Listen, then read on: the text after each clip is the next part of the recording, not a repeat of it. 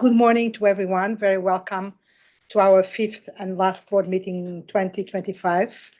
I hope that you all had some time yesterday to see the Christmas lights in New York, and that you have managed this morning not to get frozen, as the weather outside is really cold. I hope it's gonna get warm here, but stay warm and protect yourself, because we need you all healthy over the next 5 days. Thank you very much for joining here in New York. I also want to greet those who did not manage to join us in person, specifically Amarjit, a board member. Thank you, Amarjit, for joining us online. We know it's going to be a tough week for you attending virtually. And also Obichukwu. Hello, Obichukwu. Thank you also for being there. And thank you both, because it's going to be difficult to follow all these 5 days of meetings in hours which are not the most appropriate for you. So thank you very much. But I very much hope you will be able to participate as much as the ones who are here in person. So this is going to be a long week, 5 days of work. And before I say a few words about the agenda and about what's ahead of us this week, let me just go through some specific greetings, namely first to our official observers. Robert Buchanan, welcome, Robert. It's a pleasure to have you here.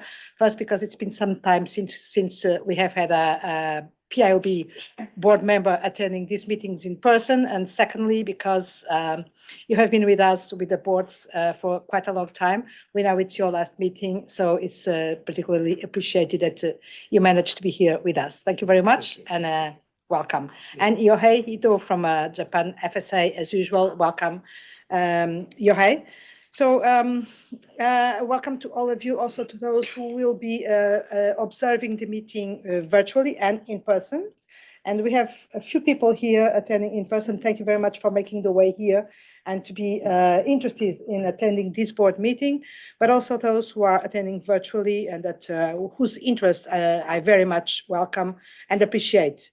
Namely, we have some former board members as usual, because they stay with us, like Caroline Lee, I think, and Lisbeth Austerman, that should be attending, observing virtually. And I'd like to make a special mention and reference to a lot of people who have registered to observe virtually from Latin America for the first time. It's an impressive number, and it's really something new here. So I want to greet those attending virtually from Latin America, and thank you for your interest in the IESBA board meeting and the IESBA work. So before I say a few words also on the agenda, let me also say something about some rotations, reappointments, and new appointments. First of all, sadly, some board members will leave, as you know, Rich Huskan and Paul Muthara. For them, it's going to be the last meeting, but of course, we will have the opportunity to say a proper goodbye and a farewell. It's never a goodbye. You are going to stay with us, not only because you left a mark in the board and you still have this meeting to lead another one, but also because, you know, once IESBA, I think that forever IESBA. So I'm sure that we will keep on crossing and that you will keep on advocating for ethics and IESBA work. And thank you very much for everything that you have provided, given, offered to this board in terms of knowledge, experience, dedication, and etc. I also wanted, so there will be some technical advisors also rotating. Masahiro, who has been with us also for quite a number of years, and David Clark. Well, with respect to the technical advisors, we never know how this moves, because we saw some people going and coming back. But at least I want to say, we will say a farewell, and then we'll see what the future will bring with respect to them. Thank you very much for the irreplaceable dedication and work that you have been doing for the board. I also wanted to congratulate Rania for her reappointment. Rania, congratulations. Rania has been reappointed by the PIOB to start a new term of 3 years by the 1st of January 2026. And of course, not only thank you for everything that you have already done, but for your availability to stay with us for another term. Thank you very much and congratulations. And we have a new board member who has been appointed by the PIOB starting on the 1st of January 2026, John Walters, who is sitting there, and who made a way from the UK here to observe the meeting, which is very much appreciated because it allows us to connect with John before he starts formally. And it allows John to be a little bit more familiar with the board dynamics and people, etc., before he starts formally. So thank you very much for making this long trip to the frozen New York at a time which I know it's very busy for you, but I think it's going to be very much worth. And congratulations for your appointment. We have a few things. We have some expectations on the work that you will be doing at the board. We also have a new technical advisor who has been, will replace, if I may say so, Masahiro. Masahiro is irreplaceable, but now a new board technical advisor will play the role of Tomoyo's technical advisor, and you are very welcome, Tomono Atsushi, who is from the JICPA and is also sitting there, and he's gonna be working with us. Welcome, Tomono. So with these greetings and farewells, or it's not yet a farewell, but the mentions to those who will unfortunately rotate off, because we would like everyone to stay forever, but unfortunately this is not possible and makes part of the natural dynamics of a board. I'd like just to say a few words, not much about what are the expectations for this week. You will have seen the agenda and the documents, so I'm not going to go through the agenda, the documents and the matters that we'll have to discuss. But one thing that I'd like to highlight, it's the fact that this agenda this time is very diverse. We have a significant number of different topics to address, more than usual in terms of diversity. And it just shows and demonstrates the richness and diversity of the work that the IESBA is doing. And if you look at the topics, we are doing some work on ethics-related matters like the project on CFO, others on independence, like the CIVs and sustainability, which is not on the agenda. But still, some other more strategic or related to our approach to stakeholder engagement methodologies and etc. ANI, which, you will remember that was one year and something ago. And there were a lot of questions about if we should do it, what did it mean to this board? And 1 year after, it's clear that it has become a huge, high priority for this board, but also the SMART framework, which is aimed to help us work better and engage better with stakeholders and make everything that we do more productive and more effective in terms of absorption and understanding by our stakeholders.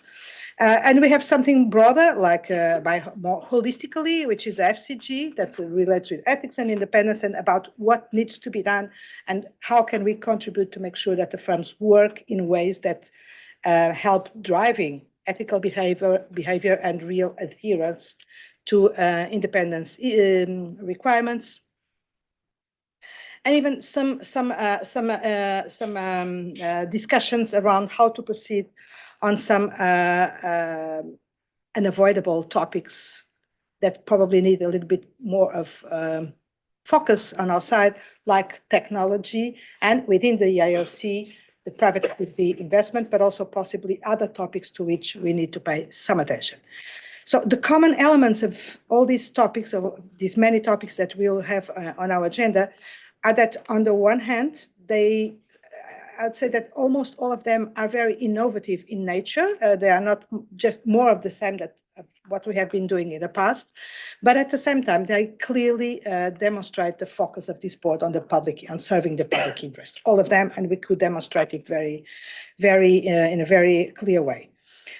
So not all of these topics, as well as some matters which are not on the agenda, but which are keeping the agenda moving and the board moving, and etc., and which stay and stand behind everything that we do here, and which relate more with strategic approaches, governance, methodologies, etc., are necessarily easy to advance. And we know that they aren't the topics that we have on the agenda. Other topics which are not on the agenda, nothing is necessarily obvious and easy, but I'm sure that with all the knowledge, experience, and dedication focus on the public interest that we have here around the table, we will make everything work, advance, and achieve the objectives that we have ourselves defined and decided to achieve.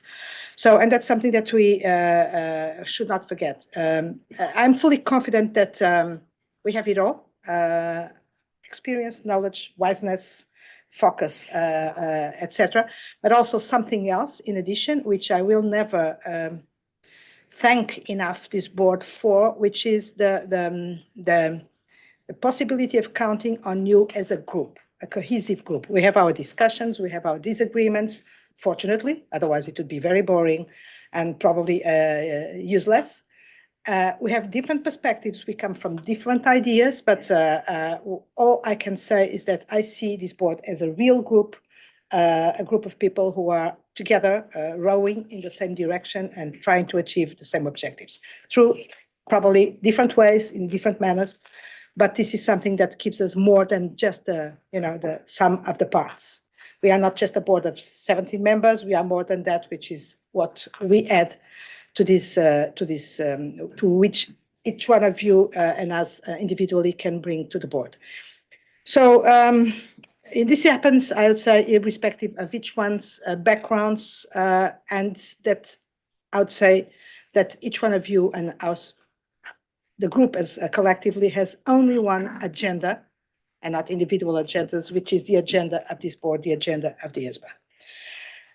So for this week, I will not go into the different topics, but I'm confident that we will just honor this perspective that we need to make things advance. We decided to do things and to achieve some objectives, and we should stick to what we have ourselves decided to do, because we think that it's important, and focus on the long term, not on the short term and some opportunities or some difficulties that might bias us and take us into the not necessarily in the right direction. That's the expectation, and the rest will follow. Speaking about strategic matters, I'm also looking forward to the meeting with the IESBA on the strategy and work plan. So this is also something quite or relatively innovative. We will start this morning by speaking about the strategy and work plan 2028-31, which is a long time from here. As you know, there was a decision to do a joint survey to start to kick off the work, and that's what we are going to discuss this morning. And then, depending on the results of this meeting, discuss with the IESBA later this week. For this meeting, of course, as usual, I encourage everyone to focus on substantive matters. Any editorial things or suggestions, please pass them to the staff. Let's not discuss these details here at the meeting, and save the time that we have to focus on really strategic and substantive issues, and to be constructive as much as possible. I want, of course, to take this opportunity to thank everyone, board members, but also TAs and the staff and working groups and the chairs of working groups and the board advisors for the amazing work that they have been doing, and namely since September, where a lot of things advanced, and I would say in a direction that will make us a little bit more stable after this December board meeting. We'll see what happens. On outreach, well, I'm not going to go through the list of outreach because I would risk staying here the rest of the day. You have received the document. If you have any questions, there will be opportunity to respond to those questions. The only thing that I can say, it's not only myself, but the staff and board members have been extremely active since September, and the list of outreach initiatives is quite impressive. It's not only the list and the number, and this is an exercise that we need to do more and more, which is not to focus that much on the number of initiatives, but the quality of initiatives. And I'd say that after the discussions that we had in June and in September about an innovative or refreshed strategy, namely in terms of outreach, stakeholder engagement, etc., things are changing and are changing in the right direction, and that the substance of what we take from those meetings and what stakeholders take from these meetings is really improving. And I encourage everyone to keep on moving in this direction. Details about outreach, I will not go there. Just thank everyone for the big effort that all of you have been making and doing in this respect. The planning committee met in October for 2 days, I think. We made this meeting, this annual meeting, which is always usually lasts for 3 days, a little bit shorter, because we know that the agendas are very, very packed. And we basically went through a list of topics, the debrief of the October virtual board meeting on FCG first, and then strategy and work plan, an update on the next steps of the SMART framework or initiative, updates on various work streams. So a conversation about different things. We also met with the SAC, the Stakeholder Advisory Committee, in October. There was a dialogue with the IESBA and IESBA chairs on the current priorities, and we addressed a few topics like technology, the revised strategy and work, strategic approach to the IESBA firm culture and governance. It was not a deep dive, but we touched upon this topic as well. So a lot of things happening, and I think putting us now in a very good position to move forward with this meeting and get away from this meeting with a lot of decisions, some decisions made, because there are not that many decisions to make, but some decisions made and some clarity about the direction that we are taking with respect to some projects and some areas of work. We also have some updates for you on staff or staffing updates, and for that I'll ask Ken to give you some updates. Yes, thank you very much, Gabriela. So the board has been advised that we are essentially losing 2 staff members at the end of this year, Linda Big. Linda is on PTO just for the 2 days to attend to another commitment. She'll be here on Wednesday. And Joanna Bernard, who is also leaving us at the end of the day, at the end of the year. So do take the opportunity to bid farewell to them and, of course, thank them for all their contributions. We also have already opened an advertisement for a vacancy for a senior manager. So I would encourage you, if you know of anybody in your network or across your networks who might be interested in joining us in that senior manager role, please share that vacancy with them. We're also always looking to have additional staff fellows joining our team. So we also have a position posted for a staff fellow to join us, join our team here at IESBA. So that's it for the staffing updates. Thank you very much, Ken. And of course, I want to thank Linda, who's not here, and Joanna, who is sitting back on the back for the time that they spent with us, for the support that they provided to the board, for everything that they helped advance.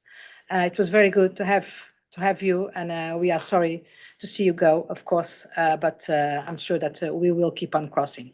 And specifically Joanna, who is here. Thank you very much, Joanna, for having been with us and for the everything that you have been doing to support the team and to work in some projects and etc. Thank you very much. And good luck for the next chapter. So I think that with that, we can now move to the agenda. Sorry. Just a very quick couple of announcements for the board. The social activity on Thursday. Those who have indicated that they would join, we have your names already. You have registered. The details will be circulated later today. So watch out for an email from ASTU.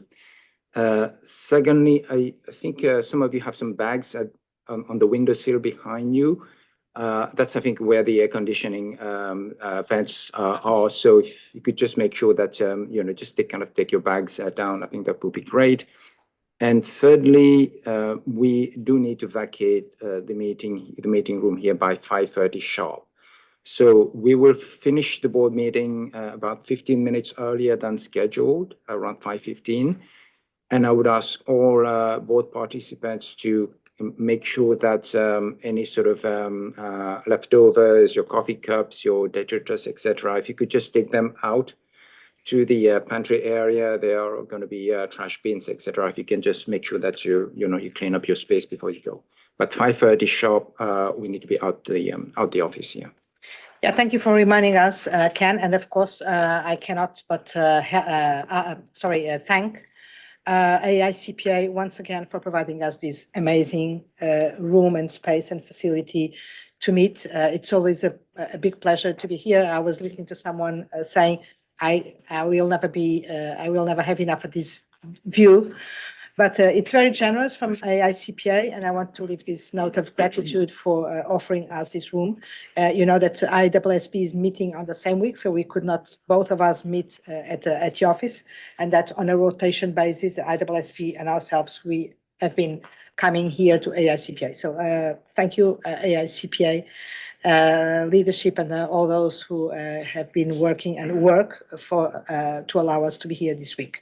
And without any other comments, introductory comments, unless there is someone who wants to say something, I would now give the floor to Jeff, because we will start with our first topic on the agenda, which is this strategy and work plan survey. So just before you start, Jeff, so we have been working on this together with IESBA. There is a working group, as I think you know, by board members, Chana and Josephine on IESBA side as vice chairs, and Christelle and Edo on IESBA side. So this is the group together with Ken and Vili and Jeff and Sylvia and the others on the IESBA side. So we have been working on this. There have been some changes in the initial plans that Jeff and Sylvia will tell you about. It's not easy to anticipate not only what's going to happen, but what's the best approach to this joint survey and what we want to achieve with this survey. So I'm very confident that we are getting there. But we just need to understand exactly what this survey is supposed to bring us, and all the differences between the survey and the public consultation, which is not the same thing, and etc. But for that, Jeff and Sylvia will tell you about it. And Jeff and Sylvia, thank you very much for the good work that you've been doing. And over to you. Good morning, everybody. Starting the meeting with sorry about that. Welcome everyone to day one of our IESBA meeting. Of course, our first session is, as Gabriela has mentioned, on our strategies and work plans, particularly on the joint stakeholder survey.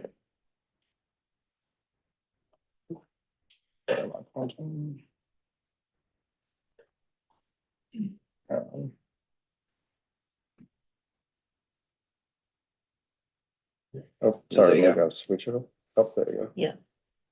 Oh. Okay, pardon.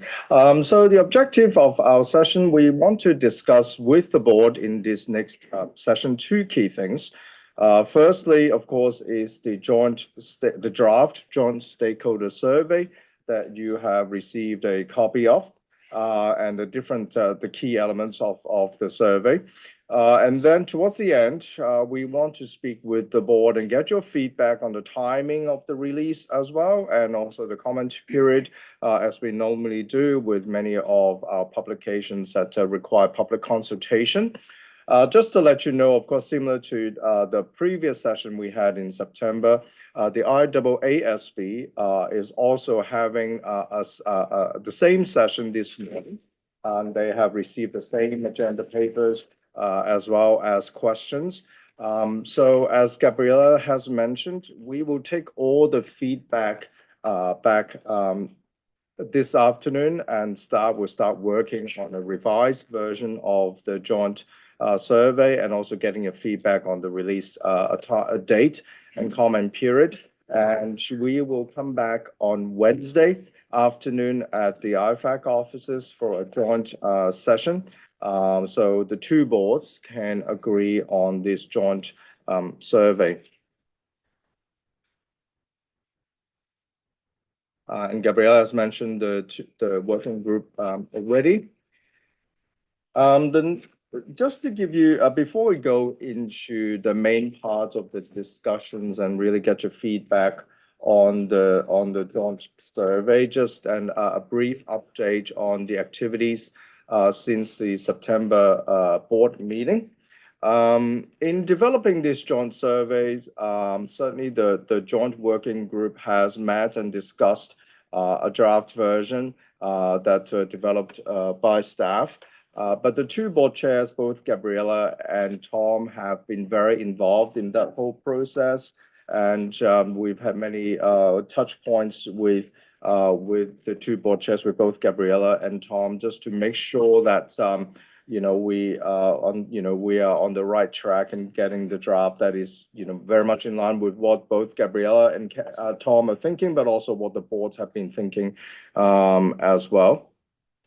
And we certainly have taken into account the feedback that both boards have provided separately at the September board meetings, but also a number of key stakeholder events that took place in Q4, particularly the SAC meetings, as well as the jurisdictional standard setter meetings that was held in November.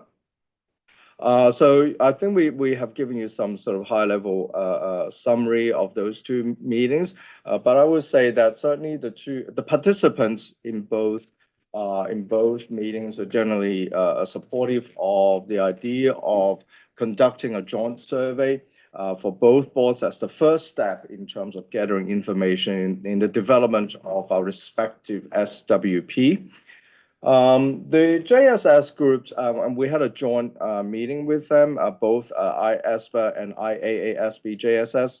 The group, they were very much supportive of the external trends that were identified by the SSB staff, and you would have seen the regional version in September, and of course a more revised version for this meeting. They're very supportive of the external trends identified, but at the same time, they recognize that certainly the challenge of identifying future trends with an extremely high degree of confidence, recognizing things are moving very quickly. And of course, this is something that the board had also discussed back in September as well. And the JSS group had also a few members and participants have highlighted perhaps the challenge of developing a joint value proposition when the two boards have different remits. And this is again something that this board had discussed in September as well. But at the same time, the SAC again reaffirmed their view about the usefulness and perhaps the importance of having a clear articulation of a joint value proposition, recognizing that it is a challenge to kind of have that sort of done jointly.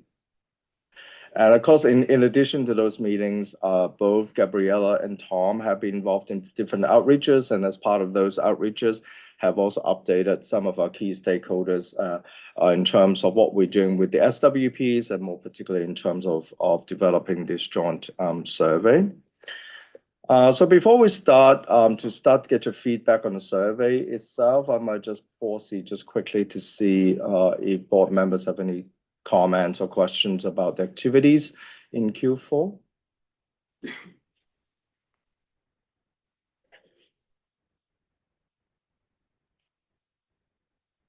If not, Gabriela will move to the main part of the discussion. So you will see that in this joint stakeholder survey, there are 5 key components. The first 2 are just getting information about the respondents and the background.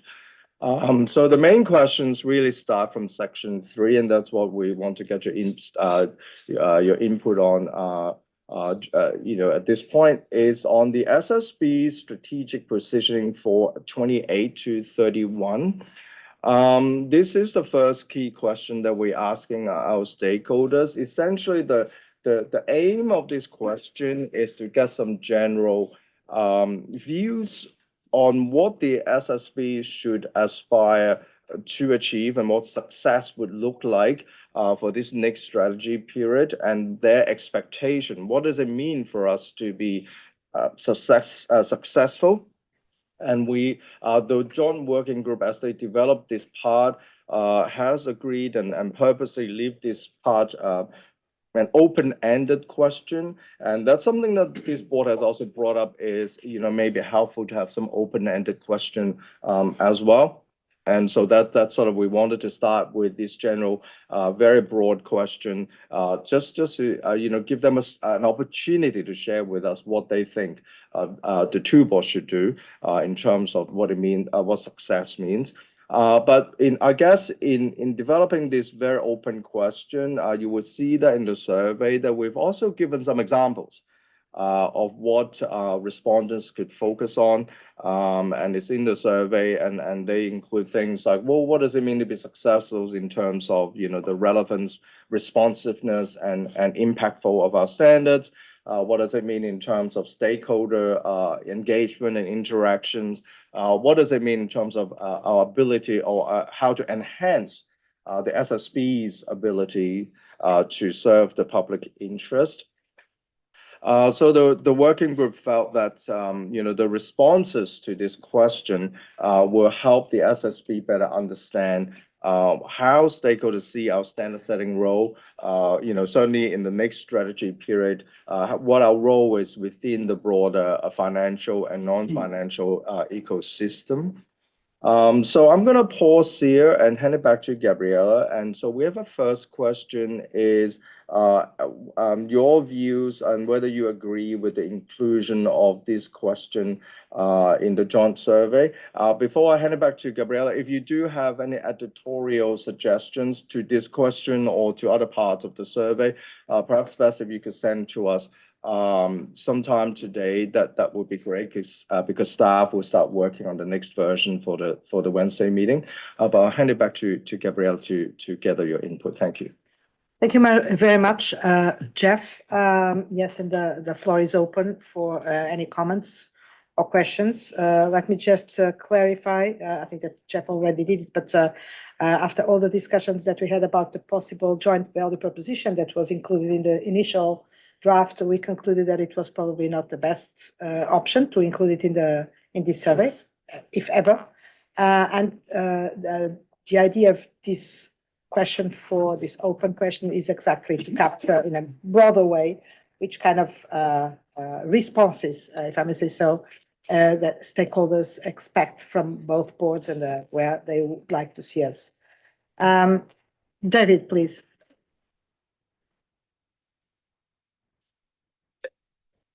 Thank you, Chair.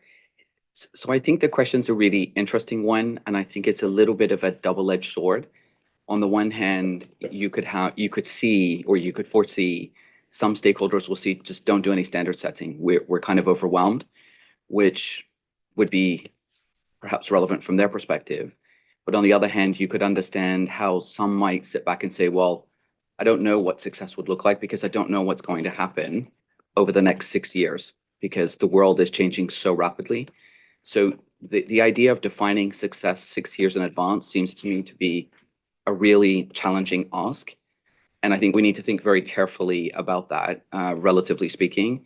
So that was kind of my initial reaction as I looked at that, because I said, well, I don't even know how I would define success 6 years from today, if I'm honest, and I sit on the board. I mean, yes, there are some things that to me would be quite obvious, like the collaboration between the two boards, things like that would be fairly obvious. But beyond that, specific metrics around what success would look like, or what we should focus on, or how we could be effective beyond the existing vision, the existing mandate, might be a difficult thing to define.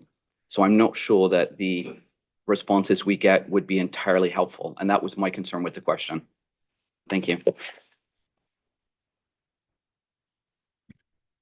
Thank you, David. Mark, please.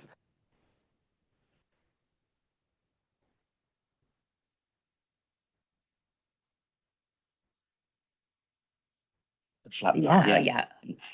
After 4 hours, I finally worked out how to press the button again. Firstly, thank you, because, I think I think it is absolutely the right thing that we're doing this as a shared survey. One thing, and I realise this is the framing for this question, and I realise it's dated, but in the objectives for the current strategy period, the IESB has an objective to coordinate better with us, and we don't have one to coordinate better with them. And I realise it's a historic set of objectives, but I do think we should amend them because the direction of travel is one where we should have a better consideration. I share some of David's concerns about the idea of trying to work out what we're going to do in 6 years' time. It's really hard. In fact, I struggle sometimes to work out what we're going to do next year because things are moving at such a pace. And I wonder whether we actually want to specifically say something in the framing of this question that, you know, the board will revisit something sort of midway through. And the reason for that is just that the pace of change continues to be so quick. So at the moment, we're looking at a window of 2028-31. I think we sort of need to say with the best intentions, this is where we're looking to go, but we recognise the need for a sort of strategic pause at some point to say, are these the right things to do? Welcome the open question. I think there's always the sort of, you're always slightly bedeviled in this, in that open questions sometimes aren't really helpful because people don't give you much useful content. But then by giving the examples to try and steer people, the danger is you just get the responses to the 3 examples and not to. So I wonder whether you just need, because if you take the examples away, you'll lose the value of what you've got. So you maybe need another bullet there to say, and is there anything else that should be on the board's agenda? But I do think this is definitely the direction that we should be going in. Thank you. Thank you very much, Mark, for your suggestions. Very helpful. Obichukwu, please.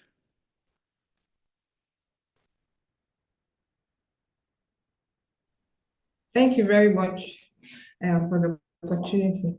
And the survey is a step in a good direction.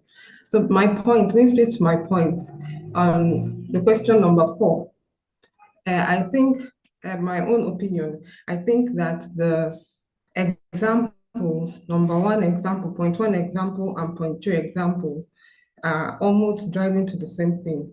Because if we are ensuring relevance, responsiveness, and impact of the SSBs, it means we are serving the public interest.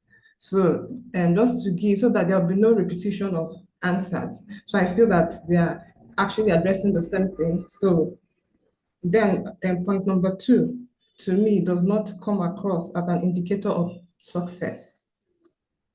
Because when you're talking about, we're talking about how we engage with stakeholders.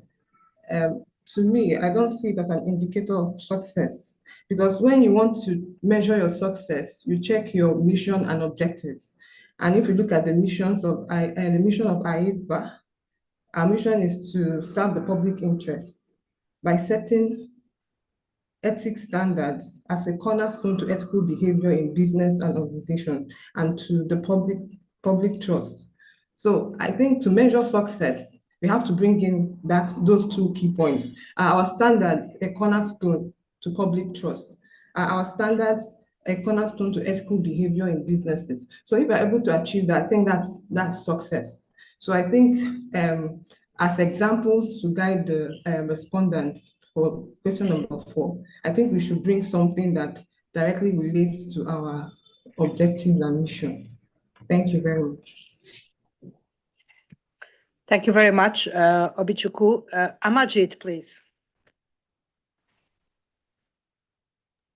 Thank you, Chair, and my apologies for not being there. I will definitely miss the Christmas lights. So 3-4 points on this. One is I quite agree with Mark and David on the limitations around this question. But I still support this because I think it's important to reach out to stakeholders and take their views on our future strategy. 3 specific points. One is the question is open-ended. Can we bring in little more specificity? See, what we are looking for is we are looking for some actionable inputs from stakeholders. So some prompts, if we can build into the question in terms of maybe drawing their attention towards what should be IESBA's priorities, how we should be achieving those priorities, etc. Some prompts which we can think through would probably help. That is my point number one. Second point I have is, and you have to excuse my bias for this, I would suggest also include another dimension, or maybe we've listed 3 dimensions here. So if we can also talk about adoption and implementation, maybe in the first bullet itself, or maybe add another one, because the focus should just not be on standard setting all the time, but we should also look at adoption and implementation and what the stakeholders feel about that. I think it would be good to know. Third point is a very minor one, actually. So we are saying in the question that what would success for SSBs look like by 2031? So I would think that maybe we should say indicate the period. It is not just 2031 because the next strategy kicks in 2028 and you have strategy up to 2027. So what would success look like beginning 28 to 2031? That's a minor point though. Yeah, I would pause with that. Thank you. Thank you, Amarjit. Luigi, please. Thank you. I like the question as it is posed, especially in the second part where we are requiring the stakeholder to explain what is success in their view. I found a little bit, there is something I think it could be improved.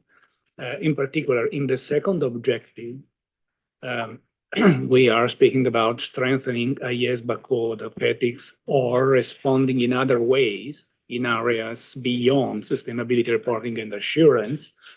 And then in the question, we are asking with specific reference to the broader ecosystem of financial and non-financial reporting. I don't know whether there is an inconsistency here or a perceived inconsistency, and maybe there is a need to explain a little bit the second objective, what means other ways in area beyond sustainability and assurance, whether it is in the same perimeter or we are thinking about a different type of perimeter. It is just a matter of clarification. The second point, sorry, I think that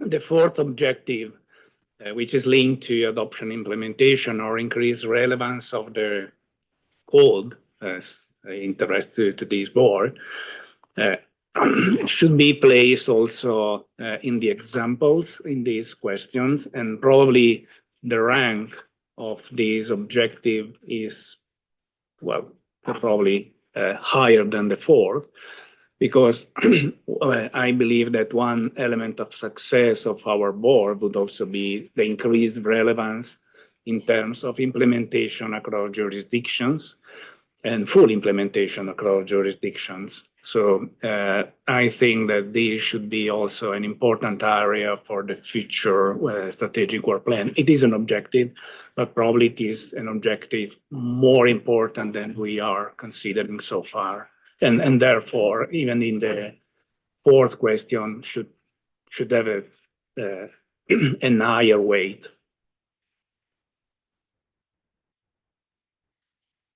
Thank you, Luigi. Paul, please.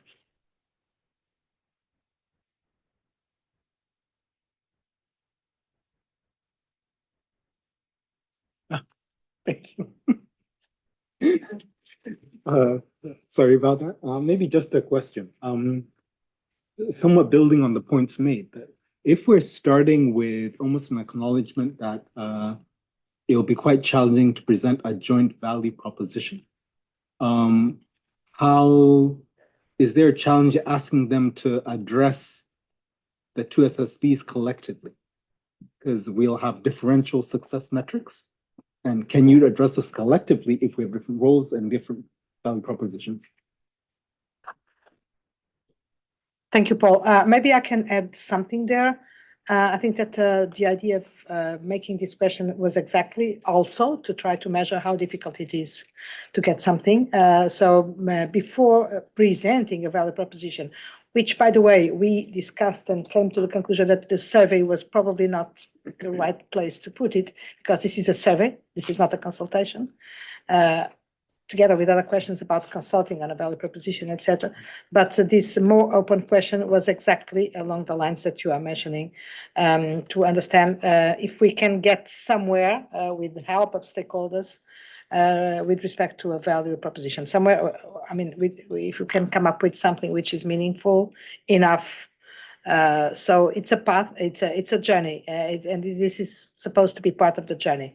And maybe, we don't know, we come to the conclusion that it was, the feedback will not be robust enough or meaningful enough, but we wanted to hear something, because the response to this cannot be the response to the joint value proposition, but can give us some ideas and materials and etc., which may help us in that respect. When the time comes, if ever, because this is also under discussion, to propose or to come up with something.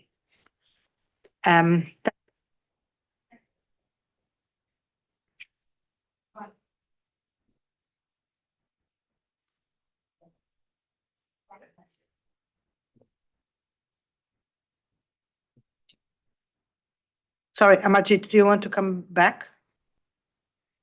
No. So Vanya, please. No, I really appreciate the importance of this joint survey. Yes, yes. But the question is that when we have mixed public, we have people who knows well one topic but not the other. So maybe the wording should be very careful in order to be plain and simple. So you have the proper answers, because in some questions I thought that the wording was a little bit confusing. So it would be advisable to simplify the question, so we make sure that we'll have the proper answers for that. Thank you for not doing that, Vanya. So as the board knows, we have been having discussions which are not under this survey work stream, but with respect to other things which suddenly crossed these discussions. And it's interesting that some comments we got from external stakeholders is that differently from what some stakeholders think, other stakeholders think that we have different, we should keep some of our value propositions separate or autonomous, exactly because we have different stakeholders. Mm-hmm. And different stakeholders understand the value proposition differently. So I think that there are still discussions to be taken and a little bit more analysis of what's here that may be relevant, because exactly, not only because of that, but also because of what we are mentioning about the different nature of stakeholders. We have some joint stakeholders, but we have some of them which are specific, so to speak, or more specific to each board. So thank you for raising that. Rich, please.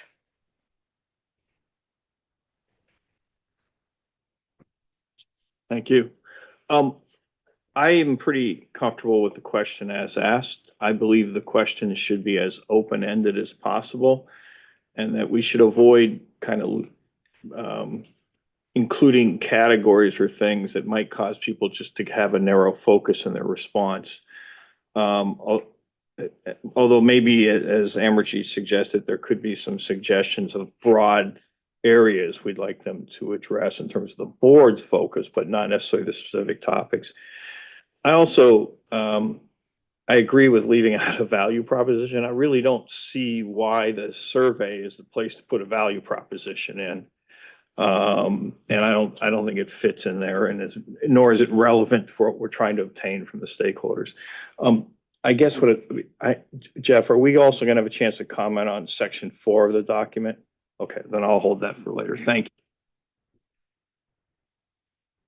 Thank you, Rich. I don't see anyone else wanting to comment on this. Rania, please. Thank you. I know you did not open this particular issue to questions, but I'd just like to go back to the first part, which is about the respondent. And I was wondering if you would consider adding a question on the respondents' familiarity with our work and our projects, because perhaps, I mean, that might help us, better understand or know how to evaluate, the response, especially that, our perhaps, I mean, obviously the new strategic work plan, our work for the coming planning period should somehow build on or, evolve from, in some ways at least, the work that we are already doing. So especially, especially if we're going to be sending the survey out to a very, to stakeholders, and if they're answering in their own personal capacity rather than as an organization. So I think that's something for your consideration. So thanks. Thank you, Rania. Anyone else wants to comment or respond? So Jeff, back to you. Thank you, Gabriela, and thank you for everyone's feedback. We certainly will take those comments back into consideration. Just some topside thoughts, and thank you for certainly highlighting the challenge of an open question, and we understand that it is challenging. Not just so much in terms of the open question, identify trends and what success look like, but ultimately it is challenging to look in the 60s, into the future. The idea of this open question is, of course, not so much starting to necessarily get stakeholders to tell us what topics we should focus on and whether they agree with our thinking. That will come a little bit later in the consultation paper. But we certainly take the comments on board, and maybe there are some things that we can do in terms of how we frame this question, recognizing the challenge, but also maybe help them to understand what this question is about. Maybe we can draw people's attention back to the objectives that we have included in that paper, which is essentially the strategic objectives or themes in our current SWP, and maybe from there it gives them a better sense of what we are at least looking for this current period, and therefore, look at what that could mean as well, and some of the other, I guess, suggestions in terms of how we can, add some dimensions or explain the questions. We'll certainly take those into consideration. The question itself, of course, already asked, and throughout this paper as well, we asked people to comment on either is something relevant to both standard setting boards, or whether it's something that is just really relevant to IESBA or IEESB. And a little bit later on, when we discuss the trends, you see that the way that it's structured is that we have the general environmental trend, or just some very brief description, and then we split them into IESBA or IEESB in terms of potential impact. We think that they have separate impact, or it could be jointly. So we are trying to think about how to make sure stakeholders, kind of respond in a way that we understand what that relevance, whether it's just to us or just to IESB or to both. And of course, you will hear a bit later the third section, or section 5. It's specifically about what things we should be focused on that impact us jointly. So we'll take those comments into consideration. Thank you for those. I don't know if either Ken or Gabrielle want to add anything. Okay, thank you for that. So we'll just quickly move to the next bit, and we sort of discussed this a little bit already, is in terms of the joint value proposition. You would recall that at the September board meeting, whilst this board was supportive of the idea for the joint working group to move forward into start to thinking about how to frame and this joint value proposition, this board certainly spent I would say a fair amount of time discussing the challenges in terms of developing the text of the joint value proposition, recognizing the two boards have their own mandates and remits. And it's sometimes very difficult to capture everything we want to capture in a very succinct way in a short paragraph or two. And you may recall that some of the discussion was, okay, maybe you can have a joint value proposition, but then you also need a joint component, but then maybe also things that needs to have each board have its own component, or refer back to our own vision or IESB's own value proposition as well. And so we've certainly take those into consideration. And also the other point, and it was also raised here today, is that really it should be up to the two boards to develop their own value proposition, and not necessarily asking for feedback of what should go into it. Because we need to demonstrate that we know what our work is about and how we can impact and what our values are in terms of to the reporting and non-reporting ecosystem and to other stakeholders and to the public as well. So with that, the working group, as Gabriela has mentioned, did try to look at a joint value proposition and looked at a few drafts, but ultimately we've come to the conclusion, as we've indicated there on the slide, that we would much rather prefer, if it's still suitable, to have a much more well-articulated version to be placed in the next phase of the public consultation, which will be in the consultation, the respective consultation papers. As you may recall, this is the only joint part that we're doing.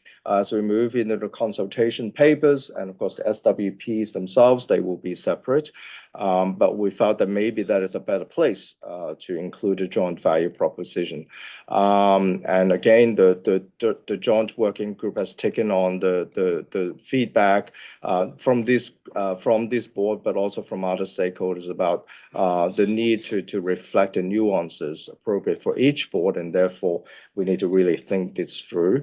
And the last point is in replacement of joint value proposition, and Gabriela has mentioned that's why in part we've developed this more open question about how they see that we could have impact and what they see success look like in a sense. But also in the paper itself, we have included some information about the values and impact of the two boards based on what we are currently doing. You see that there are some paragraphs in there that include how the two boards serve the public interest within the respective remits.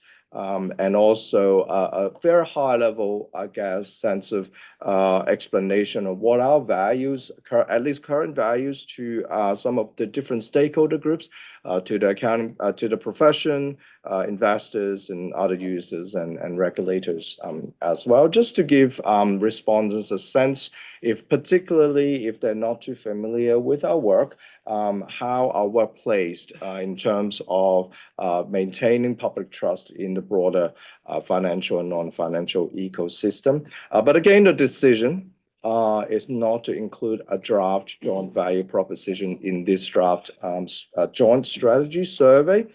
And so we want to the question that we want to ask at this point is essentially whether you support the working group's proposal regarding the development of a joint value proposition, particularly not to include it in this survey, but the joint working group will continue to forge ahead and look at whether we can create a more well-articulated version next year. So with that, I'm going to hand it back to Gabriela and get your feedback. Thank you.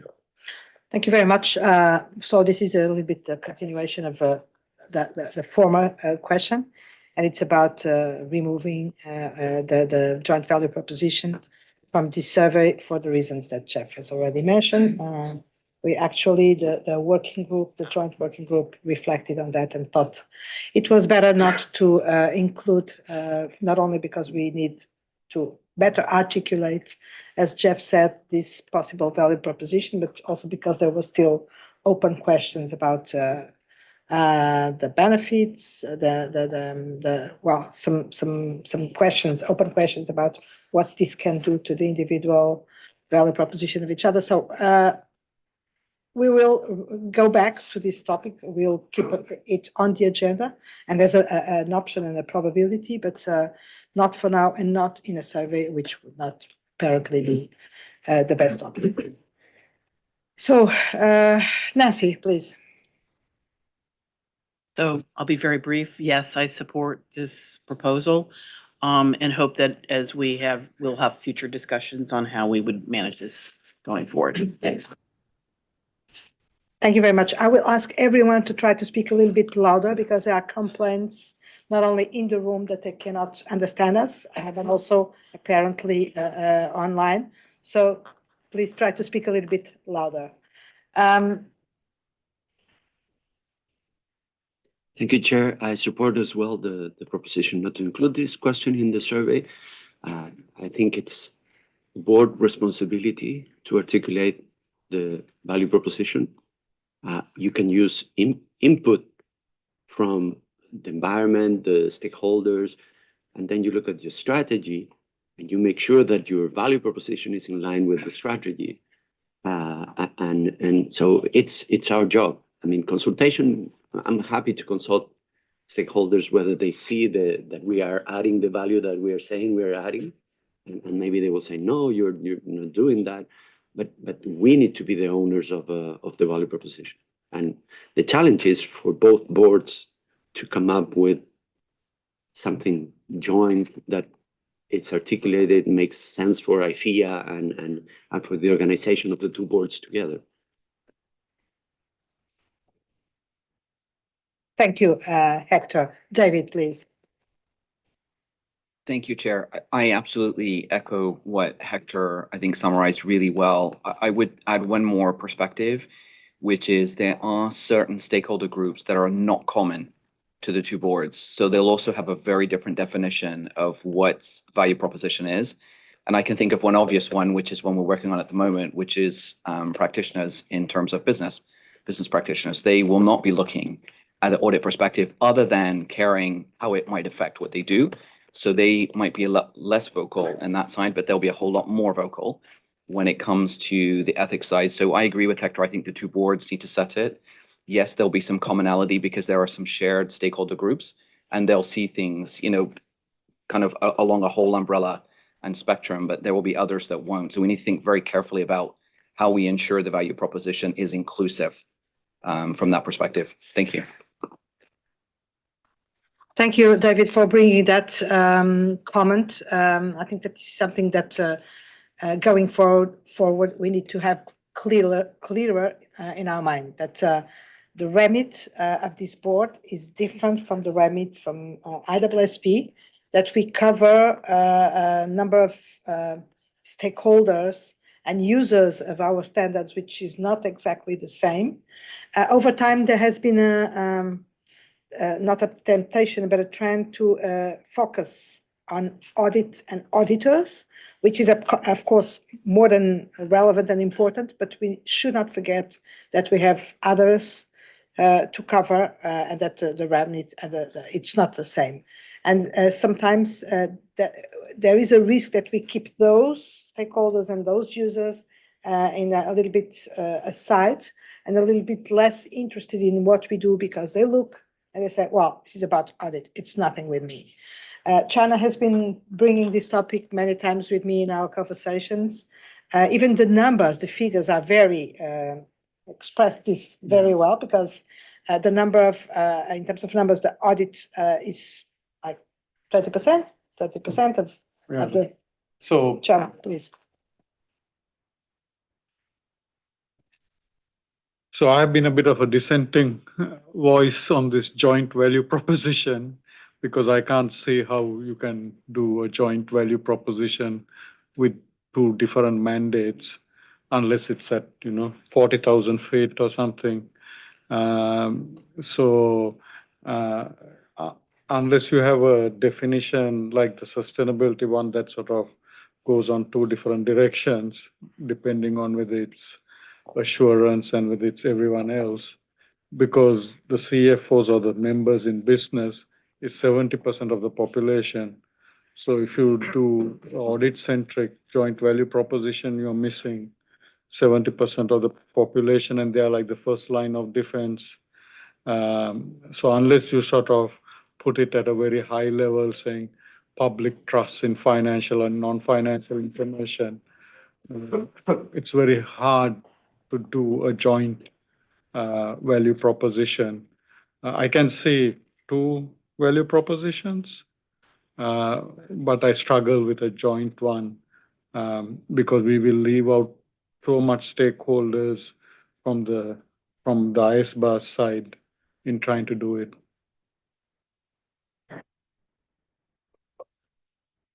Thank you for bringing that, David, because it's something that we will need to keep very clear in our minds as we move forward to the next phase, not to lose sight of what it's under our responsibility and what the code addresses and etc. Amarjit, please. Yeah, thank you, Chair, and I'll be brief. So I agree that the survey should not, attempt to include any draft of the joint value proposition. But having said that, I'm just wondering, if an open-ended question from the stakeholders on what are their expectations in terms of joint value proposition, although it largely gets covered in question 4, but if you want to put a very small question, what is your expectation of a joint value without putting our thoughts in that formulation, in that question, just an open-ended seeking feedback, seeking their opinion on what the joint value proposition should be, which would help us factor into that feedback, that would be valuable. Thank you. Thank you, Amarjit. Obichukwu? Okay, thank you. I just want to also agree with the working group's views that it would be better that our propositions are different and maybe done through the consultation paper. Thank you. Thank you, Obichukwu. Sadia, please. I too want to reaffirm that I believe that the joint value proposition shouldn't be within this consultation. I do note that this is our first joint consultation. So it would be nice to hear what people say about the two boards jointly to see what kind of words and what kind of formulation that they see value from. It might be obvious, but each board could have their own value proposition, and there might be a crossover where there's jointly. And that may be something that we'll see as we see what comes out from this consultation to see where the overlap is. I thought that we did well with mentioning FAA because there's a structural issue here as well, right? We both sit under a joint structure, and that might be something that we'd want to highlight as well because that's how we are jointly. The other thing is that, and I'm not sure where to say it, but I think we need to highlight how we've moved from collaboration to joint. That seems like a jump, that we are no longer collaborating and being considerate of each other, but we're doing things jointly. We do it a few places in the paper, but we could make a little bit more of a highlighting this issue that we are elevating our relationship to the next level. Thank you very much, Sadia. And I couldn't agree more that it's a big step and a big jump between collaboration or doing things jointly. And that I agree that should be made very clear about what the purpose and the course of direction is. Amarjit, I think it's a left. Okay. Tomoyo, please.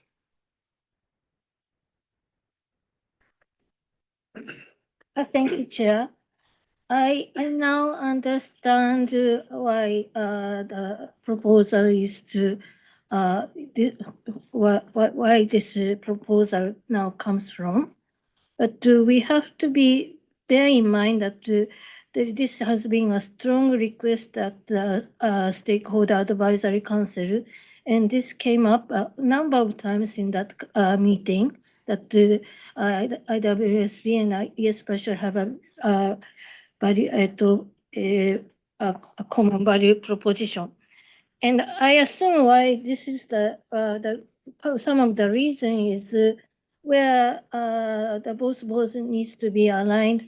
They might see as if we are not going into the same direction, or they more the stakeholder expect more collaborations, or sometimes it has been said like this is more IWSB agenda, this is more IESBA agenda. This kind of communication feels might make the stakeholders seem not enoughly aligned. And I think that is the reason why this expectation of value proposition has come from. So I think we really need to be mindful of that expectation and more collaborate with each other where necessary. And I expect such comments will come out of the question 4 if we ask the stakeholders. But at this point, I'm fine with this proposal, and maybe we can consider that in the future after we collect those questions from question 4 that we discussed before. Thank you. Thank you very much. Tomorrow, important points also are being raised. Any other, Ken, please. Thank you, Chair. My comment really is along the lines of Sadia and Tomoyo, and that is that first of all, it's very clear in terms of board direction as to not including a joint value proposition in the joint survey, and to allow the project teams to work with the joint working group and come up with an articulation of joint value proposition in due course as we develop the consultation paper. But to my mind, it's not an either or to have a joint value proposition or a dedicated value proposition for each standard setting board, because there are commonalities. And it's not so much as I see that it's an articulation of joint value proposition at the 40,000 foot level, because there is a uniqueness to each board because they are global boards. There is an articulation that needs to be made about the fact that these are global standards, and these boards are two boards in very unique positions. There are essentially no other global boards that do what we do, and that in and of itself has a value in terms of having essentially common standards across the board that enable consistent benchmarking in terms of, in the case of IESBA, ethical behavior, ethical expectations. There is value in the jointness of the two boards in terms of the coordination of the work that we do in ensuring the interoperability of the standards and making sure that essentially practitioners and PIBs, etc., all the stakeholders really have a common frame of reference, if you will, as to how they should be looking towards minimum expectations, if you will, global baselines of what are expectations when it comes to ethical behavior, or when it comes to performance of assurance engagements, depending on the nature of the standards. So I would say let's allow the project team to on both sides to work with the joint working groups to come up with that articulation. It may be that it's a hybrid of that articulation of that value proposition. There's a bit of a jointness that we can focus on, not so much to be so generic that we're not saying anything, but to be really specific as to the uniqueness, as I say, of the values that the two boards bring at a global level, and then the specificities of the value propositions depending on the remits of the two boards. I'm very hopeful and very optimistic that we will be able to come up with something that is going to be meaningful and that will resonate with our stakeholders.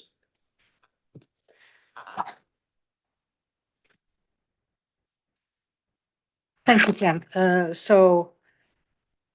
don't see anyone else wanting to speak, so we'll see where this will bring us. The discussion internally and analysis will continue. There are many elements to be taken into consideration. Of course, the SAC proposal is one of them. It's not the only one, because there are many different perspectives and many different opportunities that we need to explore. And we'll see when we get to the public consultation where we have what we have reached as a conclusion in terms of how much we can come up with something joint, which is at the same time sufficiently focused on the value of each one of the boards, but also brings, as Ken says, the added value of the joint purpose of the two boards. Jeff, back to you. Thank you, Gabriela, and thank you, everyone, for your feedback. So again, confirming what Kenneth just said, that noting the board's support to not include the joint value proposition or draft version of it in this survey. I also, just one last one, again, want to just agree very much with what Sadia, Tomoyo, and Ken have said in terms of how we align with our work. If you look at our current SWPs and the work that had gone behind it, there is a much greater level of coordination, I would say, than previous SWPs development.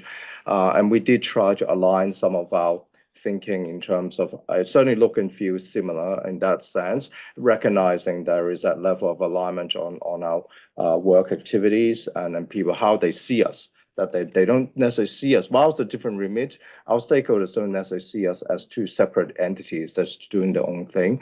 So this opportunity to develop a joint value proposition is perhaps for us to perhaps move to the next step, if at all possible. So thank you for your feedback. I'm going to pass it to Sylvia, who's going to walk through with you sections 4 and 5 of the survey. So thank you, Sylvia. So one of the other key objective of these surveys is to really understand the SSB's environment and to understand that what are those external trends. I'm trying to change the slide. External trends that eventually turn into strategic drivers, and these strategic drivers will inform and also impact the SSB's next SWP. So even in September, we already provided you a list of these trends that the SSB staff has identified so far. And I think the feedback we received from both boards that indeed in this changing environment, it's quite difficult to identify the trends. And even if we identify them, there is a necessity for the two boards to remain agile, to respond to any events or stakeholders' calls coming up. So I think in the draft survey, we are also transparent about that discussion or these understanding of both boards, that even though we identify the trends, there might be many changes given the current environment. But nevertheless, there was an intention to identify these trends that's going to inform the board's IEESB and IESBA's discussion regarding their SWPs. So in the paper, you will see that we presented 4 categories of these trends, and in each trends there are subcategories included. This is really in line what we presented in September, but also the staff did further research, and we were informed by the discussion with the SEC and the JSS as well. So it's really the result of further information gathering that we put together. So in that sense, there are some changes. And also, if, as Jeff mentioned, you might have seen that we included some information regarding the impact of these trends, that how it's going to impact the IEESB and IESBA's work, also recognizing that these trends will have a joint impact and on both boards' work, but also there will be some aspects that's going to be more relevant for IEESB and or either to IESBA. So this is a new element in this developed or updated survey, that there are some impacts included as well. So I won't go into the specific trends in the interest of time. It's included in the survey. I would like to also mention that we received some advanced comments both from IESB members and IESBA members. Thank you very much for that advanced input regarding the description, mainly of these trends. So we will discuss that later.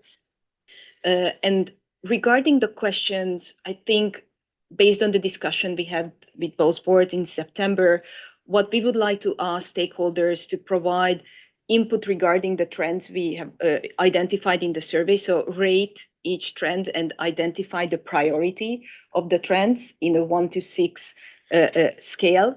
But also we recognize that we potentially didn't manage to identify all the trends. So we also ask input if there is anything out there that probably be missed and that should be considered as a trend as well.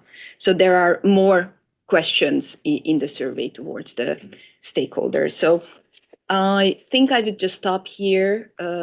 Apologies, Gabriela or Ken, do you have anything else to add on that? Then I think we would just be interested in board members' views regarding whether they agree with the trends presented in the paper and also the impact presented in the paper as well. Thank you very much, Sylvia. Recognizing that this is a very difficult exercise for the reasons that we have already discussed in September, but also here we would value your suggestions and comments about these trends that have been identified. Mark, please. Thank you. So I think in terms of the 4 overarching trends, yeah, they make sense. Comfortable with what you're saying. I did wonder whether we're missing a trick here, because there are some comments that we make on potential impact about simplification, scalability, proportionality. A lot of those things are things that we started to discuss as part of SMART, and we could actually reinforce the terms and the language that we're using in this survey to help that alignment. And I wonder whether that's something we could bring out more. I think just in terms of some of the potential impacts that we set out for this board, we're focusing quite a lot, for instance, on just say, for example, on the sustainability piece about ethics standards for preparers. We should also make sure that we cover off the assurance providers as well, because I think that will continue to be a significant part of it. And then I do have a question about the way in which we fold in the impact of changes to a firm's business model, because there are things that are definitely relevant to us, like the growing impact of private equity. There are equally things that almost seem no longer relevant, which is like the changing structure of a firm with different people with different skills being brought in. So a firm is not all professional accountants and auditors. Well, in many firms, it's not been like that for quite a long time. You know, firms have always brought in new skills and experience. So I wonder whether we've got that quite pitched right, and we cover it in a number of different places. Maybe we just need to sort of think of that as one, rather than sort of literally having it scattered around the 4 different areas. But I think these are in quite good shape, actually. Thank you. Thank you, Mark. Nancy, please. Thank you, Chair.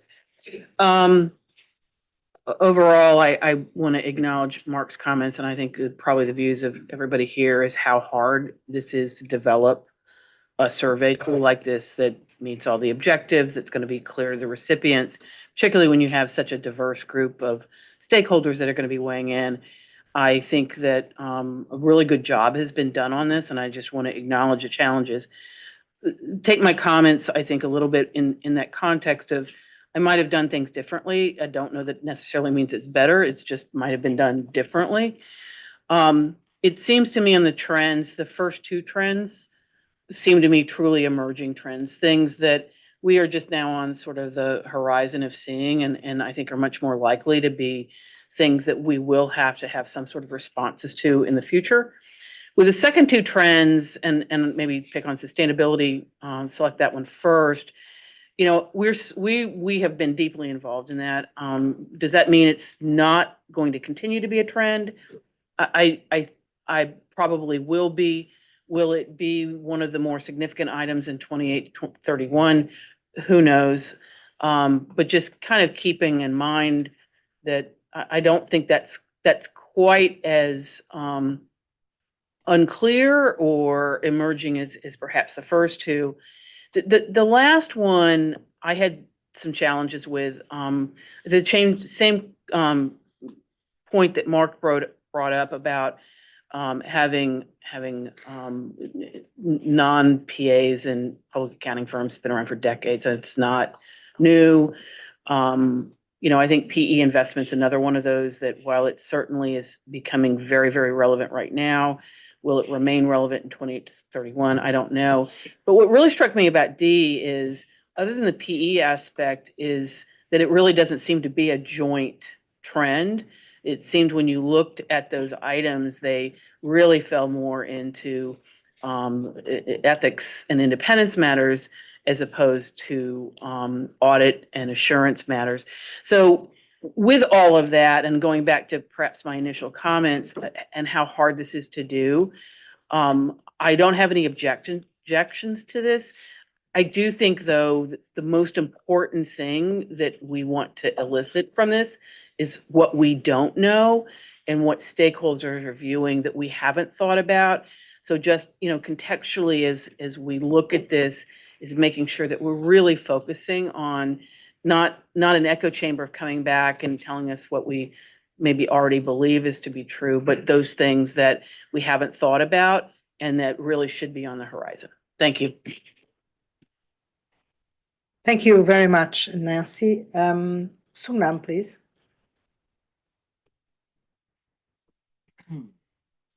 Thank you. I support the draft, SWP draft in general. Yeah, I have two observations about the trends. One is, as I provide in the advanced comment, there's a two trends, strong trends. On one hand, there is a trend of the firm's difficulty in attracting talent. That's true. But on the other hand, there is a strong trend, in particular in Korea. Firms are shunning hiring people, in particular high entry-level junior accountants, because of AI technologies replacing humans and humans' jobs. So I think that can be considered as a trend for the future. And secondly, in general, in terms of the explanation, description of trends, I understand it's inevitable, but the survey is drafted with much more focus on accountants, PAs, and accounting firms. So given the wide array of stakeholders, including non-PA, SAPs, the SWP may need to include more references to non-PAs and their organization as far as trends or topics are relevant to them. That's my observation. Thank you. I think that will encourage non-PAs to participate in the survey. Thank you. Thank you very much, Sunam. Amarjit, please. Thank you, Chair. So I'm quite happy with what has been put on the table. I quite like the trends which have been identified. Just very marginal suggestions and three specific suggestions actually. One is on the digital transformation in terms of the potential impact which we have listed by way of 4 bullets. So I would suggest if we can also add the risks around accountability, and that we are seeing as a regulator, who do you find accountable in this whole digital world? So the risks around accountability and the biases when AI and third-party tools are used, I think some specific mention would help. The last bullet, changing business models and governance, is not very clear to me. I guess some more clarity here would help. If it is due to the impact of digital transformation, maybe we could specifically mention that. And the second comment on the expectations concerning sustainability. Again, there I'm okay with what has been included, but maybe specific mention of the risk of greenwashing, which is driving the whole assurance and the ethical piece. Specific mention of greenwashing, risk of greenwashing would help somewhere in the formulation. Thank you. Thank you, Amarjit. Rich, please.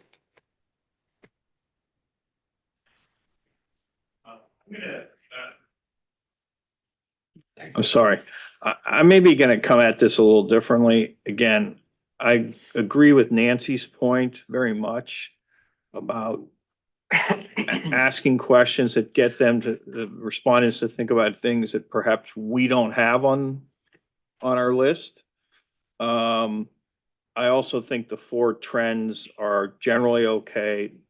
I'm a little cautious that I'm not sure. D is a big trend in the profession, but I'm not sure if that's as high on the list as the other ones, because that seems to be more of how we in the profession at certain levels deal with some of the pressures, but it's not wrong to be in there.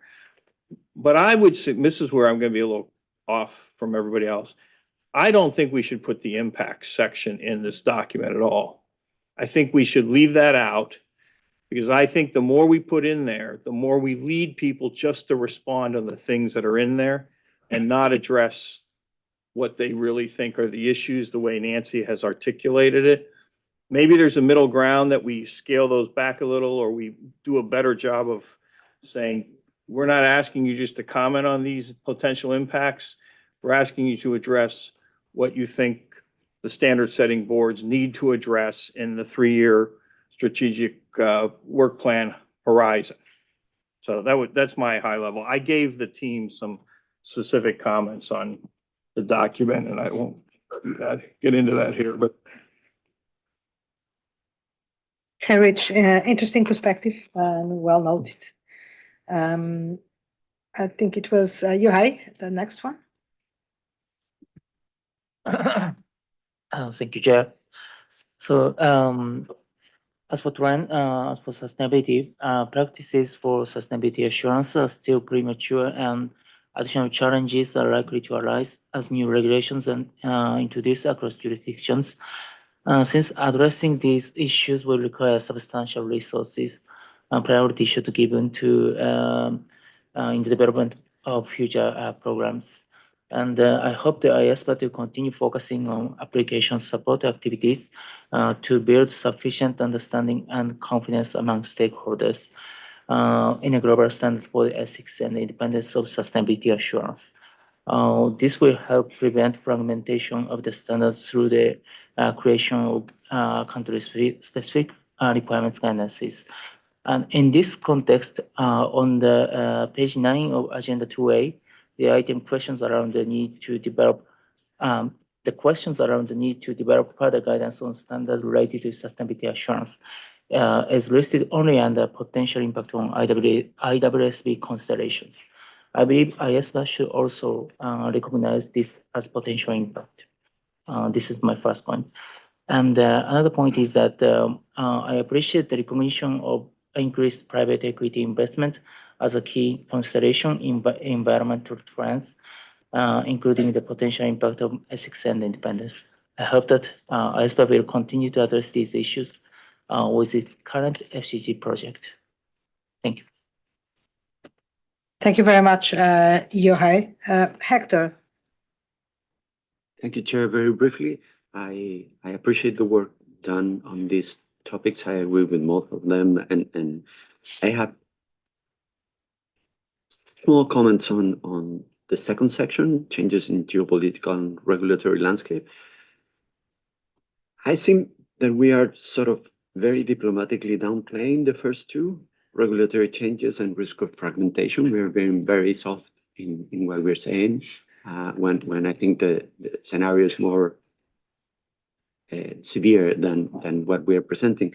And I'm worried that maybe B3 and B4 the call for greater agility in standard setting and greater diversity of voices thought are sort of the impact on the two main things that we're saying on top. I mean, regulatory changes and risk of fragmentation. So just a consideration for your continued thinking about the project. Thank you. Okay, thank you, Hector. Again, try to speak a little bit louder because I think we can hear, but probably the others can't. David Ray, please. Thank you, Chair. So some of the comments that I was thinking about, a number of members have mentioned them already. There are a couple that I think I want to just echo. So Sunam, you definitely were speaking to me when you were talking about the non-PAs. And I think as we think forward, it's becoming evident that there are a number of roles that directly affect areas that we look at when it comes to whether it's financial reporting, sustainability reporting, or even assurance that are not necessarily covered by the profession. So how do we think about that? On the technology side, the other thing that struck me quite a lot is, yes, AI is changing an awful lot of things, self-review thread, I mean, all of the things that we've all talked about. What we're not talking about is how it's changing the profession, and therefore what the cascading effect is on education. Accountability, I think, has already been raised. I mean, certainly that's coming up as well. So I think it's thinking about some of the cascading effects that I think we need to be perhaps a little bit more conscious about, because those are likely to be the things that will dramatically change what the board talks about, what the profession deals with, whether it's on the accounting side, the assurance side, or the non-advisory type side of things. So that was the other thing that came to me. And there were two other groups that I felt weren't necessarily specifically covered. And again, I would encourage reflection on that. One is the investor group. So when we talk, for example, about sustainability, yes, I agree with Amarjeet, greenwashing is an issue, but so is the reverse. So if you think about the geopolitical environment where there's a lot of pressure not to say anything at all about sustainability, what does a professional do in that case? And then what cascading effect will that have on investors if the information's not disclosed at all, even if they're doing good things? So it's both sides, it's both positive and negative. So I think we need to be conscious of both sides of that coin from an investor perspective. And then the last group that I think we need to think about a little bit more as well is those charged with governance. And again, that ties directly back to accountability, governance in all of these various areas that we're talking about. And then maybe the last comment I'll have is one that Nancy raised up on Part D. That felt a bit eclectic to me. It felt like it was almost a catch-all category of just things. And maybe we need to think a little bit about, well, what would that catch-all category be if we're going to create one? And how would we then project? And maybe the example of inclusion beyond the profession might be one that becomes an obvious one that gets captured there. But I tend to agree when it comes to private equity, it's a known issue for us today, but I don't necessarily think it'll be an issue in 5 years either. So maybe we can use some of those examples to say, hey, these are the kinds of things we think about. And what I was naturally then thinking about beyond that was, is one of the questions that we should be asking, forward-looking again, is what could we do as a board to strengthen what we do in that forward-looking scanning that we do under EOIC? So maybe that's the question that we think about, because we don't know all of the things that will happen. We can't possibly know, but others certainly will be closer to it. So are we scanning the right areas? Is there potentially opportunity for further outreach there, for further engagement that we should be thinking about? So I don't know if that's helpful, but I was just thinking about some of those comments as I was reading it through. Thank you. Yeah, that's helpful, David. And we will have an opportunity this week to discuss EIOC and a number of topics that you mentioned here. And I hope that we'll have a good discussion on that, because we really need to focus on what's happening and not make sure that we don't let anything go by without. Yeah, that's it. That's it. Luigi, please. Yeah, thank you. I am generally fine with the trends that have been identified, even though I have the same comments that Ada had. So probably the last two are not so relevant for the future, but of course, we will see. And the last one probably is not relevant even today, because we are in an evolving world. We have been in an evolving world for many years now. Every period, in every period, we have some evolution. Even the one that we are seeing now are part of this evolution. And I'm not sure that in 5 year time, these would be irrelevant again. So I'm fine.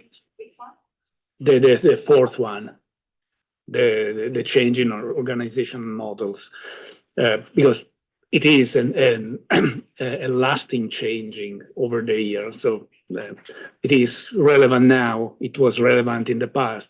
I don't know whether it would be relevant in 5 years' time. So probably it is the less relevant within the fourth that we listed, but I'm fine to leave them. And I also think that it would be very interesting to ask the stakeholder to comment not on impacts or anything else, but whether we identify the right trends or whether there are others that are more relevant, or there are additional trends we need to consider. Because maybe they have a better view or different view on these matters. Thank you, Luigi. Obichukwu. Thank you. So I agree with the 4 environmental trends, but I think that it will be interesting to see what stakeholders have to say with this, the risks that is emerging. It might not be overarching, but it's a trend that is coming up that has to do with the fact that accountants are now in the decrease. Younger people are not like taking up accounting as a profession. And also a news I saw somewhere online, the US trying to consider accounting as not a profession. And I think that is also a risk for everyone in IFAC. And it will be interesting to see what stakeholders view about it, because in Nigeria, I know that many people are going to the UK and US because there's high demand for accountants, meaning that accounting there is already, the profession is already facing a risk of decline. So many people are easily, if you're an accounting professional in Nigeria, it's very easy for you to get a job if you have experience because of the decline. I don't know in accountants in UK and in the US. So I think it will be interesting if we can include it there to see what stakeholders are saying, because if accountants are not there, then we don't have any work to do, as it were. And it can also help us to widen our horizon. I don't know, I just think that that's a trend to watch out for. Thank you. Thank you, Obichukwu. Rania, please. Yes, thank you.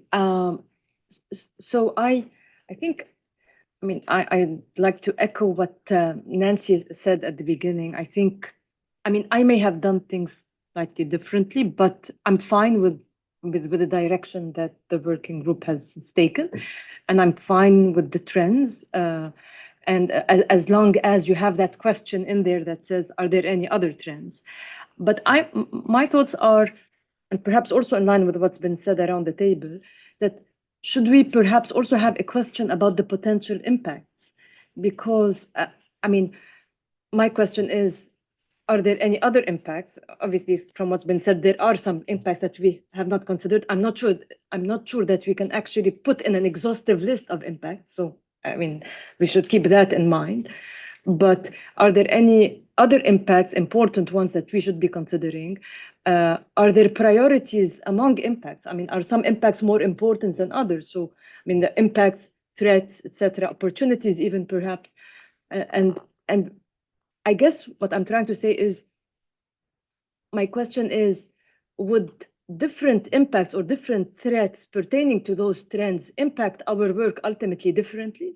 And so if that is at all a possibility, then we need some more information about the impacts themselves and how our stakeholders view them, and in terms of importance, degree of importance and priorities.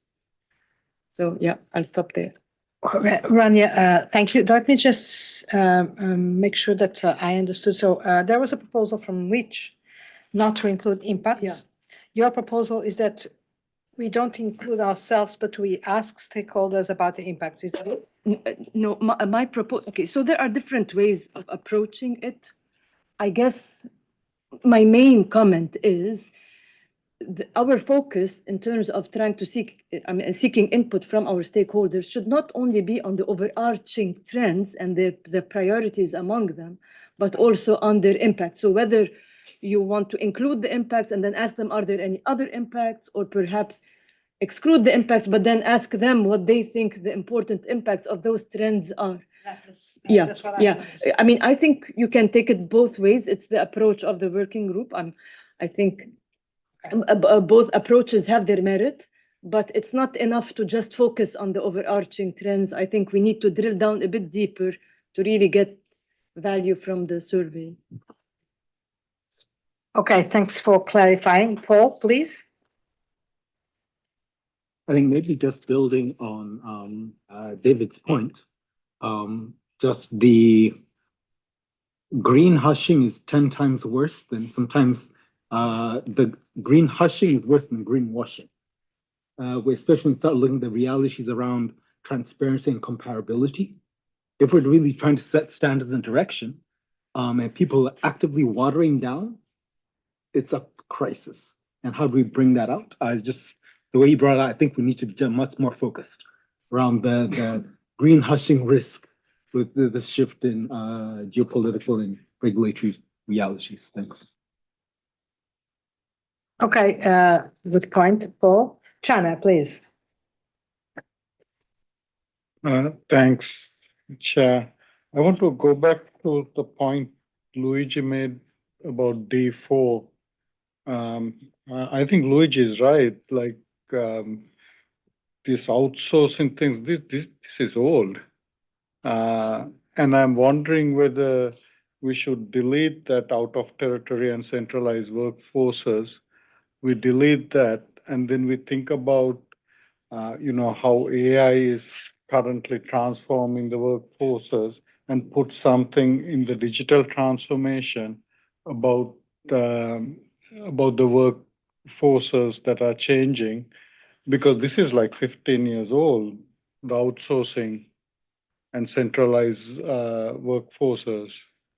So how is it going to, so that I'm struggling now that I've sort of Luigi brought up that point. Okay. Noted, Chana, and I'm sure that the working group will take that forward. Tomoyo, please. Thank you, Chair. So I agree to what a couple of board members said. I think I'm fine with these four trends, but also it's helpful to ask whether it's the right trend and if there's any other trend. For the potential impact, so I thought this is very helpful to help the respondents' imagination, but I realized that this has some risk of limiting people's imagination. So we have to be careful how to share this. This is to really help people's imagination and not to limit imagination. We should be clear on that point. Otherwise, I think this is helpful for some people to understand what this question is all about. Thank you. Thank you, Tomoyo, for raising that topic. It's also it's always challenging. I think that was where the working group was challenging to strike the right balance between not limiting the imagination, as you say, but also not create the conditions for people or respondents to be all over the place, and then make it a little bit not difficult to process, but also to capture. So, but thank you for that. And I think that in some ways, some other members touched upon similar concern. And well noted, Chana, your comments about the outdated nature of this element, like you, Luigi. So I don't see anyone else. Thank you very much. I think this was a very good discussion, and we had a lot of contributions. The working group will have a little bit of work to do. Let's see what comes out of the IESB, and I think that with the both ingredients, we will make a very tasty soup. Jeff or Sylvia, back to you. Thank you so much, and thank you for the comments. Indeed, in the afternoon, we will work together with IESB staff to incorporate these comments. And I just also wanted to note regarding the impacts that our intention was exactly as Tomoyo mentioned, just to help the imagination of stakeholders why these trends are actually relevant, because we received some questions, but it wasn't the intention to really ask for input, because that's something that is the next step. We believe once we identify the trends, it's on the board, the IESB and IESBA and the IESBA, to think about the impact as part of developing the consultation paper. So we will definitely take back these comments and incorporate the input received. And regarding, just conscious of time, there is one more section which is about the areas or potential areas for joint actions in the SSB's work. So we have two questions in the survey of just really indicate that there is an intent to work closely together that would also include addressing certain issues in a parallel or in a collaborated way. Regarding these questions or that section, there were not significant changes since the version you have seen in September. So I just wanted to highlight that the board discussed that, and there was support for including this section, so we didn't make significant changes. So I think just I would open the floor, Gabriela and Ken, if that's okay, to quickly get reactions, if you are still fine with the questions that are raised in section 5. Okay, thank you very much. Sylvia, Paul, please. Thanks, Chair. I think I just want to really strongly affirm, given the spirit of this joint action, I think this is the most important question. I think there'd be so much value in terms of getting clarity on the potential for that joint value proposition. So very, very strong support. Thank you. Any other comments? Mark, please. Thank you.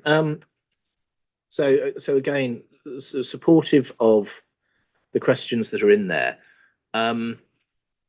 We just have to be quite careful about how we analyze whatever comes through as responses, because it sort of precludes that stakeholders would have the same areas of priority for both boards, and it's quite likely that they may well diverge. So we can't tie ourselves in knots over, you know, what happens if we have a response that comes in which might say there are no priorities for IESBA, but there are 5 that sit within the IAASB's sort of area of competence. So I just think if we go into it sort of aware of that, then we sort of need to. I think also, as we've discussed here before, adoption of the code is not consistent across all jurisdictions, and therefore you will have a sort of misalignment in some of the responses. As I say, I don't think that's a reason to change it. I think that's a reason to just be fairly pragmatic when looking at the survey responses, and not trying to sort of over-define something with whatever goes into our subsequent consultation as a result. Thank you. Thank you, Mark. And I think that's a very good point. I'm not sure how we can address it properly, but I also see here some risk if we don't get it right. Also, because the list of work streams in both both boards may lead to some quick responses about this should be done jointly or that should be done jointly, and we can be caught in some responses which are not, do not consider all the unintended consequences or all the value and etc. So this is probably a very sensitive part of the document and of the work that we will have to do in analyzing that. I don't know exactly how we can address that in the survey and try to mitigate that risk, but it's important that we are aware that it exists. Abichuku, please. Thank you very much. I want to speak on question number 9. So I think that it would be too much of an ask to ask stakeholders to tell us the work we can do together with IEESB jointly or parallelly. So I think that number 10 can suffice. If we ask them, okay, what other work streams or what other things, activities that they think we should do. So from the activity that they identify, IESBA and IEESB can now identify the one they can do jointly or parallel. Thank you. Thank you, Abichuku. Amajit, please. Yeah, very quick and brief point. Actually, on question 9, I'm not very clear about option 1 and 2. There's a lot of overlap here, so maybe you just need to, or unless I'm not understanding it properly. So just look at it from maybe from the drafting perspective. Thank you. Thank you, Amajit. Sylvie, do you want to? No, I thought that you wanted to respond to Amajit. No, not yet. Okay, David, please. Thank you, Chair. So my question is on question 7, where it says, are there any other specific areas of matters you believe one or both boards should comment on? And then it's got the 4 A, B, C, D, and then it's got another one, which is no further comment. If someone clicks, for example, on digital transformation, because it doesn't look to me like there's a place for comments. It's just clicking on a trend doesn't really tell us anything. So I'm wondering, is there some capacity for comments? And I think maybe that speaks a little bit to Mark's point, which is then we actually get insight that's helpful, because otherwise they're just affirming that the trends we think are the ones that are there, which I'm not sure is helpful. Yeah, I think the intention is to leave some space for the comment. So it's not just only we asking for input regarding any other big subcategories apart from these 4, but also whether in these 4 categories we identified everything. So it will provide a little box to explain if, for example, under digital transformation, there is anything else we haven't identified, and stakeholders will have the possibility to provide that. So it's not just picking up, it's really. So maybe I'd suggest changing the question instead of saying, are there, which is just yes or no. Change the word to what do you think, or something like that. So change the question to start with an open-ended.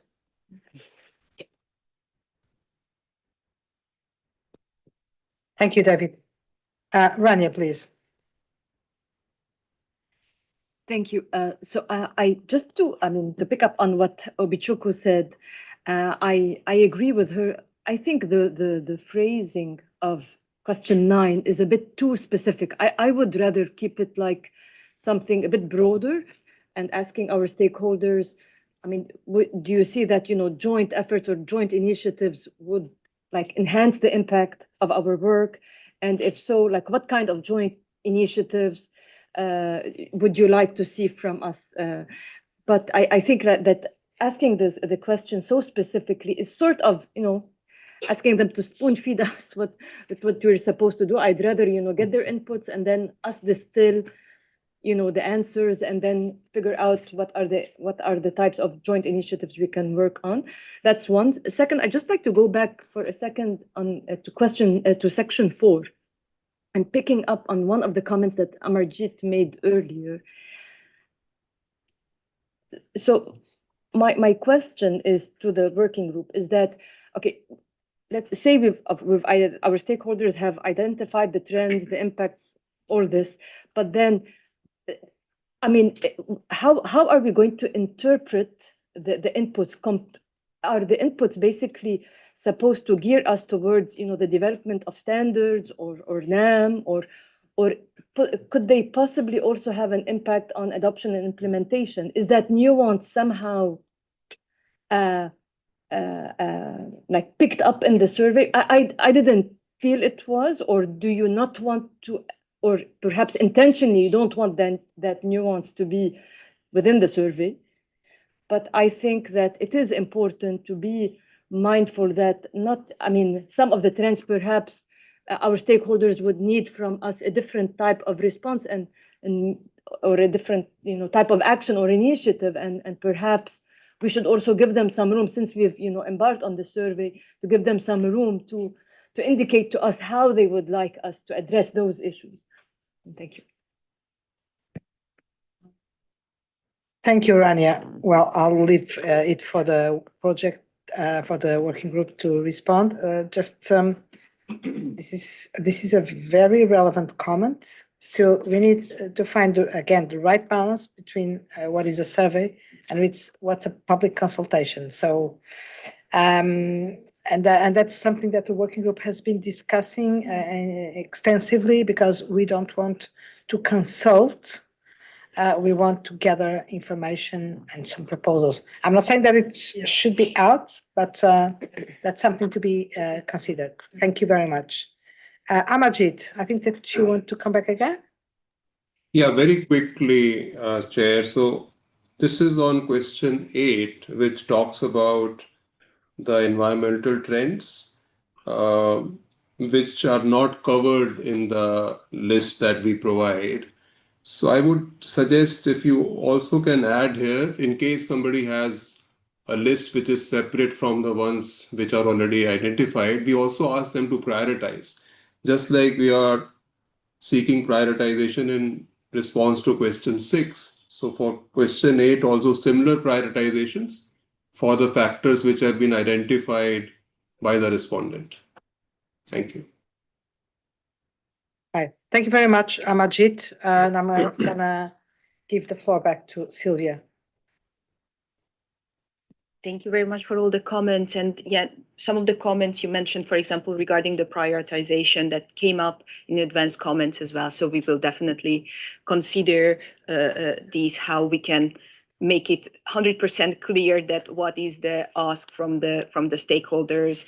And Gabriela, also thank you very much for the explanation on the balancing act between the survey and the consultation paper. So I think, as Rania, you mentioned, not all the trends we identified will translate into standard setting or so, but I think it's the next step for the board, as I see it, to really think about that, how we can best address these trends. And at this stage, the working group believe that this is an information gathering, and this will feed the board's discussion. So that's how we see it, and it's definitely an important step that we will make. And just the final issue, I recognize that we are a bit over time, but there is one more issue regarding the timing or the release of the survey, because as we mentioned, the plan is to have a 90 days commenting period, and there were some questions raised regarding the release date, recognizing that there are other surveys going out in the first and second quarter. So the intention was to have a staggered release of all these surveys that we presented already in the cover note, simply really to recognize the ask from the stakeholders and release the burden to respond everything at the same time, because it's also a risk of not getting the same input, the valuable input we receive, because we just asked too much from the stakeholders. So that's why, as you could see in the cover note, the technical directors discussed this issue, including the chairs, that what would be the best approach to staggering these concurring surveys as well. And that's why our proposal is to release that survey around January 21st, and have a 90 days commenting period. And simply our proposal is, as you could see on the next slide, is just to keep the timeline. We are envisioning for getting the input for the survey so we can release it in January. End of comment period would be around mid-April. So in September, we can provide you a full review of the survey responses and also at the same time, the first read of the consultation paper, because that would leave us to the approval of the consultation paper as planned. So I think the question is that whether you agree with the proposed release date, recognizing that there are other surveys that will go out, and I believe that these were raised at the specific discussions of those other surveys as well. So if there is any input or on that, the timing. Hi, Sylvia. Thank you very much for bringing that point, that topic as well. So in September, there were some concerns expressed by some board members, specifically by Luigi, but I think that there was some kind of agreement around the need to be careful about the launch of a number of surveys and etc. More or less at the same time, though. So that this proposal somehow takes that into consideration. Now, that is something that you should keep in mind over the rest of the week as we present on other topics, because there will be other things coming out, and even the PIRs, they are not on the agenda, but there will be also a survey. So we try to work a little bit on that to stagger the different requests to stakeholders. But still, it's going to be a very busy first quarter of the year, also considering that FCG, that from Culture and Governance, that we will discuss afterwards, includes a very heavy outreach plan with a significant number of requests to stakeholders, as it must be under the request of stakeholders to be included in the process. So we hope to be doing the right thing, but thank you for raising that. And this date has been agreed with the IESBA. They also have a few things coming out on their side prior to this survey, and the two considerations here are, one, timeliness, and of course we cannot delay everything forever, and we need to keep things moving. On the other hand, there is some kind of stakeholders now speak not only about standard setting fatigue, but also feedback fatigue. So there is a risk that some things are not getting the necessary or expected attention because they get a little bit lost. So this is just to share our own thoughts and discussions internally. The result of these discussions, not only at the IESBA level, but together with IESBA, because many times the stakeholders, the respondents are the same. We try to come up with something which is relatively staggered, but keep this in mind over the rest of the week. Luigi, please. Yeah, I will not repeat what I already have said. I wonder whether it would be possible to have a combined aggregated timeline of all projects from IESBA and from IWSB all together in order to understand what we are requiring to our stakeholders, recognizing that in most situations, the stakeholders are the same individuals or the same group of individuals within the firm, for example. So it would be very useful to have this aggregated view with all the survey issues and so on, requiring stakeholders' feedback in order to take a reasonable and informed decision. Otherwise, if we just stay within IESBA and within certain projects without considering the other, would be difficult to have, let's say, the overall view to take a decision.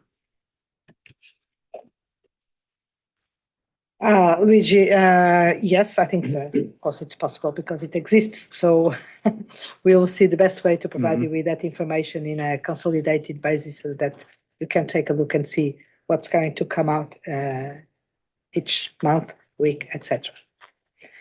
Sadia, please. So I had a similar point to Luigi, and it's maybe a self-interest just to see how we as in our other hats, take on these information. The other thing I also would be interested in seeing is that last bullet there, the full review. As we are releasing potentially a couple consultations in this meeting, when will it be coming back to the board, and to make sure that we have a good spread across meetings so that it doesn't all come to the same board meeting would be important. Yeah, that's a fair request and something that we've been also discussing, because of course, there is always a risk that everything comes back at the same time. And it's not that we cannot deal with that, but we need to be careful also in that respect. So we'll try to give you some, try to anticipate what's going to be the agenda for the next meetings in terms of the next steps of each one of these requests. And thank you, Sadia. Nancy, please. Thank you. I don't have a good solution for this, but I echo the concerns expressed that this is putting a lot on stakeholders, and getting the stakeholder feedback is so critical to us achieving our objectives with respect to the survey and the other outreach, the stakeholder outreach that we're doing. I don't know if it's, even just tacking on another 30 days might be helpful, but I do want to express that 90 days may sound like it's a long time, but for these the stakeholders that are responding back, I mean, it could take every bit of those 90 days to align on feedback within that respective stakeholder, to have conversations, to be very thoughtful about it so that the response that is being submitted is a very thoughtful response and considering all the expectations. So I just want to make sure that we all understand that 90 days may sound like a considerable period of time. It in fact is not, given I think what we want from the quality of the responses that we're getting. Thanks. Thank you, Nancy. It's good to know. I think this is a reminder and not a start. Paul, please. Maybe not that different from what's been said, but just being conscious that the same way we've been saying where we're giving examples, it may be funneling the kind of feedback we give. The sequencing of other kind of work streams will kind of narrow people's minds as to what they're telling us are priorities, what we need to align on. So the effective kind of spacing and separation of the big picture strategy and work plans versus kind of key pillars of work need to be separated a bit, or they'll just talk to us about what they're giving the last feedback on. I don't know how we balance that. That's a question. Also, Chana, please. Yeah, I'm speaking a bit about following on from Nancy's comment, whether 90 days is enough, and whether it should be 120 days.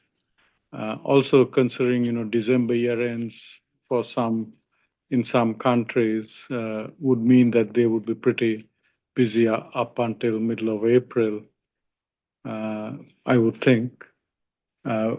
So whether if it's going to come back in September, whether adding another 30 days would be helpful for stakeholders to respond. Thank you. Chana, David. It's a really good suggestion, Chana. I'm just thinking about the other surveys that we're looking at doing, and I'm wondering if it's going to start to run into each other. So maybe that's something we need to think about as well, because I know we're doing one for the CFO project, and there could be others as well. So I worry that they're all actually around a relatively concentrated period of time. Granted, some of the stakeholder groups are different, so there's a little bit of relief there, but not all of them. So maybe we should put a schedule out and see what that looks like, and then decide, do we extend it or do we keep it to 90? But in principle, I agree with you. 120 is better.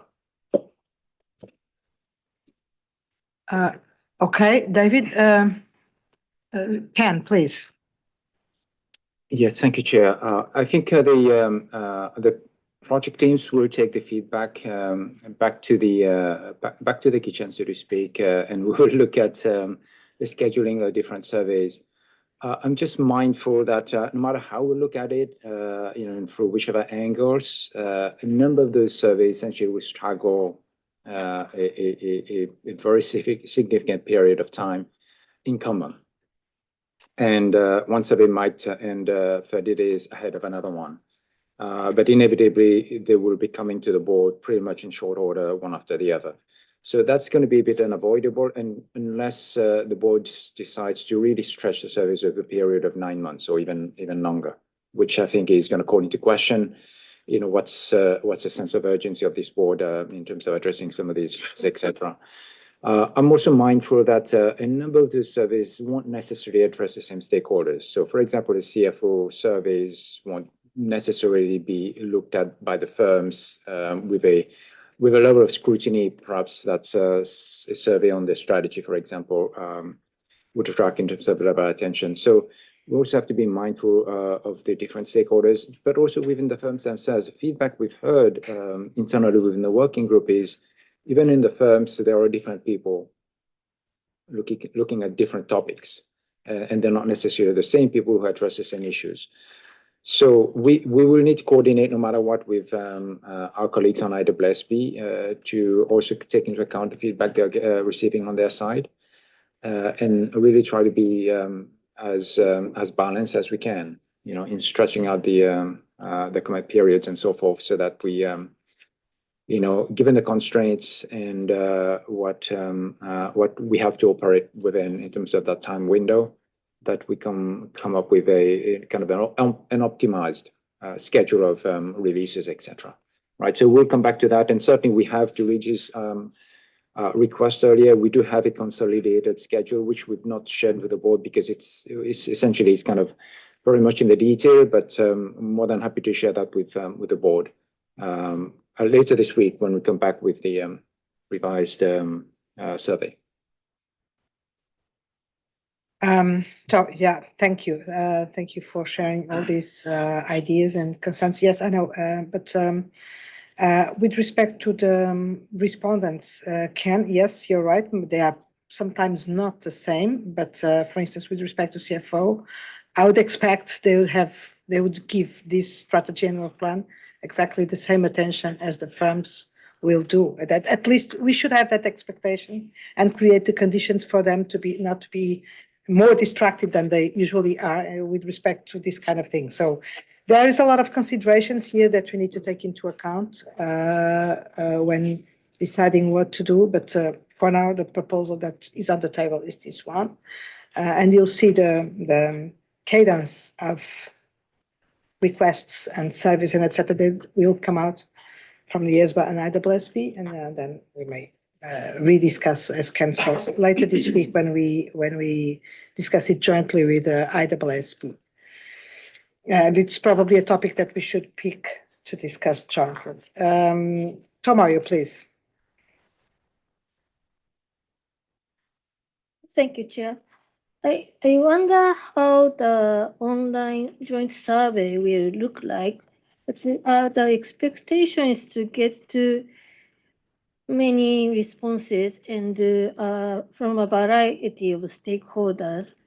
Whether we can get some information in the progress of this comment period, at least for the section 1,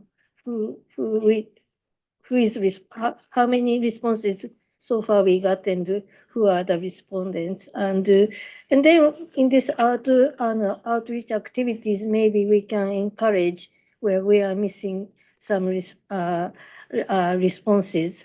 Also, on the point that Rania mentioned at the beginning, those personal view, I think it's important to get those, and whether we will allow, at least for the names, anonymous might be worth to consider.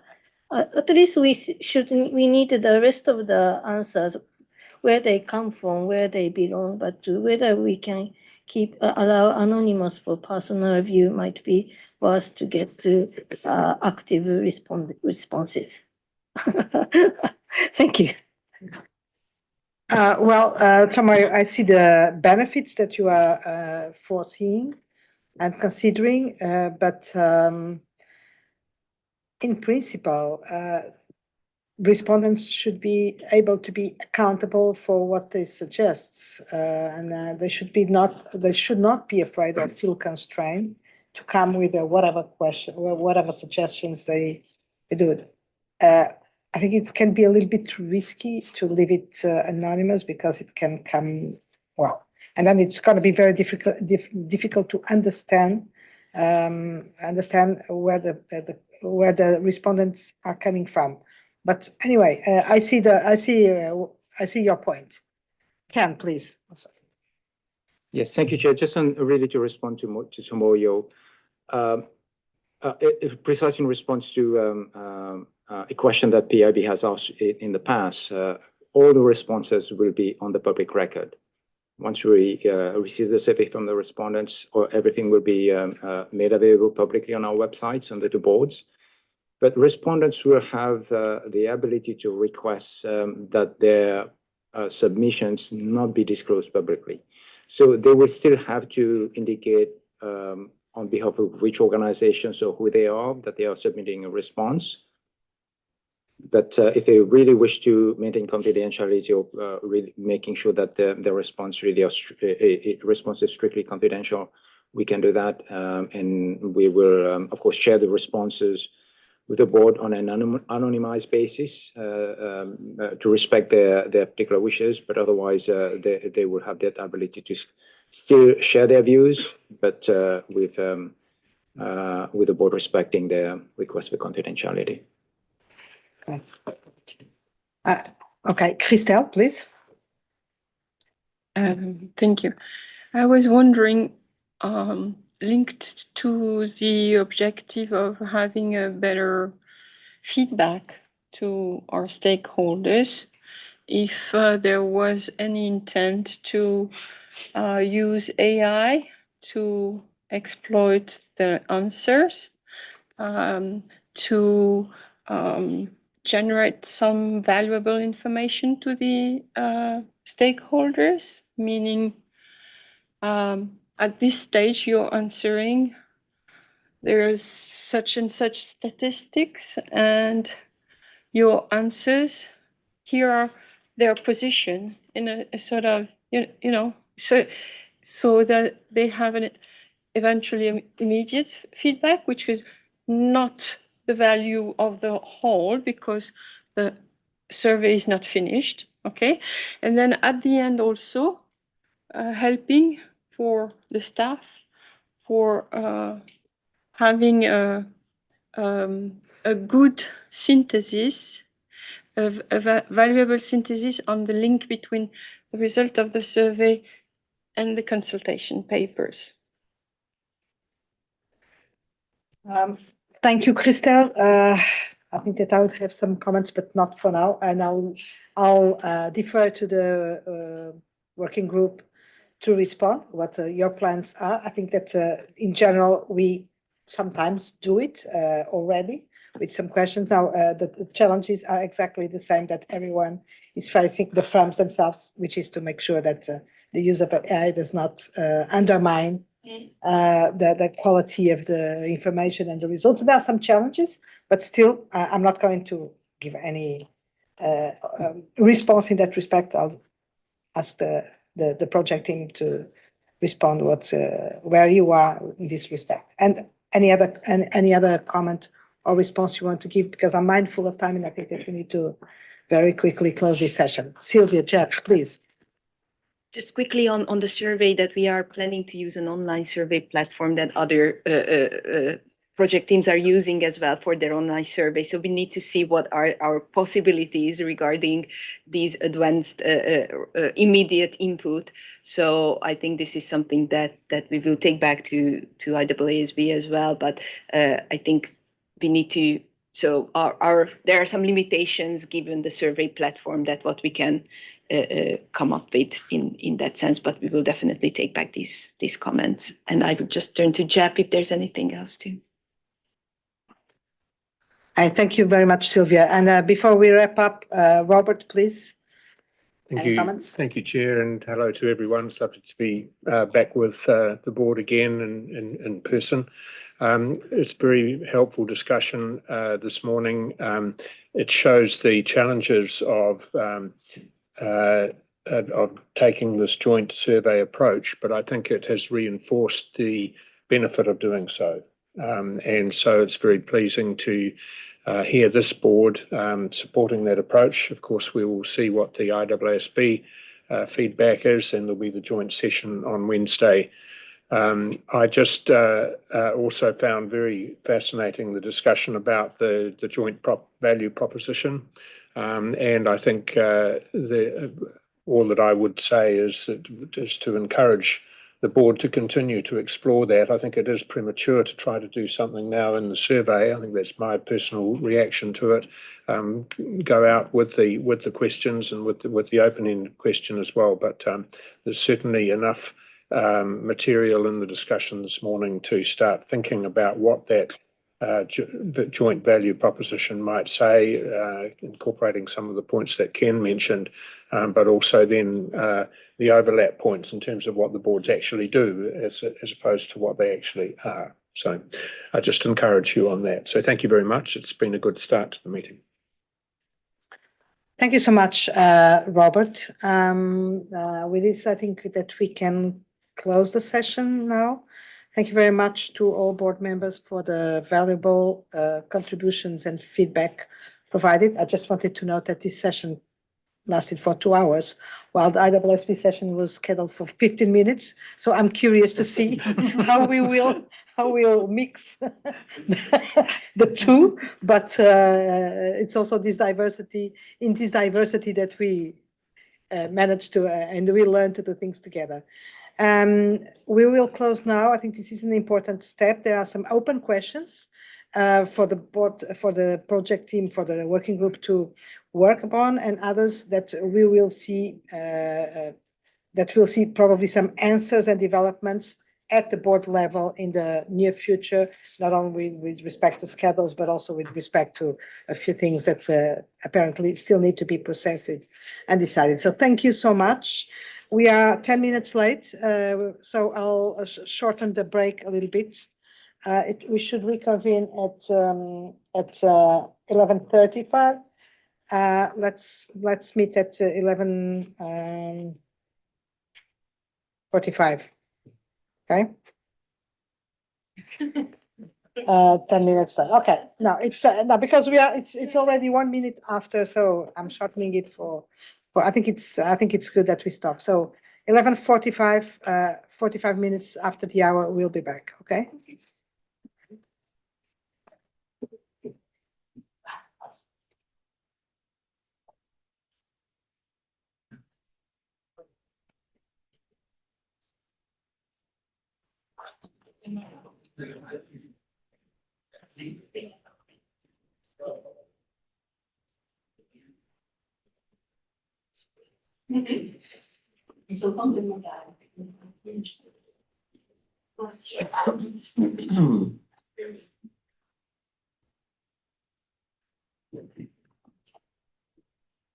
So thank you for being back. We are still missing Chana. Okay, I think that the coffee machine is creating here some kind of backlog, but I hope that you all had the opportunity to have your coffee or tea, which was not my case, but of course I'll have it later. So thank you for being back. The next topic on our agenda is firm culture and governance, and it's the one which is going to keep us busy until the end of the day. Just to set a little bit the scene for this. So last September, the project team submitted the viewpoints, and the viewpoints was the instrument that was agreed to develop after the decision made in June to resequence the project. As I mentioned, by the time there was some confusion and misunderstandings out there about what we had decided in June and what was going to be done after September. For any reasons, and to be very clear, some stakeholders understood that our decision in June was to drop the plan to do standards, a framework, whatever, as we had decided in December 2024. And then in September, there was some surprise, and some stakeholders understood that we had already decided to do standards. None of the interpretations was entirely correct, because in June, what we decided was to resequence and to do some NAM outreach, a lot of things to make sure that when we were going to decide which kind of framework we wanted to have, we were better informed, the market was more informed, the stakeholders had the opportunity to understand better where we wanted to go and why, and to be involved in the process. So this was the decision in June. And to follow up on that decision to resequence and develop something that might allow us to engage better with stakeholders, it was decided to develop these viewpoints. And the viewpoints are not an end themselves. They are an instrument. One day we can decide they can be something, but for now they are an instrument designed to engage with stakeholders without requiring them to read 100 pages and say, oh, it's long, it's complex, and we don't understand. So the objective was to put something under the eyes of stakeholders, which is very simple, very short, and that includes what are most of our ideas about what the elements of a future framework can be. So this is what we decided to do. In September, the board saw the first draft of the viewpoints, chimed in with a lot of very good comments, recommendations, suggestions, questions, etc. And what you will see today is the work that the project team has been doing in processing all these comments, plus everything that we have been hearing from the outreach that we have been doing since between September and December. So we will have this product to be analyzed today, but also a lot of strategic questions about the way forward, the outreach, and a lot of things. So I really encourage you to be attentive and to be as creative, but also focused as possible, because the decisions or the agreements or the acceptance or whatever that we are going to, at which we are going to arrive today will be really important for the next times. And for now, I'll stop here and then probably have a few other things to say as we discuss. But now I'm going to give the floor to the project team, not before thanking them for the intense work that they have been doing since September, and also thank the board advisors for the good support, the critical support that they have been providing to the team.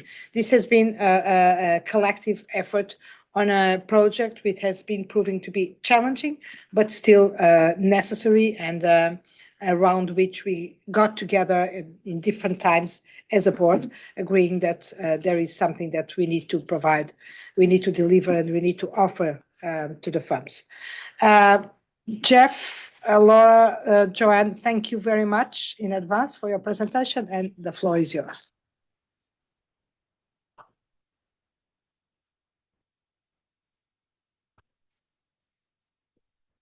Thank you, Gabriela, for the introduction, and again reinforces the decisions that the board has made, and the discussions and very fruitful discussions we've had at the September board meeting, and of course also at the virtual call in October, where you provided some very helpful input on the three key pieces that we are going to discuss a little later, the contextual piece, the overarching piece, and also one of the viewpoints, which is the one on incentives and disincentives.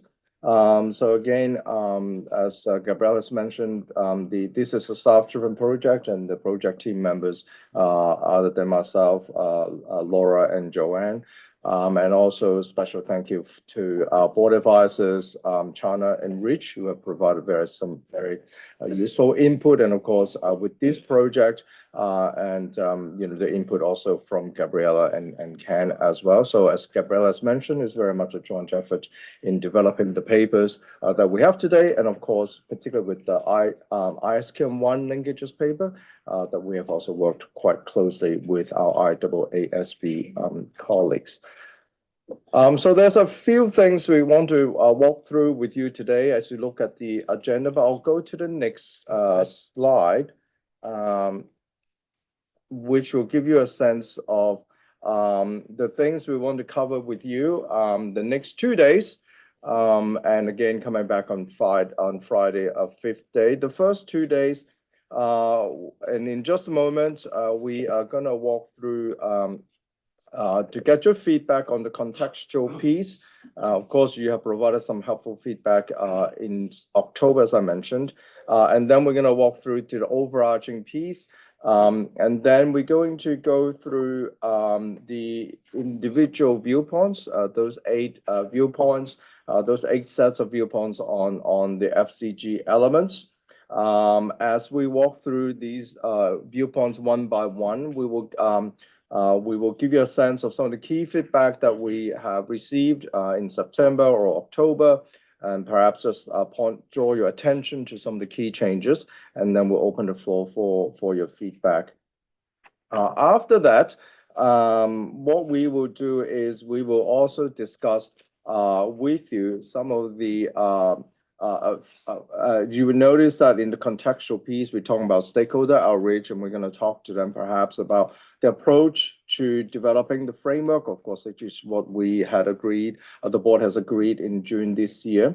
As part of that discussion, we will share with you 5 options that the project team, along with Gabriella and Ken and our board advisors, has developed.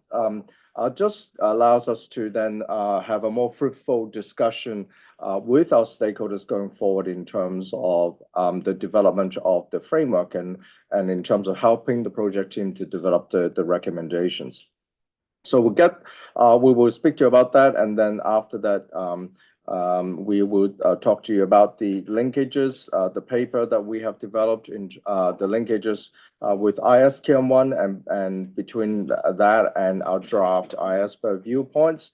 And then finally, and most likely tomorrow, we will also talk to you about the plans for outreach and additional material and initiatives.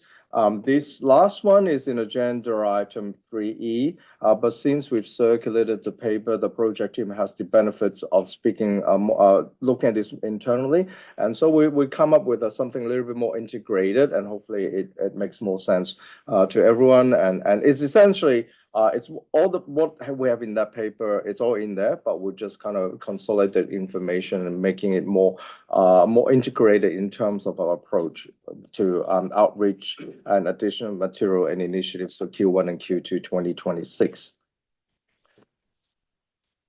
So perhaps just a quick update. I'm going to pass it to Joanne in terms of what we have done and also IESBA representatives in terms of outreach in Q4 2025. Thank you, Jeff.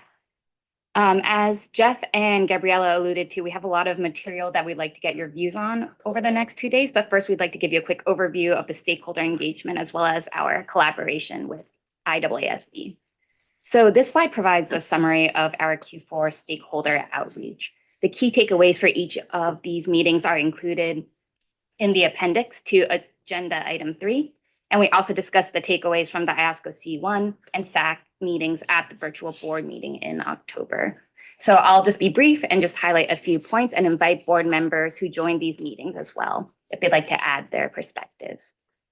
Our discussions with IOSCO C1 in October and CEAOB in November reaffirmed strong support from members of the regulator community for the overall direction of the project. We're also continuing to engage with the profession with the Forum of Firms and IFAC SMPAG. Their input has been helpful, and the PT has taken their input into account, an example being the need for greater clarity on how the draft IESBA viewpoints link to ISQM1. I'll pause here for a moment to see if Luigi would like to add anything in particular on the Forum of Firms discussion. I think that Ken, you may. Or Ken? Yes, I think, well, the key highlights from the Forum of Firms discussion are in the cover notes. I think they really draw the board's attention to some of the key observations that were made.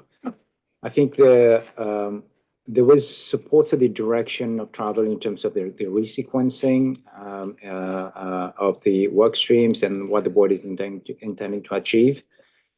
I think there were still some questions, let's say, as to what the viewpoints are intending to achieve and whether the board indeed is anticipating that the viewpoints would end up in the code or not. So that is an issue that we will be exploring during the stakeholder engagement in the first 2 quarters of next year, as the project team will touch on. But essentially, there are some questions around this.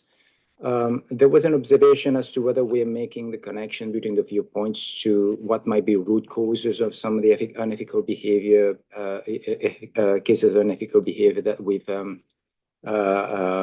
identified and talked about as part of the working group's research and so forth.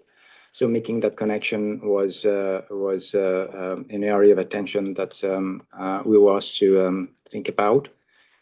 And also how we were going to be engaging with especially practitioners and IESBA in relation to the linkages to SQM1, and really clarifying where the viewpoints intersect with some of the provisions in SQM1, and whether in fact the firms, as they have implemented SQM1, have already covered to some extent the objectives and the grounds that the viewpoints are intended to cover.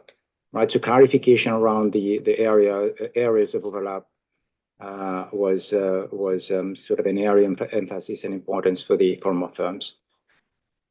I think these were kind of the main sort of areas of focus. Gabriela, from your perspective, and is there anything that kind of? Yeah, no, I think it's this is a very complete feedback report back of what happened there. The only thing I'd like to add is that it was a good opportunity related to what I said initially to clarify that we had not decided yet that we were going to do this or that, there were options, that we had not dropped the plan to develop a framework. Now, what kind of framework we are going to develop, that's to be responded after the viewpoints have been agreed or accepted, and we can go out on an outreach campaign or whatever to understand what we should do. So this was very welcome, I think, very well received, because we understood that there were a lot of questions, and part of the concerns were related to the fact that stakeholders were not understanding in which direction we were going. So this clarification that we have not made a decision and that the decision is to be made in June, I think was very welcome, and we managed to pacify or calm down a little bit the stakeholders, because this was made clear. I think it's the main. Thank you. And we also received the letter from IFAC SMPAG last Friday, and we'll walk through their comments on the next slide as well. With regards to the HKAFRC panel, I'll just pause here and see if Chana, you might want to add any remarks on the panel. Yeah, thanks, Joanne. So I attended a Hong Kong AFRC panel. Mark was there as well. He was on another panel later on. And it was a governance panel. And I spoke about the FCG project, the 8 elements, and the status of the project. And then another panelist was the PwC Global Chairman, Mohammed Kande. And he agreed with the top 2 things we have about ethical leadership and governance and oversight. And then he went on to speak about independent input and how PwC is looking at it from a global perspective, And he also spoke about incentives and disincentives. So some of the things, it's already has started a conversation happening. And he recognized the importance of firm culture and governance.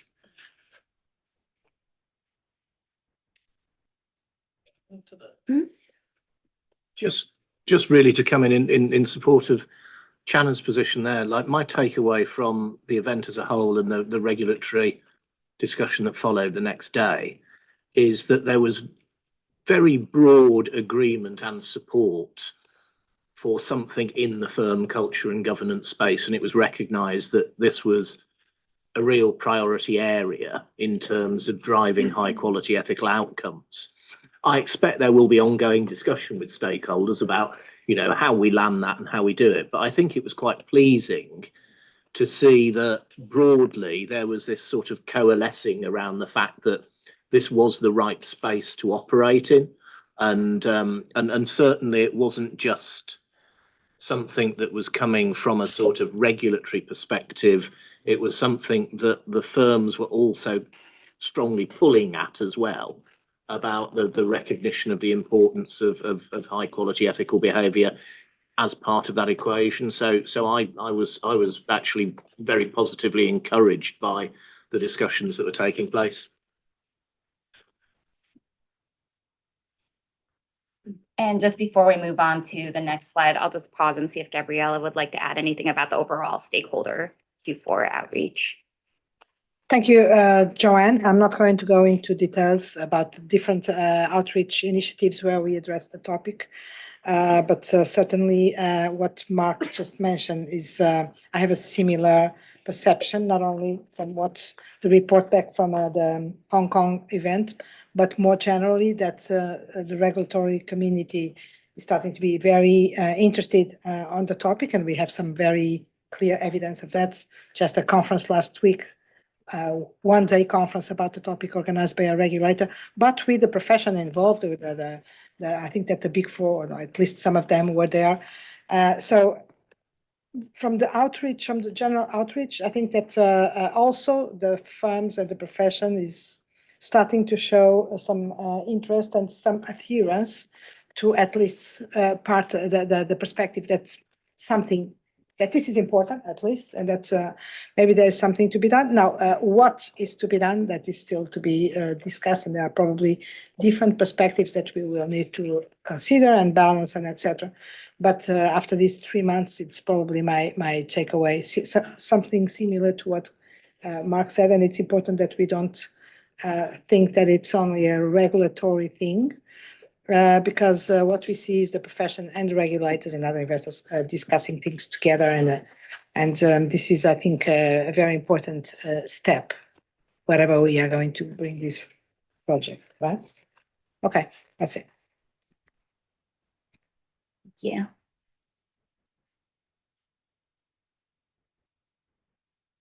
All right, moving on to the next slide.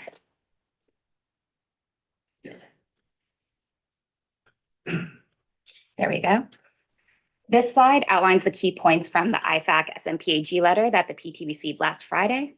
They expressed support for continued dialogue with IESBA as the project progresses, and stress the importance of the FCG framework being practical and proportionate, which is something the PT has taken into account when drafting the viewpoints. And the PT also included this point in the draft contextual piece, that the draft viewpoints are intended to be scalable and proportionate. The IFAC SMPAG also indicated a preference for a more NAM-based approach, noting both implementation cost considerations and the need for clearly articulated benefits for requirements. The PT will take this into account and consider additional stakeholder feedback through outreach next year regarding the way forward for the FCG framework, noting that, again, this decision on the FCG framework has not been made yet. And they also shared some helpful comments on the draft viewpoints from an SMP perspective as well. Yeah. Thank you, Joanne. Just want to add a couple of things here. Again, just want to reaffirm it is important for this board as we have to get the SMP's input. And you will hear that in a later session when we're talking about outreach. that our focus is also very much on the SMP communities as well. And we certainly very much appreciate the comments. And some of these, of course, things like preference for NAM approach, we'll take that into consideration, of course, not just now, but as we engage with them further in the next couple of quarters, as the project team look at, what recommendations we will make in terms of the overall approach to the development of this FCG framework.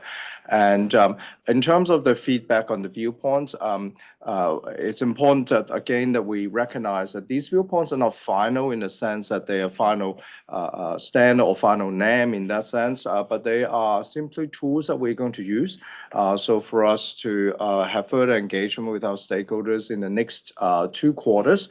And so some of it, we'll further develop them, but in a sense that we'll develop them and look at how it's going to fit into the overall framework, because we're not going to revise the viewpoints per se, but it will be looking at how some of these viewpoints, as we develop them, perhaps might become part of the framework going forward as a broader thinking about the content, the authority and location of the framework.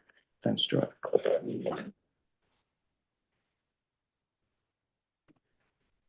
And just to touch on IASB coordination here, the PT has continued its close coordination with the IASB. The PT had regular staff catch-ups as well as joint discussions with IASB reps, during which the PT shared project updates and gathered their feedback on the agenda materials.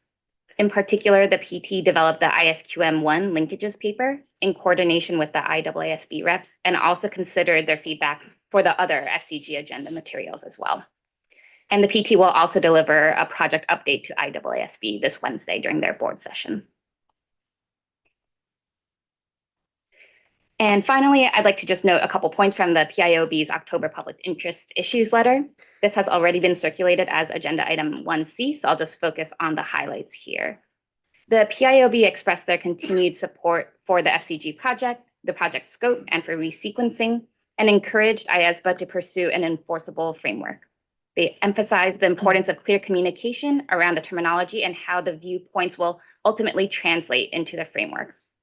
And again, as we've mentioned a couple of times, the viewpoints are serving as a tool for stakeholder engagement that will help inform the board's June deliberations on the way forward for the FCG framework. The PIOB also stressed the need for continued IASB coordination and clarity around the ISQM1 linkages, which we discussed on the earlier slide. And unless there are any other additional comments on the recent stakeholder engagement, I'll hand it over to Laura to take us. See, Gabriella, sorry. Thank you, Joanne. Just want to see, Gabriella, if you have any further input, comments about the PIOB public interest issues, and then also just want to see if any other board members have any feedback or comments on the rest of the activities updates. Thank you very much, Jeff. No, I think it's a very good report back of the PIOB feedback, but it's also in the public interest issues note from the PIOB. So if you read it, this reflects, I think, what's written in that public interest issues note. Broad support, some preference for some kind of approach, clearly stated, and this not concern, but this insistence on work with IASB to make clear that no left open misunderstandings about how this interrelates with the ISQM1. I think, Robert, you were in that meeting, but I refer to you to confirm if that was the... Yes, thanks, Chair. Yes, that's, thank you, Joanne. That's a good summary of our public interest issues. I'll hold back some comment on ISQM1 until a bit later, but very much I think the point to make to the meeting and to those who are listening to the meeting is that the PIOB continues to be very supportive of this work. It's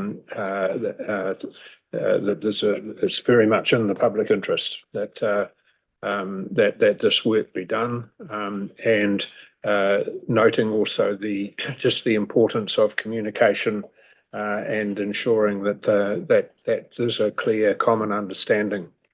I think that the takeaway from the midterm call that I was able to listen in to was that there was at that point some concern around this table about the about the different perceptions of what this project was trying to achieve or might achieve, and so that's noted there in the update to the list. That's an important issue for you to continue to look at. But just the report back on a couple of meetings that have been reported back on today is also encouraging. So thank you, and I'll come back a bit later in the discussion. Okay, thank you very much, Robert. And just to your point on communications, this is where we are putting also a lot of attention because it's not only important that we do the right thing, but that what the right thing that we are doing is well understood, rightly understood. And there are some challenges in that respect, and some challenges not only on our side, on the side of stakeholders, because we did speak with different people who sometimes have different interpretations. So the effort to be consistent, clear, simple, and reach out in an appropriate manner, it's something that it's keeping us very busy following that recommendation and that the understanding that it needed to be done. Ken, you wanted to come in? Also on the same topic, and really just also to add to the emphasis on the importance of communication. The feedback I received from my participation in the IFAC SMP advisory group meeting in October was very positive in that sense, in the sense that or at least I was able to go to that meeting and address the members of the SMP advisory group to explain to them the board's thinking on the viewpoints and the process going forward and what the board would intend to do in terms of the further engagement with stakeholders. They had a number of questions around the development of the viewpoints, the purpose of the viewpoints, how they would fit into the due process of the boards and when it comes to standard setting and so forth, and even the question as to whether the viewpoints would end up in the code or not. So all questions that we are very well aware will be on stakeholders' minds that they wanted answers to, but of course the board is not yet in a position to provide these answers because we are still in the process of working along the plans that we've set out. So that's going to be important, but I also wanted to highlight to the board, and maybe that's what the project team might also have intended to brief the board about it, which is that the communications team has been working very closely with us to develop a documented communications piece that we are intending to issue as soon as possible after this board meeting. We have a draft that we've been working with our communications team. It's called a snapshot, which is intended to explain essentially what we've just discussed. What are the viewpoints about, what they're intending to serve, what purposes, etc. How we're going to take them forward, and what's the plan of engagement, and so forth. So that communication piece is intended to be really for public consumption, right? So it's not intended to really be very technical, but it's intended to communicate in as simple a term as possible what the board's intent is relative to those viewpoints and what's the process going forward. So I know that our communications team and our communications director, Reed George, is at the back, so they are listening very intently to the proceedings at this meeting, and they will make sure that we kind of update that communications piece so that it's ready to go as soon as we're done with the board meeting, hopefully during the course of next week. Okay. Any question or any comments? Any question or any comment on the outreach? Okay. If not, thank you very much. And thank you, Joanne. Back to you.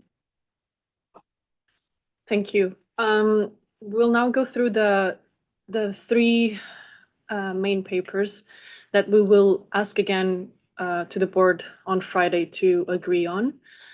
And these are the contextual piece, the overarching piece, and the viewpoints themselves.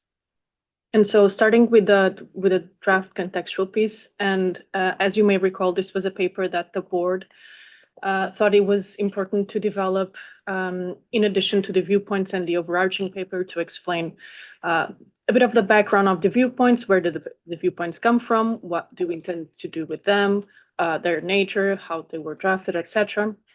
And so just focusing on the main changes since the previous draft of the contextual piece that was discussed last meeting. On the first section on the background, there was a new paragraph that was added, highlighting how the firm culture and governance framework will serve the public interest. The next main change was then in section 2 on the resequencing, explaining the resequencing. There was a new paragraph that was added to clarify the purposes of resequencing of the work streams in the project. Then the following section 3, that talks about the nature and the purpose of the viewpoints. We removed the references to draft principles as a result of a discussion at a previous meeting where the board resolved to not mention the word principles and go back to using the terminology of viewpoints.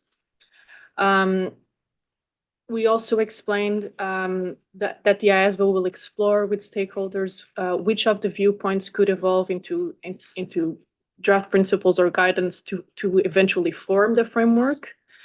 And again, later on, we'll discuss with you some examples of what the framework can look like, as Jeff mentioned earlier, some options, some examples of what the framework can look like. Then in section 4, that is about how the viewpoints were drafted. We clarified that the viewpoints extend to all levels of a firm, but recognize that the special responsibility of senior leadership. And finally, we added a final section at the end of the paper to talk about the linkages with ISQM1. It's a very brief section. It makes reference and connects with the paper on the linkages with ISQM1 that we also discuss later. And it was intentionally brief to avoid duplicating what we say in that paper. Yeah, so these were the main, the key changes from the previous draft to the draft that we have now tabled for this meeting. And I would pause here for any comments. Thank you, Laura. Mark, please.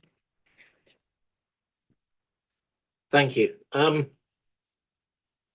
think that this contextual piece is, in my view, pretty much in a good place. There's one bit that worries me too about it, and it's always, you sometimes find these one words that you think are holding an enormous amount of weight, and that is, we say in para 18, while the IESBA viewpoints are intended, while the viewpoints are intended to be high level but actionable. And I think the actionable is a bit of a dangerous word, because I know that we want to drive high quality ethical outcomes. But I think perhaps the way of reflecting that is that we want the viewpoints and the further NAM that we propose to develop to help with the overall application of a high quality ethical framework, which I think is consistent with the sort of position that the board has had from the start. And I think it's got to a good place from that perspective. I think the sort of thing that we just have to make sure that we balanced right is that if you're in a jurisdiction that has got requirements that already sit for firms, I think this is a really good complement to that and helps drive the right outcomes. If you're in a jurisdiction that doesn't have anything, there's a danger that with some of this wording, it might be seen as a sort of, it might be seen as an authoritative set of requirements, rather than what you're doing is you're providing a framework to drive the right behaviour. So I just think in that piece, it's sort of paras 18 to 20. We just need to be quite careful in that balance between the view to which these will be read by some people as authoritative, and they'll be read by others as non-authoritative, and we've just got to make sure that we haven't leaned too far one way or the other. But I think, I'd commend all of the extra focus on this, because I think it's really helped to move it forward. Thank you, Mark. This is, helpful, though challenging, of course, because as you say, sometimes it's very difficult to choose the words in a way that they are at the same time understood by everyone in the same way, and and not creating traps or limits for ourselves. So it's really something that we will need to give probably further consideration. With respect to how it looks more mandatory or not mandatory, I think that what we can say is that for now, they are not one thing nor the other. These are just viewpoints. So we'll see how they will evolve. If there will be something that will be requirements or nothing or part or everything. But you're right. People are understanding this differently. And I think that the big challenge is this is a different way of moving in this project, different from what we usually do. And so that creates space and room for some confusion that we need to be very attentive to prevent misunderstandings like the ones that we have already had. So thank you for raising that. Chana, please. So Mark, to your point, so the jurisdictions we are aware of are the UK and Japan. So from what you have in the UK, do you think there's anything in here that could conflict or? No, I don't think that's the case. I think this is I think because of what we already have, it probably helps the discussion that you can have with the viewpoints. Yeah. I think if you're starting without it, there's a danger with that bit I pointed to in paras 18 to 20 that you veer off on a conversation that wasn't necessarily the one we intended. So I don't think it's a contradictory thing at all. I think it's just the balance of it. Okay, thanks for clarifying. Rania, please. Thank you. So I guess the issues I would like to raise here are, I'm not sure if they have to do with the contextual piece, but rather with all the documents that we're going to be covering. But I think it's an opportune time to raise these issues, because if they are going to be addressed, I think the contextual piece is the right place to address them. So I don't know if it's the right term to use. My concern is that we have been hearing some, repeated requests from our stakeholders about some key issues that we need to address or identify. And I don't think that we have managed really to put our fingers on those issues. One of them is the issue of the root causes of ethical failures. We have heard it from each, if I'm not mistaken, in the engagement with each and every one of the stakeholders, at least those that are mentioned in the appendix of the cover note. That's number one. Second, how are we addressing them in a way that our existing code doesn't? So we have an ethics code. And so the issue is, the question is, in my mind, there are ethical failures, but we have an ethics code. And why is it, where are the gaps? And IESBA asked for a gap analysis. According what Joanne mentioned, the IFAC SMPAG also asked about the benefits of these additional requirements. And so that is another very, key point, I would say. And finally, what are the behavioral changes that we are trying to engender? And this is something that we've heard repeatedly, and from the PIOB, it has been identified, I think, if I remember correctly, not in just this public interest issues letter, but in several other preceding ones. So I think we have not yet addressed those issues. I think the contextual piece is the right place to identify them, at least most of them, but that's a critical piece.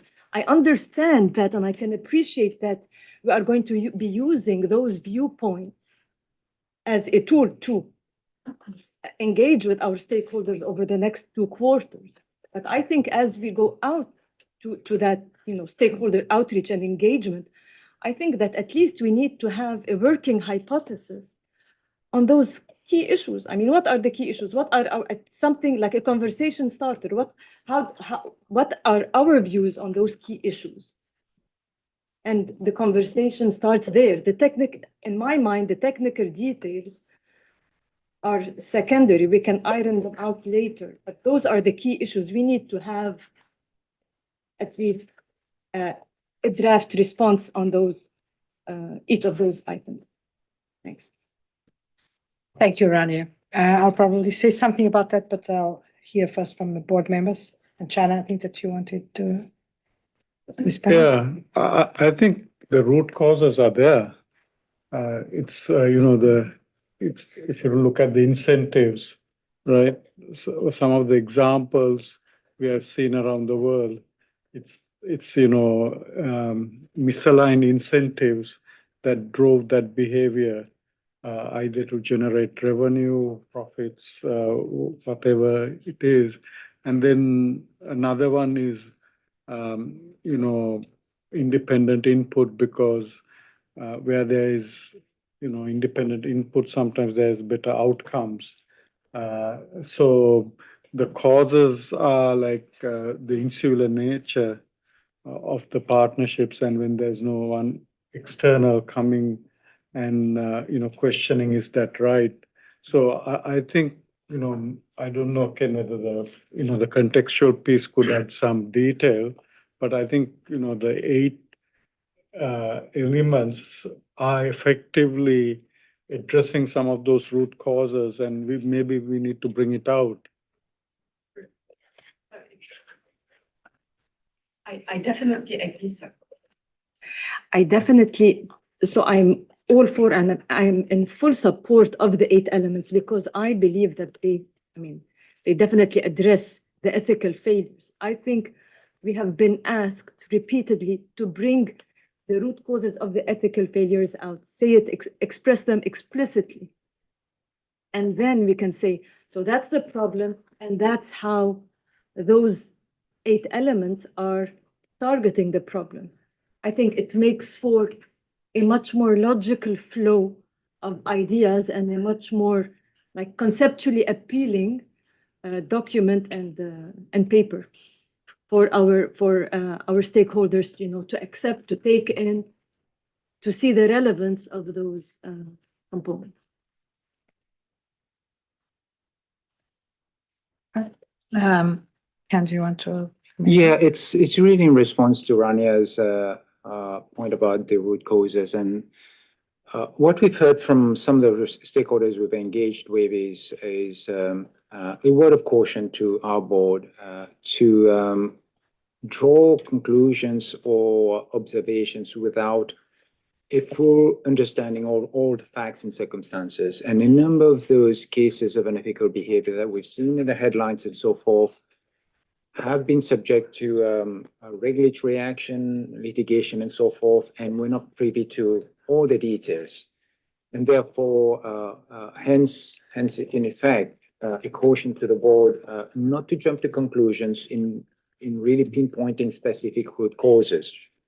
But ultimately, maybe that's Chana's point, ultimately, all the elements of the framework go one way or another to the different root causes that might underlie a number of those cases that have arisen in practice. Whether it's incentives, whether it's the absence of a speaker departure, the absence of the psychological safety for people to be raising questions, the absence of independent input. So there are a number of different causes that might have led to a particular case, and these will vary from one to the other. And really, the way one would, or at least I would view the elements of the proposed framework is by covering the elements in a holistic way. One covers, in effect, the different dimensions that we're looking at when it comes to culture, that if those dimensions were absent, could expose a firm to particular risks of unethical behavior. So that's I would just caution the board to be think very carefully about going down the path of really being focused on identifying all the root causes, because very often we do not have all the detailed facts and circumstances, all the cases. We know that in some situations there have been public reports. For example, in Australia, the Ziggy report has been very clear in terms of what have been some of the root causes, and these are on the public record. And in fact, the working group's report does kind of took into account the Ziggy report as the working group came forward with the identification of the different elements. But like I said, this is, we're just going to be a bit careful. Yeah, I mean, to add to Ken's, there has been parliamentary reports done, so those are on public record, and those also identify the failings and root causes to extent. But I think the best report I've seen done is the Ziggy report. Yeah, before we proceed with other comments, just closing the loop here. So, Rania, I see your point more from the perspective that your concern is that we go out with the viewpoints, like focusing on the technicalities of each one of the viewpoints and the wording and the blah, blah, blah, without providing stakeholders with a more overarching perspective of why we are doing this, what we want to achieve. And that's more than right. That's a fair comment and a very good perspective. Now, about the root causes, this document was not intended to replace what is already in the report, what is already in all the work that we have been doing. So it assumes that some knowledge, there are a lot of elements which are there and that we should not be duplicating. Now, probably what you're saying is that maybe we could craft it a little bit in a way, or draft it in a little bit in a way which gives a little bit more substance in terms of the root causes and etc. So, of course, the project team will take that comment back. But what I would as the most important part of your comment that I would retain was this one. So let's not just take the viewpoints one by one, like is this right or is this wrong? But this needs to be discussed and analyzed in a more purposeful and results oriented and overarching perspective. Now, secondly, Ken and China mentioned a few cases, etc. But of course, this is not about one case or one situation. So when you ask about the root causes, I think that the project, the report is clear, but we keep on working but we keep on seeing that this is about more pervasive or whatever, if you want to call it, and standing issue, not only about this and that, but we could start collecting examples, but that's not the purpose here. Of course, we can do it as a part of our work, and we have been looking at it on a daily basis, but it's not about one case. It's about drafting something global for a global issue. Okay. And just, if you don't mind, just on that last point, I think the way I see it, it's an issue of mindset.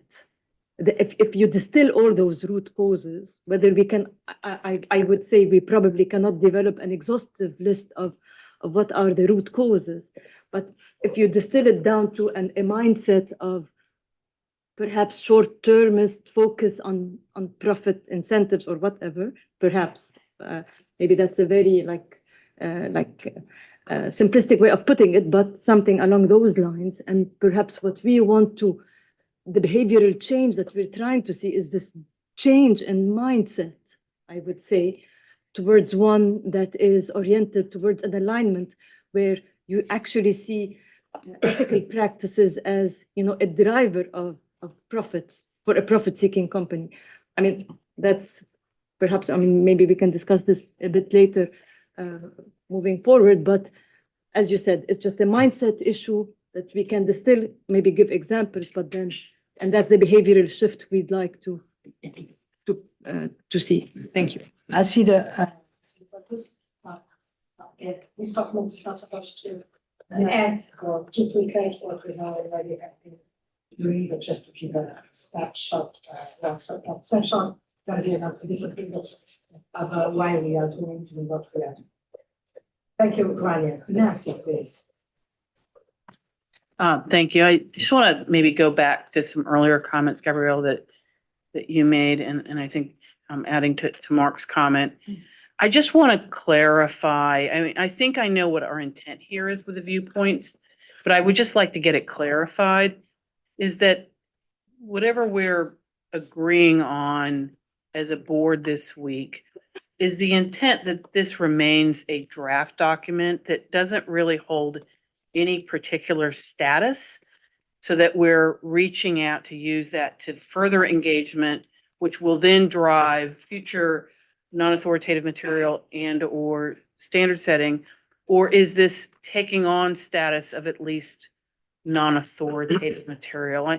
I think I know the answer, but I think it would be good that we just level set that as we go forward. Thank you, Nancy. Well, I think that the project team will respond to that as well. But for the time being, I think that what's clear is that this is not a product to be used as like guidance, or it can become that. It can become that. It depends on this board to agree on that. It's an instrumental. But at the same time, that when you ask for if this is a draft document, the intention is not to keep on refining from now on. The intention is that the board accepts these viewpoints as they are, right? And then that they are used for the purpose for which they have been created, which is let's go out, discuss based on what's in these elements, so that we can evolve, progress to something different. If you don't mind, just a follow-up. So is this intended that these viewpoints may have a short shelf life as we move forward, or is that something to be determined later on? I think that's what we can respond for now. But Jeff, you will correct me if necessary. What we can respond for now is that for now they have just an instrumental objective. Now, nobody said that this board cannot decide, and anyway, they are out there. So in terms of, shaping the mindset and etc., they are what they are. But nothing prevents this board from deciding that this is qualified as NAMP, whatever it is. And again, we are trapped by the words, but we can give them a certain format or a certain authority. And don't take me wrong, authority in terms of how they are used. For now, it's an instrument for us to explain to stakeholders what we have in mind, what are the areas where we plan to be working, what are the elements of the principles, and etc. It's a work product for now.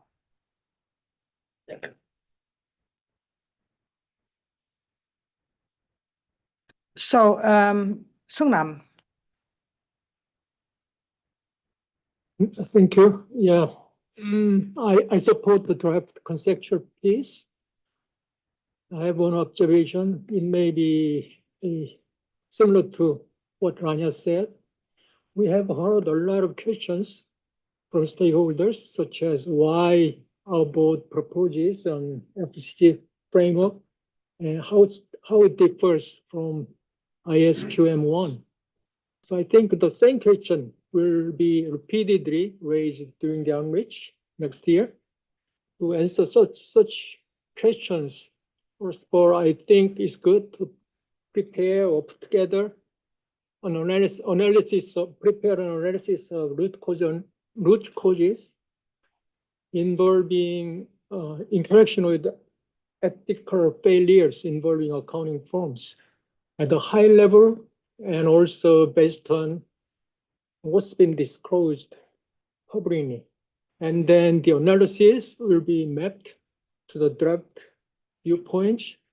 I think the mapping will be useful, very useful in addressing the questions from stakeholders about why the FCC framework is necessary, or what value it provides in addition to the value of ISQM1. So I believe we need that kind of tool to address questions, I believe, from the stakeholders next year during the outreach. Thank you. Thank you, Sunam. Amajit, please.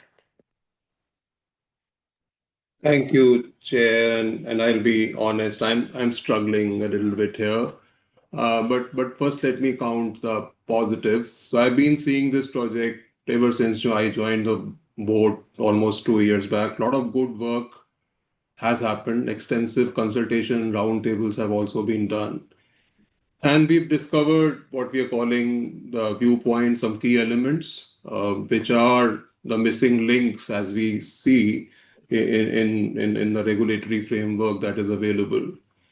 Also, another positive point is broadly speaking, we have a good level of support, especially from regulatory community like IESCO, which was mentioned earlier in the presentation. What I worry about, and there I share Nancy's concern, I worry about the way forward. What are the intended outcomes here? And I'll just draw your attention to para 15 of the paper, where we are intending to seek feedback on the usefulness, clarity, implementability, and proportionality of the viewpoints. I would request the board that we should have little more conviction here in terms of what we've done so far. If we open up the question on the usefulness, I am okay with the rest of it. Clarity, implementability, and proportionality are fine. But the utility of what we have done, I think we should not open up this very fundamental question. This might, undo the progress that we've made so far. All the momentum that we've gained so far, if we just go to the stakeholders and ask whether it is useful, it is useful, we know. And we should have conviction, some element of conviction there. So that is point one. And in terms of where do you want to land, see, I've been saying it earlier also while commenting on this piece. Viewpoints are, I looked at the IESCO's hierarchy of standard setting. I also looked at IAIS, that International Association of Insurance Supervisors, their taxonomy and the hierarchy of the standard setting. So just to sort of give you a flavor of, and I shared some slides with Astu earlier. So principles sit on the top. After that, you have standards, then you have recommendations, then you have good practices, and then you have survey responses. So similarly, IAIS also has principle statements, standards, and guidance. There's no mention of viewpoints anywhere. So I'm not saying viewpoints are a good starting point. It's not just, we have some good material there, but I believe we need little more clarity where you want to land, and we should have intended outcomes in our mind, at least, when we talk to stakeholders. Yeah, thanks, Astu. So this is what I wanted to show very quickly. So this is the hierarchy of a standard setting done by IESCO, and I just mentioned it. Can you just also show the next one, please? Here it is. IAIS, yeah. So this was just to sort of illustrate, how this is playing out in other organizations. So I guess, if we should have a strategy where we want to land, then we see what comes out of it. We may not reach where we intend to reach, but at least let's try in that direction, and we have sufficient basis to try and move in that direction. Second, a different point on para 6, we are saying that of the same paper, there is currently no global ethics baseline against which firms can assess their FCG practices across all their service lines. So I'm not sure if you want to say that. Maybe a better way of saying it could be that we are building on whatever is there, rather than saying that there is no global baseline at all. So that is just a minor point, but I'll just pause with that. Thank you. And thanks, Asu, for showing those slides. Thanks very much for your thoughtful comments, Amajid, and I don't consider the last one a minor point. I think it's important as well. And it just shows the level of challenge that we are all facing with these projects. This project. I'll probably have some reactions later, but for now I want to hear from board members. Hector, please. Thank you, Chair. I have 2 points. The first goes to what Rania and Sungnam mentioned. I want to support their view that, let me rephrase it in my own words. I think the challenge has been that in order to move this project forward and to gain support and mitigate some early opposition that this project raised, we have avoided going into the examples of misconduct. We have done no naming and shaming, and we allude to the cases and the root causes in an annex, trying to not to rock the boat too much. But in doing so, we are undermining the fact that those cases were the main driver for this project, I think. Then we have somehow made these viewpoints very general in nature and sort of professional agnostic, instead of specifically linked to firms, accounting firms, and the cases that we are trying to prevent. In doing so, we have also weakened our hand with this project. And then we have people saying, oh, we already have ISQM1, so why do we need this? Because it's sort of the same thing. When viewed from this perspective, they're completely different. We're not talking about quality. We're talking about ethical behavior. And I think that this is a real challenge going forward for this board, in terms that we don't want to be the ones talking badly about the profession and raising the profile of these mistakes and bad cases.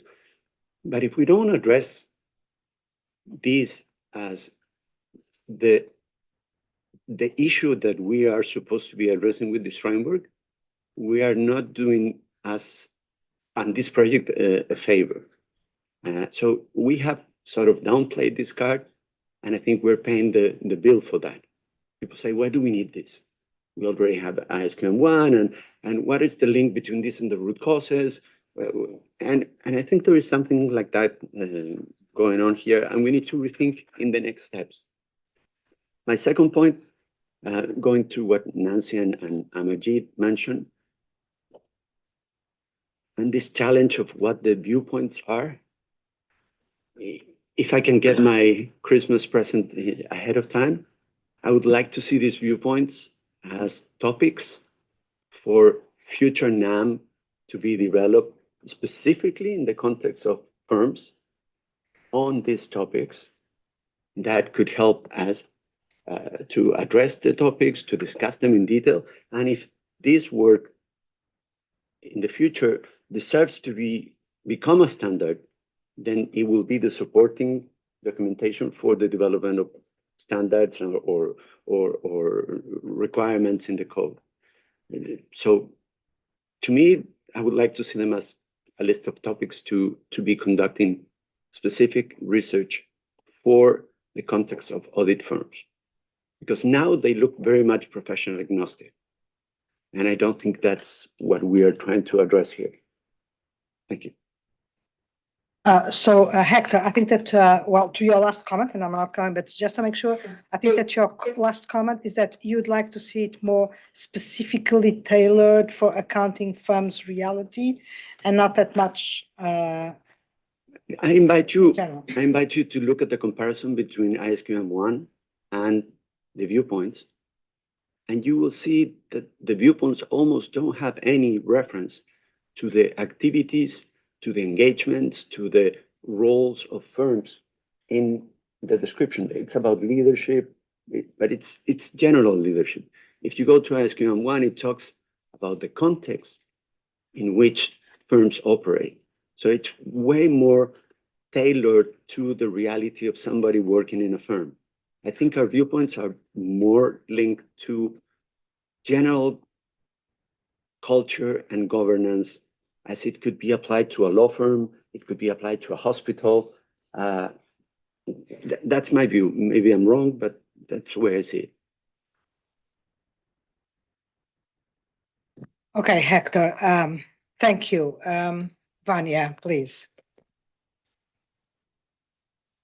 I think I was not the one in the line this time, but Sorry, but yeah. But anyway, it's good because what I have to say, it's pretty much in line with what Hector has just said. I think this project is very important, and I see some people taking the position of trying to help the profession. And I think that if there is a weak point in the profession, it's better for us to look at that and identify it before it can cause damage for our profession. So I consider this project extremely important because the better way to deal with any kind of circumstance is to know in advance. And we must do what must be done in this first phase. And then after we realize the results, then we can study the implication for the following phase. So you have all my support for that. Thank you. Thank you, Vanya. Luigi, please. Yeah, thank you. I have two areas which concerns me with this document. First of all, it is not clear to me why we should have an engagement of the stakeholders, including firms, if everything is already decided, and this is a final document, final position of the IESBA. So I think that the viewpoint are functional, as you said, for the following engagement and discussion with the firms. But I also think that we need to be ready to amend or to change our viewpoint position, whatever it is, on the basis of these stakeholder engagements. Otherwise, there is no value to have this engagement if this is a final position without any changes afterwards.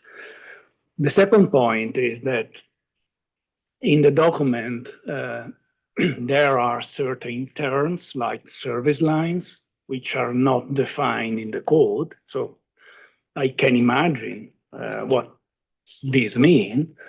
But then if I compare with the second term, network firms, I am struggling in understanding what we are dealing with. And network firm is also a term that has been defined for certain specific purposes, basically independence and some other purposes. And it also includes entities which are not even under control of a firm, because considering the definition of network firm, we may have their entities which are under control of other entities, and simply because there are certain qualitative items. So while it seems to me that when we speak about firm, the contextual piece is speaking in a very general term, scalable, implementable, and so on. When we come to the network firm, it is very prescriptive. In particular, paragraph 20, second bullet, it seems that any network firm should implement the key characteristic reflected in the IESBA, which I believe it is not the intent of this project, and it also simply not applicable in most of the circumstances. So I think that this concept of service line and network need to be revised and make it more consistent with the overall architecture of this project.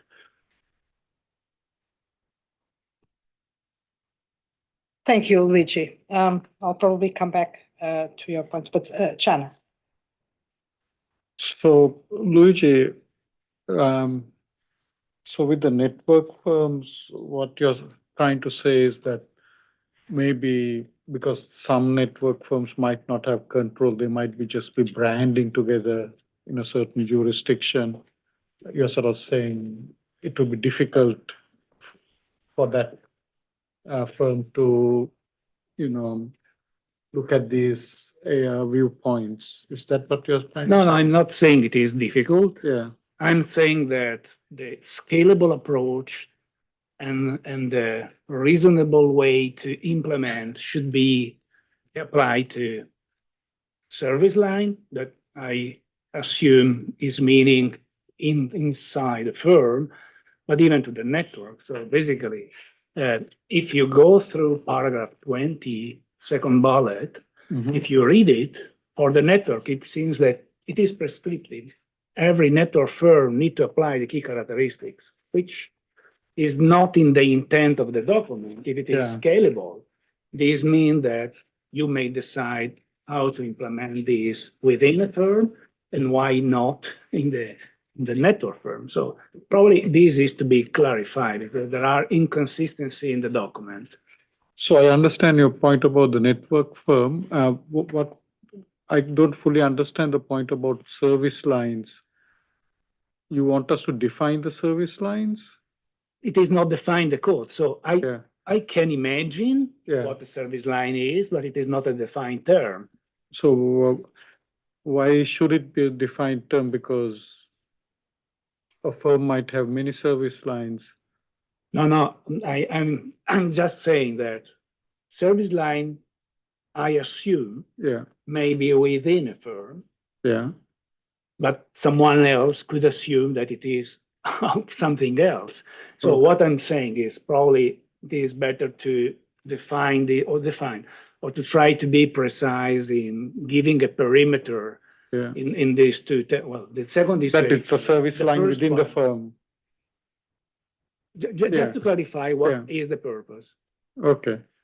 I might just touch on something Hector said. Um, when I sort of quickly looked at the viewpoints, it does talk about a firm and the leadership of the firm. So I think there is like it's addressing firms. To your point that it could apply to other entities. Sure, it talks about firms, but when you say leaders should behave this and deal with these, with challenges that, or business concerns that may be challenging for unethical behavior, we're not addressing real issues that happen in an audit firm. We're using the word firm, but if we say company, this could be used in a corporate environment. The fact that we say firm, to me, is not enough. We need to address the key characteristics of the work conducted by a firm in these viewpoints to make it tailored to the challenges facing firms, not just any organization. So I think we have an opportunity with NAM to go in there. And we don't need to change the viewpoints from here to Friday. I'm not asking for anything like that. What I'm saying is that if we have these viewpoints, leadership is important, incentives are important. Okay, how they operate in the context of a firm with the different organizations that firm have, how do we address this in practice? How does this will link to the root causes of misconduct that we have seen? And then I think there is an opportunity there. So basically what you're saying is there's opportunity to do more NAM, but you're comfortable enough with what the viewpoints are currently saying, because we are trying to keep it to one page and few are a little bit more than one page. The viewpoints are fine. They're all proposing good elements of culture and governance. My wish is that we take that and we do more. Gabriela might remember the way we used to operate at the Corporate Governance Committee of the OECD. We would conduct thematical research and we would collect like the wisdom of best practices. We will come up with the view of what is good practice, and then we would have that included in the principles. And people would say, why are you putting this in the principle? Well, because we have all this research that shows that this is good, that this has been helpful for firms to address this and that problem, and that's why it made it into a principle. So we have an opportunity to do something like that, especially when people are asking us to have NAM before standards. So my suggestion is, let's take this viewpoint and say, okay, what happens in a firm? How this operates specifically in the context of a firm. Thanks very much, Hector and Chana. I think that we will continue this discussion from the perspective that you're putting here, Hector, when we discuss the outreach plan, because it's very much connected. And I would say that if anything, the intention is exactly that one, probably not with the depth that you were conceiving, namely compared to past experiences. But I think that that's where we are leaning for, is to use these viewpoints as an instrument to reach out to the firms, to the regulators, etc., and understand how it might work. If it doesn't work, and that's why I need here with you when you say everything has been decided. No, nothing has been decided. This is what states the position, the thoughts, the viewpoints of the IESBA.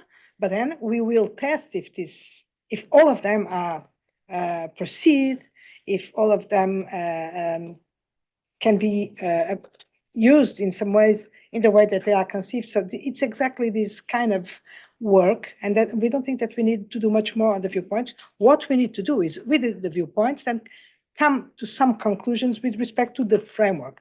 And the framework, yes, it will include probably some of the viewpoints, part of the viewpoints, part of the principles, and etc. But we can say that this is everything has been decided, because what we want to decide or accept here is that we use this instrument to move to this next phase, which is to evolve to a possible framework that is based on these viewpoints, but in the way that we will decide, and that use these viewpoints as much as we as a board we decide to use them, and in the way that we decide to use them. So, Sadia, please. So, been a rich discussion, and a lot of them have already been covered, but maybe the point I wanted to make was that this is a very good communication tool. It's been written in the sense that we are explaining what IESBA has done and how we intended. I would like to see it elevated to see how you should be consuming it. And that directly speaks to Nancy's question about what are these, how should you be consuming them as the reader of this year?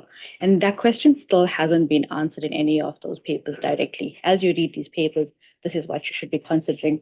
Whether there's a timestamp on it, is this a point in time? And that clarity would be helpful in this document.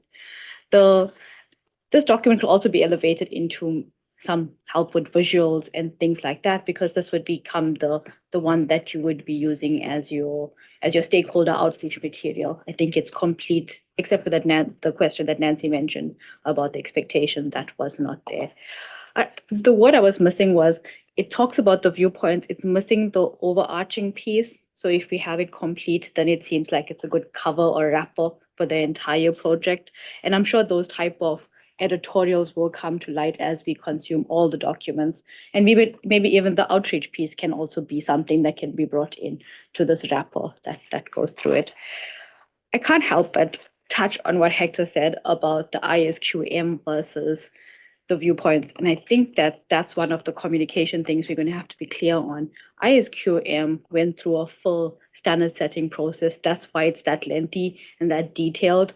Viewpoints we have to start scoping, and that's why it seems that little and narrow. And we must not move to make it side by side without going through a full due process or standard setting. But that question that Hector has may be questions that other stakeholders may have. So we might want to think about how we clarify that in the paper that comes later on in the discussion.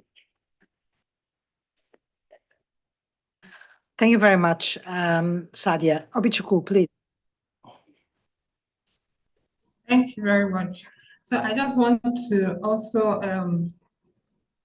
express my points, my viewpoints, which align with Nancy's questions and Amadjid's comments. So I believe from that the viewpoints are essentially the same things that was presented to stakeholders during the roundtable discussions that were held earlier this year in March and I think in Q2. So using these viewpoints again as a tool for engagement or outreach to see the usefulness, I feel is I feel we're just repeating what we've done because there was extensive roundtables done. And again, the viewpoint, what I thought before was that the viewpoint is going to be like a NAM. But from what I'm seeing from this conceptual piece, is a tool for further engagement. So I feel that given the constraints with resources and time, calling a roundtable to discuss the same principles we already discussed. I don't know how the stakeholders will see that, and to also avoid sending a wrong signal to the market, because people might start when we go on to the overarching draft and others. People might start confusing: is this the framework? Is this what are we actually trying to achieve? So I sincerely and respectfully feel that these viewpoints might be useful as a NAM, but to use it for further engagement on something we've already done before, and we came out with the 8 elements. I believe we should focus more of this time to trying to come up with a framework and use this viewpoint as a NAM just to educate people, and while we focus on how to come up with a framework. Thank you. Thank you, Obichukwu. These are also very good comments that I think we will probably address again when we discuss the outreach proposal. Although everything is connected, so it's difficult to separate the topics, but this is probably something that we will need to weigh in and consider when we discuss the proposal for outreach, because what you're saying basically, as far as I understand, is that we should go directly to develop a framework or a draft framework and then discuss afterwards, which is not the plan currently, but of course we can discuss any approach, and all the approaches are valid, and we should make sure that when we decide, we have taken all the viewpoints from the board members into consideration. Thank you for it. Rich, did you? Okay. We'll get to it later. Okay. So, well, very interesting discussion with some challenges. If there are no other comments, I'd like to give the floor back to the project team and see what, from your side, what you take from this conversation on the overarching piece. Thank you, Gabriela, and thank you, everyone, for your feedback. We'll certainly take them into consideration. There are a few things in terms of the role of the viewpoints. If we'll take another look at this paper in terms of perhaps if we can bring out more clarity about whether it's lifespan, whether it has a shelf life of a few months only, if it's not enough, if it's not already clear. Again, as we have said in different occasions, that these viewpoints are tools that we're going to use to help us in terms of the stakeholder engagement we will have in Q1 and Q2, and therefore help us to then allow the board to make the decision in terms of the approach to the FCG framework at the June board meeting next year, which will have the components of what we might think should go in the framework, and also the location and authority of the framework, of course, which we will discuss a little bit more later in a later session when we talk about the different options, but also in the outreach piece, as Gabriela has mentioned, in terms of what we're going to talk to our stakeholders about in terms of these viewpoints, but also as others have mentioned in terms of the NAM discussions So these viewpoints are not final in the sense, but it is final also in the sense that we're not revising the viewpoints per se moving forward, but we are more focusing on looking at what should be in the framework and how we should develop this framework. So it's very much that's what the main purpose of the viewpoints. But we will make that a bit clearer and some of the other suggestions and thanks Sadia for your comments, particularly.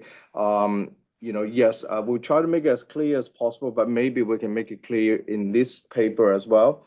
Is that ISQM1, you really can't just compare ISQM1 with these viewpoints as is like-for-like comparison, because ISQM1 is a fully final standard that has gone through the proper due process, and therefore is a lot more comprehensive in that sense, and for the purposes of what they're trying to achieve with their work. These viewpoints, again, they are, as the board has agreed, they needed to be short and brief. And as we develop these viewpoints, again, this is more about a tool. So we have, for instance, if you look at the ISKM1 linkages paper, it does talk about, it is more comparison. And we don't call it mapping because it can be a little bit, give the wrong signal that they are, very much the same thing. They're not. And hence, we kind of avoid the words of using mapping. In terms of, mapping what's in the code, there's really not a lot in the code right now. There are a few application materials, and we have brought that out a few times already. And so very much again, and that's why we don't see the need necessarily to make that attempt. But as we discuss the options a little later, one of the options, of course, is to whether we further develop and enhance the code to kind of add to what we currently have in the code, and that's one of the options that we would consider as well. But all in all, I think these are some really helpful feedback that the project team and the board advisors will take back as we discuss them. And hopefully we can use this contextual piece as, an initial piece of document that people will read and help them to understand what the issues we have encountered, why we have these projects, and what we're trying to achieve. Not necessarily going to root cause analysis per se, because as Ken and others have mentioned, we're not privy to a lot of information and like Ken have said, we do need to be mindful that what we see, there are a lot of complicated issues involved in that. But I think there's enough information, as Charles mentioned, to help to demonstrate the need for this project, and certainly, we've seen from the support from the PIOB the importance and necessity of this project and what it's trying to achieve. So thank you very much. But I think we probably should break for lunch. Yes, but not before listening to. Oh, no, of course not. Thank you, Charles. So just listen to some of the comments Nancy and Sadia made, and then also thinking about what Amajit said, because the viewpoints is not something that has been used in the past. Whether, once you get the contextual piece and when you put this document together, whether in the front you put a thing saying that the purpose of this document is to inform the stakeholder engagement, which will then lead to the board making a decision in June 2026, then the purpose is quite clear what these viewpoints are supposed to do. And then it avoids the confusion. Well, where does it sit on the standard setting framework? It doesn't sit on the standard setting framework. It's just a briefing document style thing just to inform the discussions. And I can sort of see then Luigi's point, because that second point suddenly gets a bit more prescriptive. And having that sort of explanation in front sort of says that this is just meant for like information purposes to inform the board's decision making in June. I mean, we can come up with some appropriate wording, but I can sort of say, and in that context, I think I would sort of just delete that second bullet.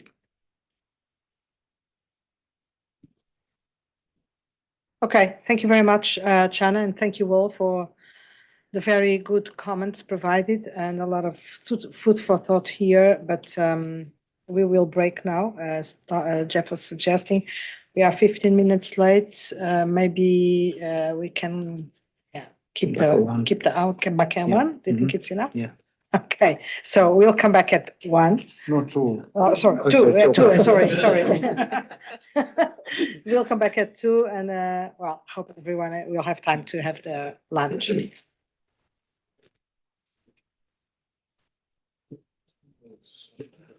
Gabriela. Okay, welcome back, but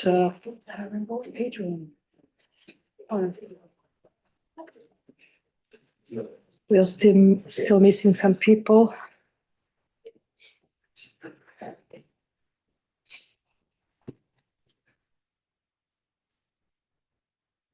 Jeff, ready? Yes. Okay. So I'm sorry, it was a little bit short break, lunch break, but I needed to recover the delay. So Jeff, project team, do you want to move with the next topic? Yes, thank you, Gabriela, and thank you for the comments just before lunch on the contextual piece. Perhaps I'll just start with just what Chana suggested at the end of the session. I think that would be helpful to perhaps just get that, just to give a little bit more clarification, the purpose of this whole, the full set of material, including the viewpoints, the contextual piece, and the overarching piece. But I'm going to pass it to Lauren, who's going to walk through with us the next part, which is the overarching piece. Thank you. Thank you. And also, like building on some comments from the last session, like Jeff mentioned, Shana's comments and also Sadia's. I just wanted to mention that the 3 documents, or the 3 set of documents that we're discussing now, they're meant to be read together. So at the end, and like we've mentioned, so these are tools for stakeholder engagement. These are not final products by themselves. And again, we'll come back to this later when we talk about the outreach plan, but the intention is to put together a briefing note that will have that explanation that Chana mentioned at the beginning. So how are you supposed to read all of this that comes after, plus the questions, and then we'll have the contextual paper that sets the background, the explanation of what the viewpoints are, etc. Then we'll have the overarching piece that we'll discuss now. Finally, the viewpoints, and then as an appendix, the IESBA paper that we'll also discuss later on. So just to mention, these are not, even though we're discussing these papers individually, it's just for ease of reference and ease of discussion, but they're meant to be read together by the stakeholders. So going on to the overarching piece, again, this is another version of a document that the board has had the opportunity to discuss in a previous meeting. The first draft was presented at the October meeting. The board was generally supportive, short document, plain language, easy to read. So of course, there were comments that were made at that meeting and that we took on board. So again, just focusing on the key changes. At the beginning, we added a new paragraph that highlights the impact of ethical culture on firms' responsibility to act in the public interest.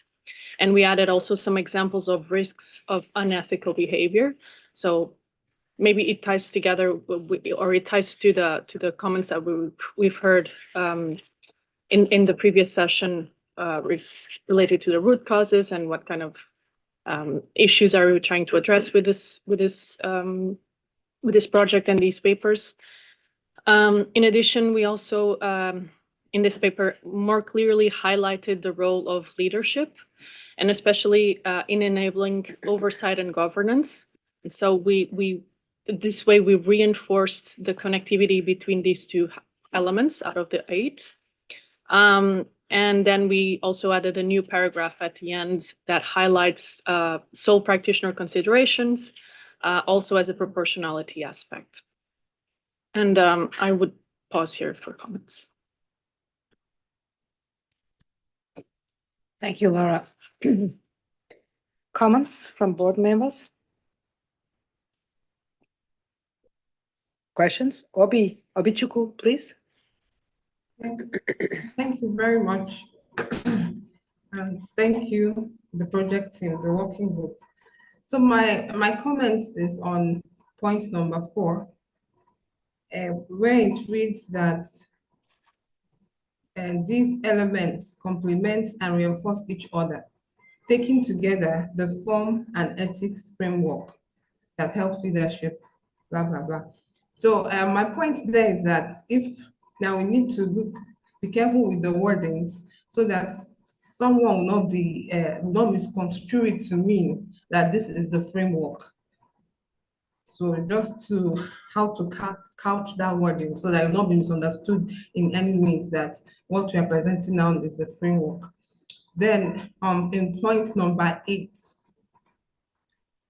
the statement that for sole practitioners, not all the FCG elements may be applicable. Example, promoting a culture of open discussion and challenge. I beg to differ to this statement because I believe that a sole practitioner should also have a culture, even though it's just maybe only one person, but he relates with clients, he relates with external experts, or even people that affiliates that they come together to do. They come together to do their work. So I believe that a sole practitioner should also have this culture, be encouraged to imbibe this culture of open discussion and challenge. This will help him in his work, even towards clients. If you feel that this the way the client is going, or some of the in the process of your audit or whatever service, this open discussion and challenge enables someone to be able to challenge politely or speak out against an unethical issue that you just noticed. So it applies to sole proprietors very, very well. Even in the case of a joint audit, when you're working with a sole proprietor, if the sole proprietor doesn't have that same culture, it's going to kind of cause a little disconnect with another joint auditor that has the culture already. So I believe that that it applies to sole proprietors. Thank you. Thank you, Abichukwu. David Ray, please. Thank you, Chair. So for me personally, when I read the overarching piece, I'm actually quite happy with the way it's written at the moment. I find the language is much more accessible than some of the earlier versions. And I think it explains the cohesive puzzle that is trying to be created, which I actually did appreciate quite a lot.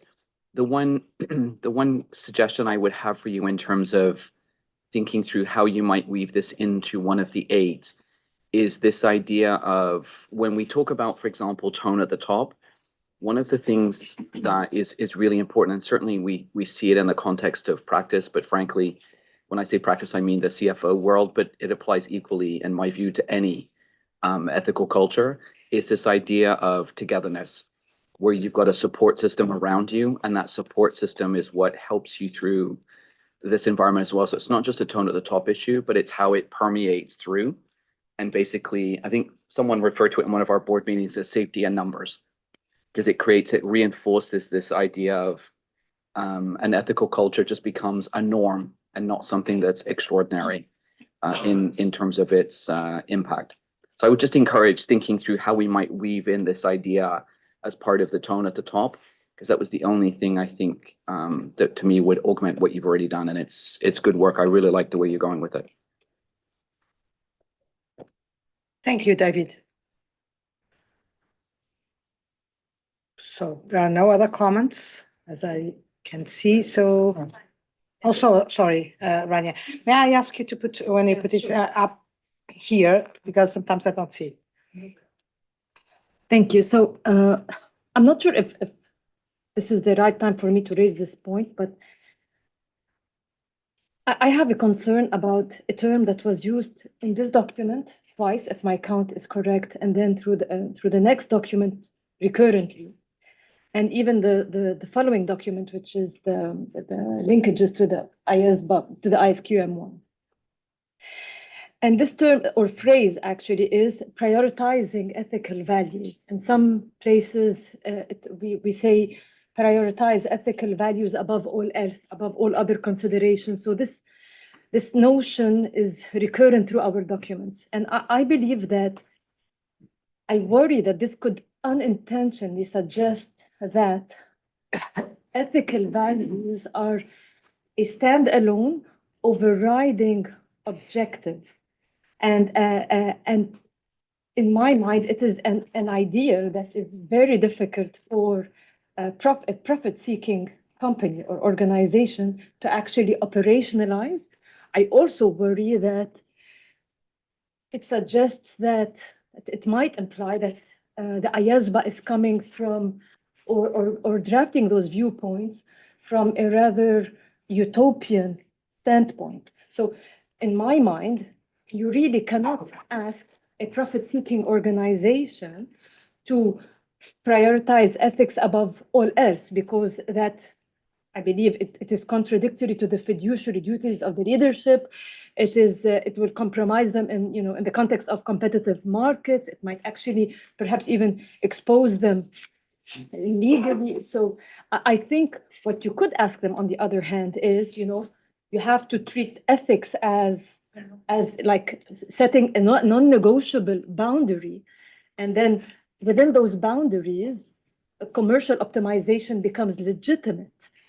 And actually, I would go as far as to say I think that's the behavioral change that we need to be seeking as a board through this project, which is that senior leadership has to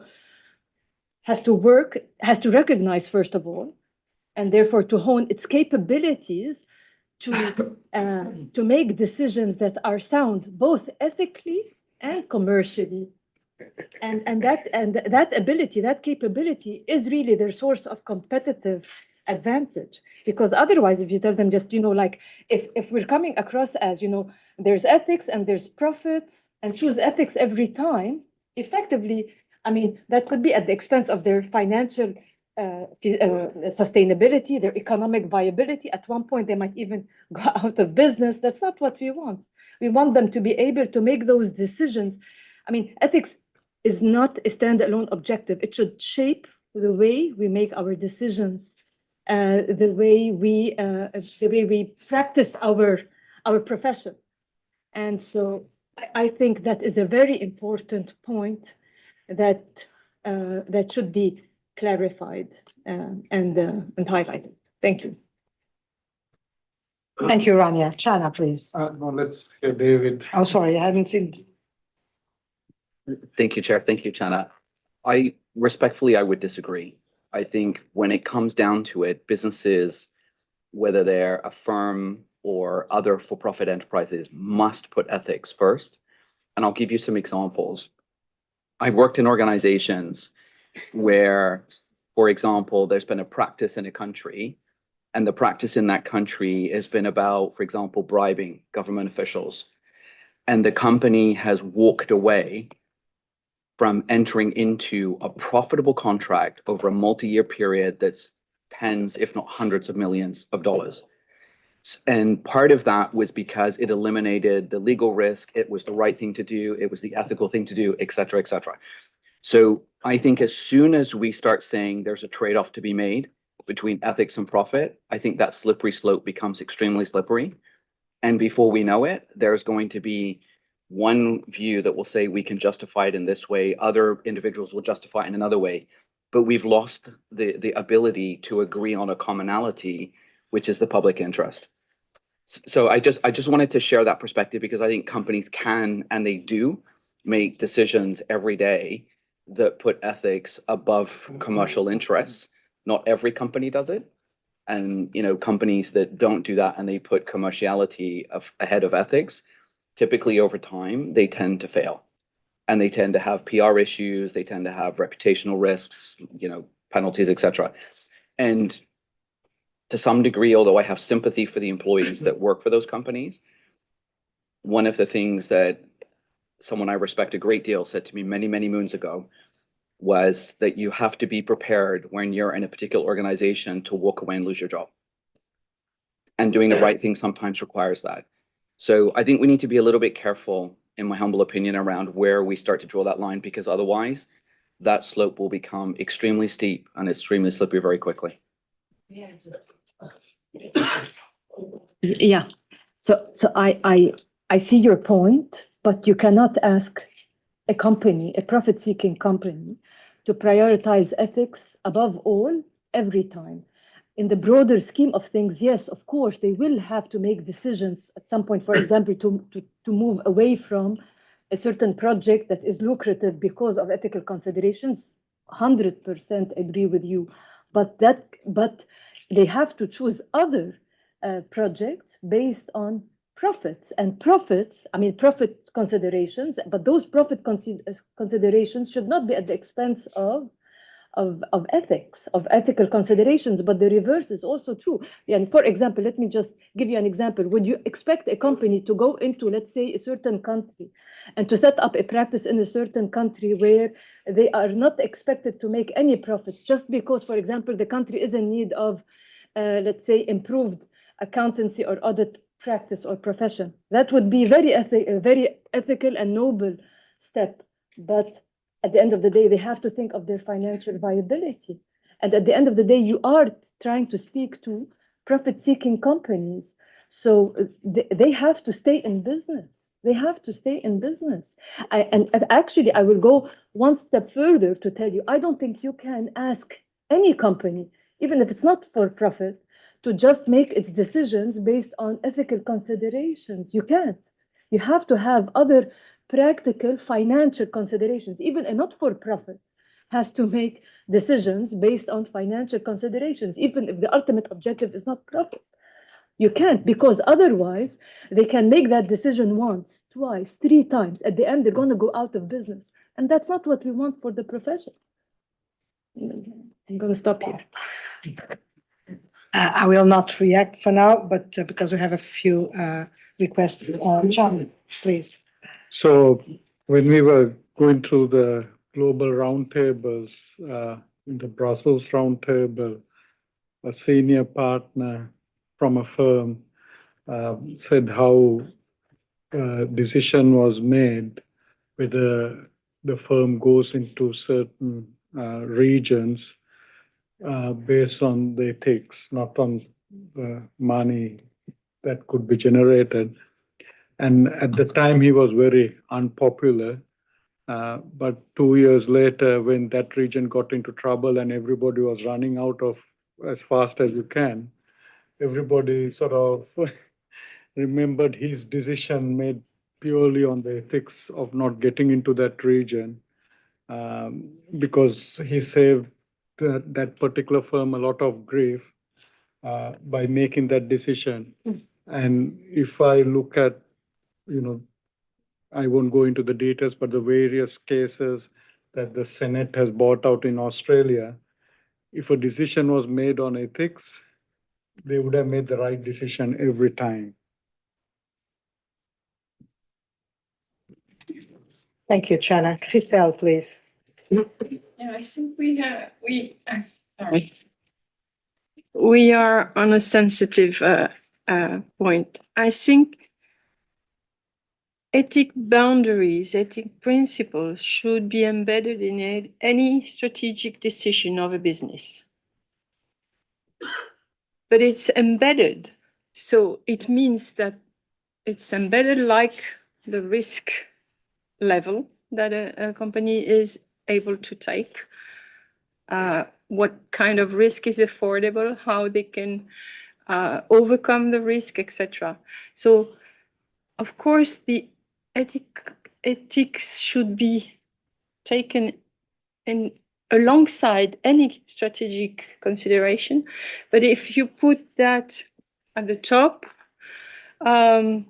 no production of arms would be acceptable. Yeah. because if it's not the firm, of course, but if you take examples, you can go until things like silly things like that, utopia, right? But it is still any decision going into a country where you cannot do business without being unethical very regularly should not go. That strategic decision should be based on the environment, your capacity to overcome and have processes that secure totally your company from, but in fact, in some countries, you don't go, okay, when you are ethical company.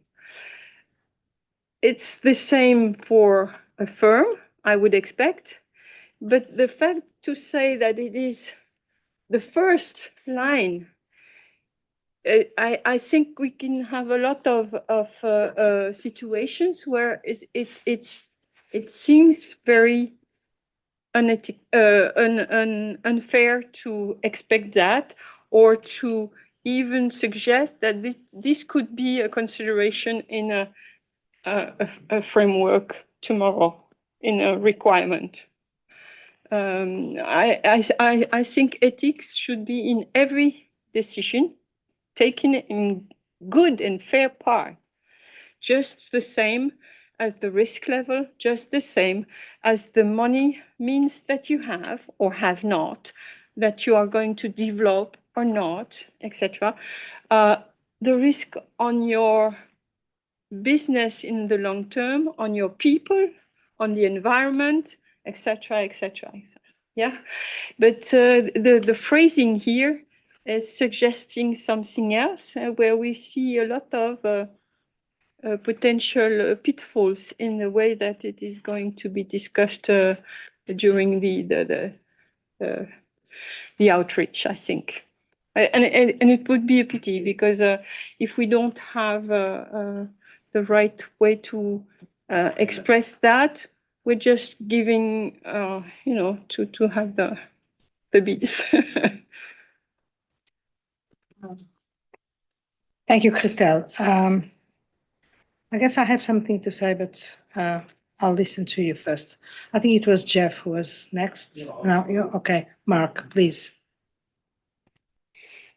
I really liked the articulation that Christelle just gave about ethics being part of your decision making, and it's being absolutely embedded in it. And I think that that is exactly where we're trying to drive.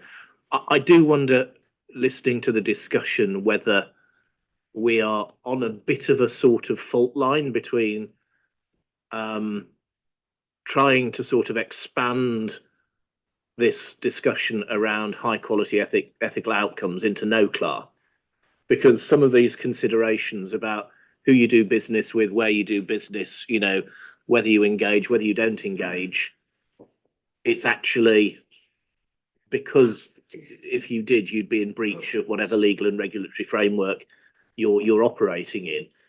I sort of take that as a bit of a hygiene factor. This is about driving high quality ethical outcomes, when it's not bounded by law or regulation, but it's about getting people to do the right thing.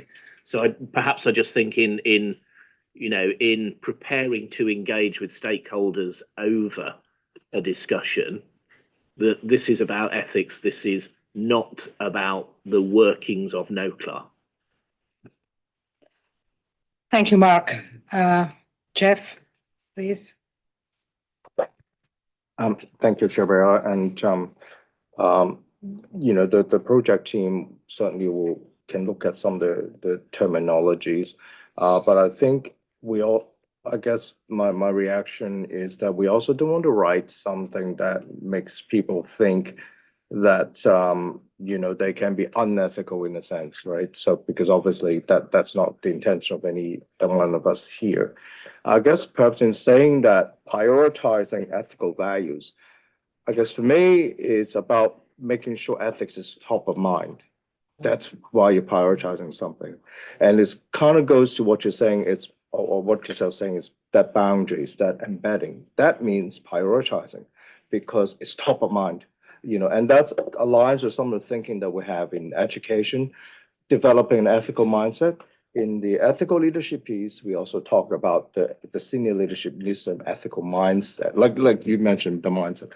It's about having top of mind. Therefore, you prioritize it, not in the sense that, it's hard to explain that when you try to explain, well, you've got ethics consideration, you've got financial considerations. Sometimes you got to take the financial, then it comes across as, well, can you be unethical? But that's not what we're saying here, right? So we'll look at the terminologies a little bit, but we also need to be kind of careful because we're trying to put that into, a really important. We're trying to frame as this is really important. It needs to be top of mind. Hence, you need to prioritize it, not in the sense that we live in the utopia and that and that's what the Puritans would do. So that's something that we need to think about. Yeah. Thank you. Thanks, Jeff. Ken, please. Sorry, you have Amajid. Very quickly, actually. So just to sort of offer a suggestion on the terminology. By the way, very interesting debate. It's keeping me awake. It's very late here. I'm just wondering, instead of saying prioritizing, if you say integrating ethics in all your decision making, including commercial considerations, it becomes a part of your DNA. Just a suggestion. I mean, instead of saying the word prioritization, can we say integration into all the decision making of the firm? Yeah. Thanks. Thanks, Amajid. Ken, please.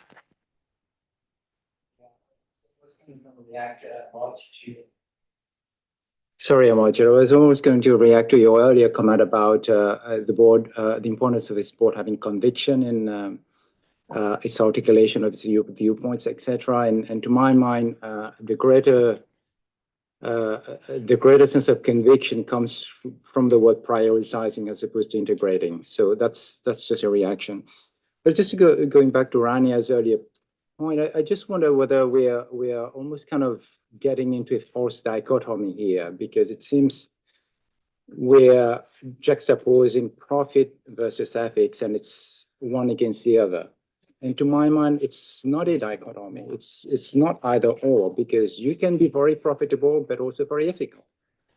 And I don't think this is what the articulation of the viewpoint is getting to. We're not trying to say that every business, every firm has to put ethics at the expense of profit, because you're right, Rania. Before we know it, everybody's out of business. And that's not the intent. But really, when ethics, essentially when the rubber hits the road, it's when ethics becomes important. And that's why we're saying you have to have it top of mind, because when you really have to make those very tough choices and decisions and judgments, and if you don't have ethics top of mind, the pressure is going to overcome you, and you're going to cross the line, you're going to go into the areas where you should be going.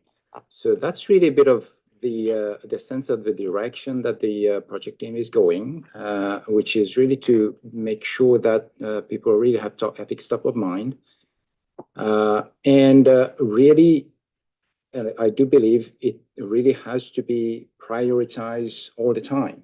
And again, I don't see that necessarily as it's conflicting with the importance and the need for firms to be for-profit business, because they need to earn the revenues and the profits to invest in their businesses, to be able to service the clients, and to be important pillars of economies across the world. Because, as we know, the profession plays a very critical role in the global economy, and they need to be profitable enterprises in order to be able to sustain all the work that they do.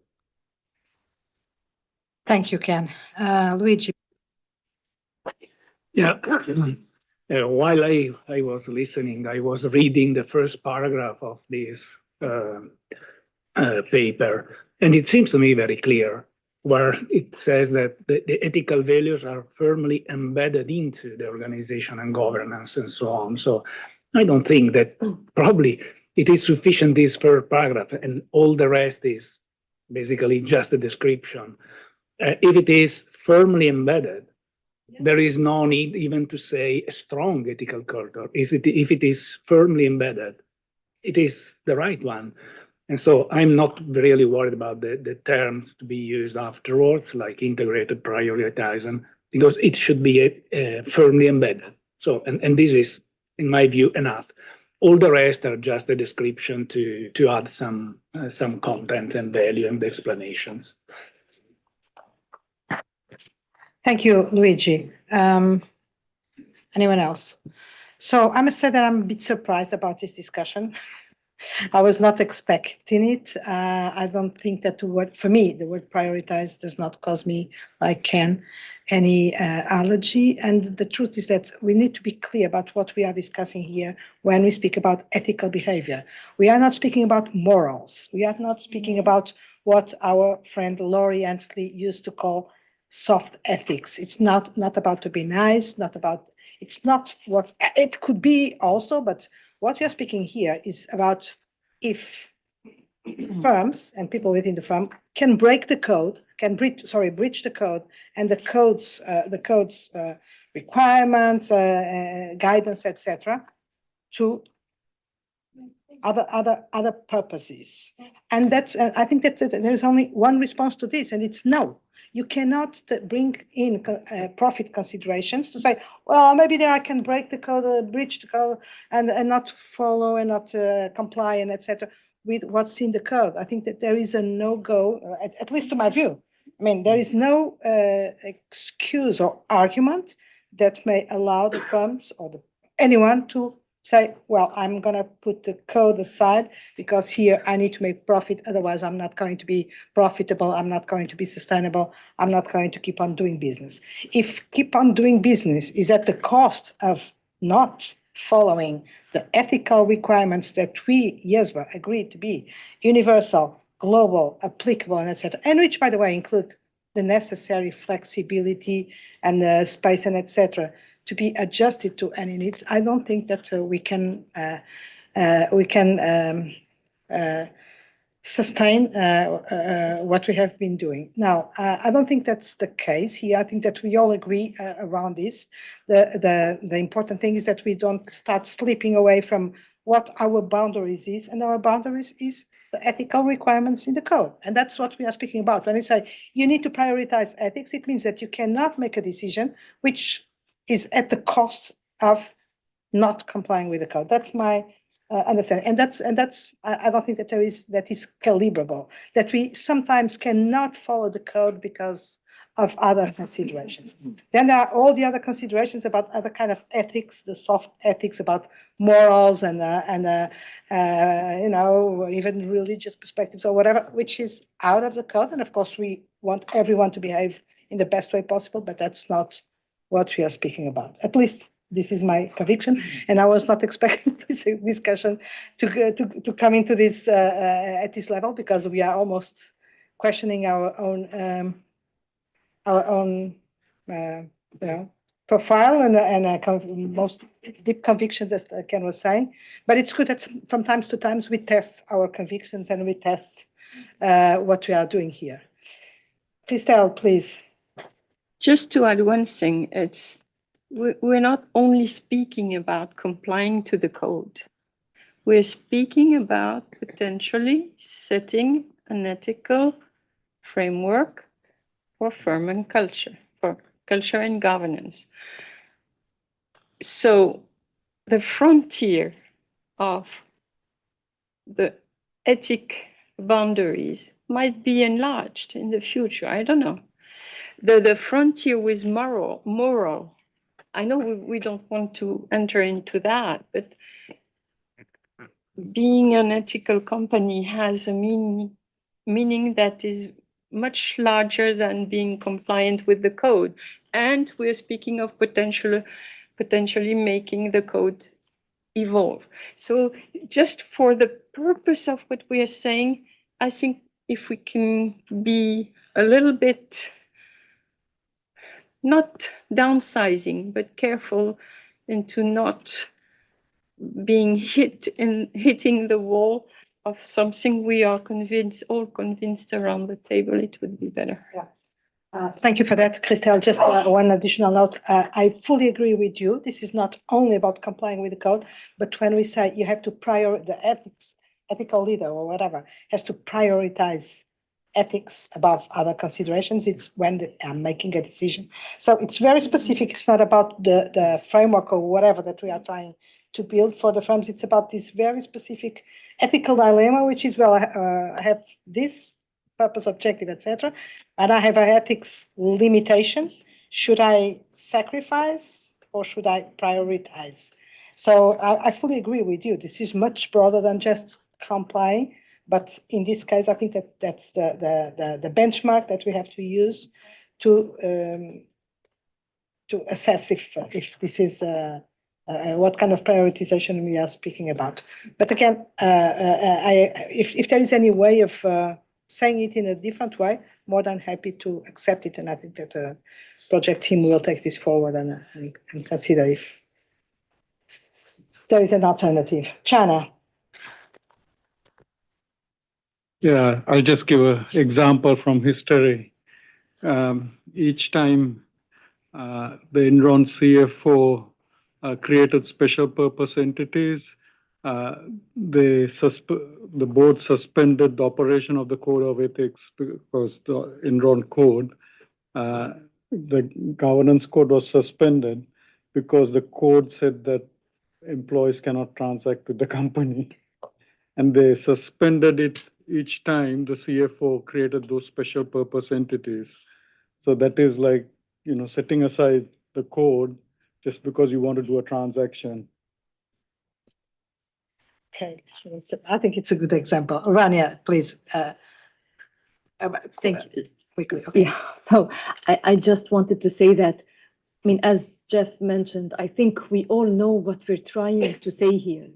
But what we have to keep in mind is that this document is not speaking to us, it's speaking to our stakeholders. And I believe that the change in behavior is expected by the firms. And I think for us to get their buy-in, to secure their buy-in, we need to assure them one way to assure them is through the language we use, is that we understand, we're speaking their language, we understand their concerns, and obviously their financial viability and sustainability is a concern. And so our documents should suggest that we understand this and we see this. But ethics should be, the ethical requirements should be non-negotiable boundaries, should be red lines within which they should operate. But I believe that there is a way to articulate this better than what it has already been articulated. Because when you say prioritize ethics above all considerations, indirectly somebody can say, oh, okay, fine. So now you're asking me to go into something that is, let's say, a project that is like ethically very noble, but it causes me to lose money. No, that's not what we're saying. And I think we can all agree that, no, that's not what we're saying. But yeah, but we have to, I think we need to choose our wording better so that we suggest that we're on the same page as the firms are. Thank you. Well, I'd just like to know if the rest of the board feels the same, because if the rest of the board feels the same, then I think we need to change the words, like Rania is suggesting.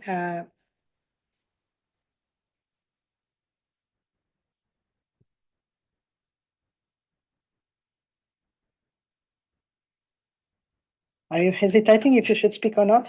And I decide you'll speak. I don't know if we need to redraft and create a precision in this space, but the conversation is quite important. So we, as a board, should be very clear about our intentions. It seems like we're pretty close. When we engage with stakeholders in one way or another, I think we need to set up our expectation. To me, I read the verbs we use are intended to show a degree to which we expect and anticipate change or embracing. So to me, prioritizing means if you're not doing it, it really should get up there, right? Mm-hmm. That's what we're trying to do. But I think the conversation is quite point. We should not walk in as a board into our outreach meetings not knowing where we are on this line, because Rania has a very good contradictory point. And we can get approached and say, what are you guys, crazy? This won't work. So I think this conversation elucidated, expressed or announced some of the articulation we need. I don't know if it's needed in the paper. I think it's very hard to do that. I just think we should be prepared when we engage with our stakeholders to hear a remark or a comment that Gabriella has raised and be prepared to understand where we are. So that's what I take from this meeting. I think it's very good advice. I just don't know if we need to spend hours drafting the expression. That may be a step too far.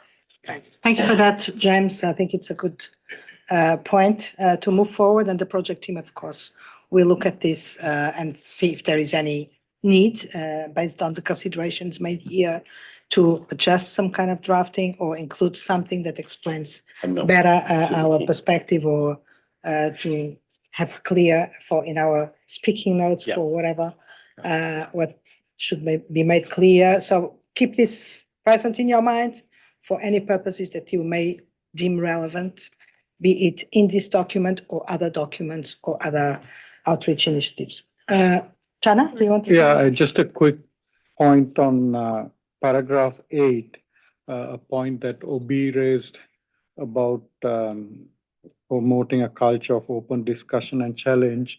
I think the project team, we was trying to find the example for a sole practitioner. And I think OB has a point, because sometimes even a sole practitioner could have a couple of staff. And so maybe we find a better example to put in there.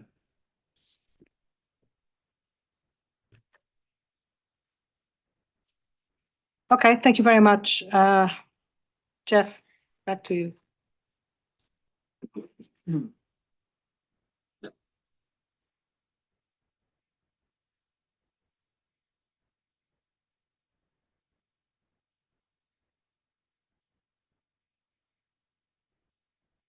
Okay, thank you. So we're gonna now move to the viewpoints, and we're gonna walk through each of the viewpoints on each of the 8 elements, and we're gonna put them on the screen. But before that, let me just note the key changes that we made across all the viewpoints. So firstly, we tried to remove the perception of being prescriptive.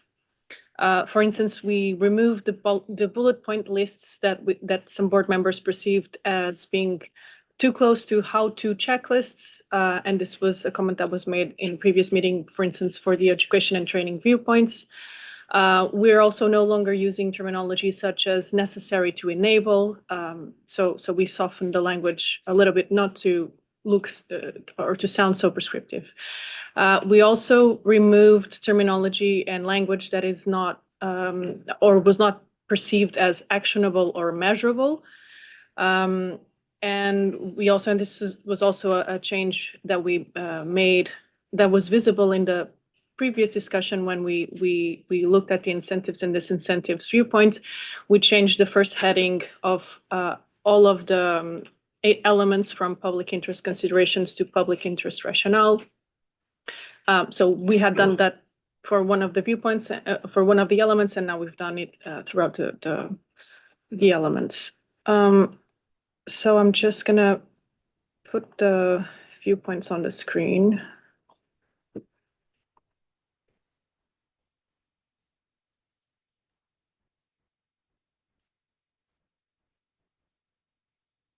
Could we please put the slides down and thank you.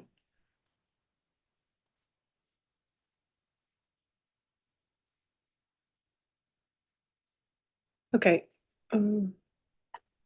Okay, now we have the draft viewpoints on the screen, and we'll go one by one.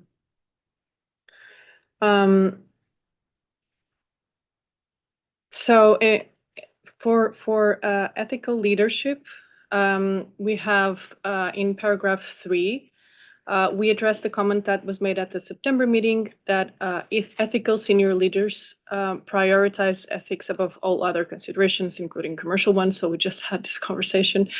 But so this is one of the paragraphs where this is, because as far as the project team's understanding goes, this was something that was actually pointed out at the September meeting, and so we made that clear. In paragraph 5, we added a reference to governance, which ties with the parallel change that we made in the overarching paper. So to make clear the connectivity between ethical leadership and oversight and governance. Still in paragraph 5, we added a reference to minimizing the risk of ethical failures at the end of the second sentence to address a board comment about having a preventive approach. So to preempt the risk of ethical failures before they happen. And then in paragraph 7, we amended the wording we are using now. So the alignment with, we're using our alignment with to address a comment from the board that at the time of the recruitment of new staff, no one really knows whether that new staff has a deep commitment to the firm's ethical values or not. So alignment better reflects the idea that we were trying to convey in that paragraph. So these were the main changes that we've made since the previous version of ethical leadership, and this one that has been tabled now for discussion. Yeah, so I will pause for comments. You saw the 10th card's coming up and you got frightened. Thank you very much, Laura. Christelle, please. Yes, in fact, I think in all documents, I struggle with the word disincentives. This is not an easy word to translate. Is it about sanctions? Sanctions plus remediation? Prevention, sanction, remediation?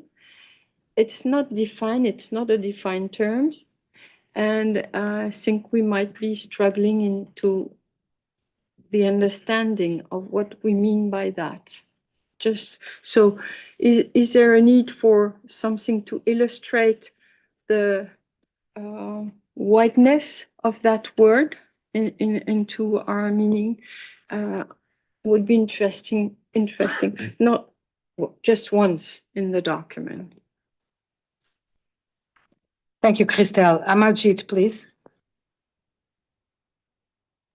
Yes, two small points. One on point number 4 and one on point number 6. So if you apply the lens of a potential requirement or a standard, if it translates into that at some point of time, how do you measure this? It's more of a practical problem. And what I'm trying to point out is this says senior leadership have an ethical mindset. So while I do understand the spirit of this statement, but how do you measure that? And similarly, in point number 6, senior leadership understand the value of independent input. It's more of a practical consideration in terms of as and when it becomes, it takes a shape of a requirement or a standard, how do we measure this? Thanks.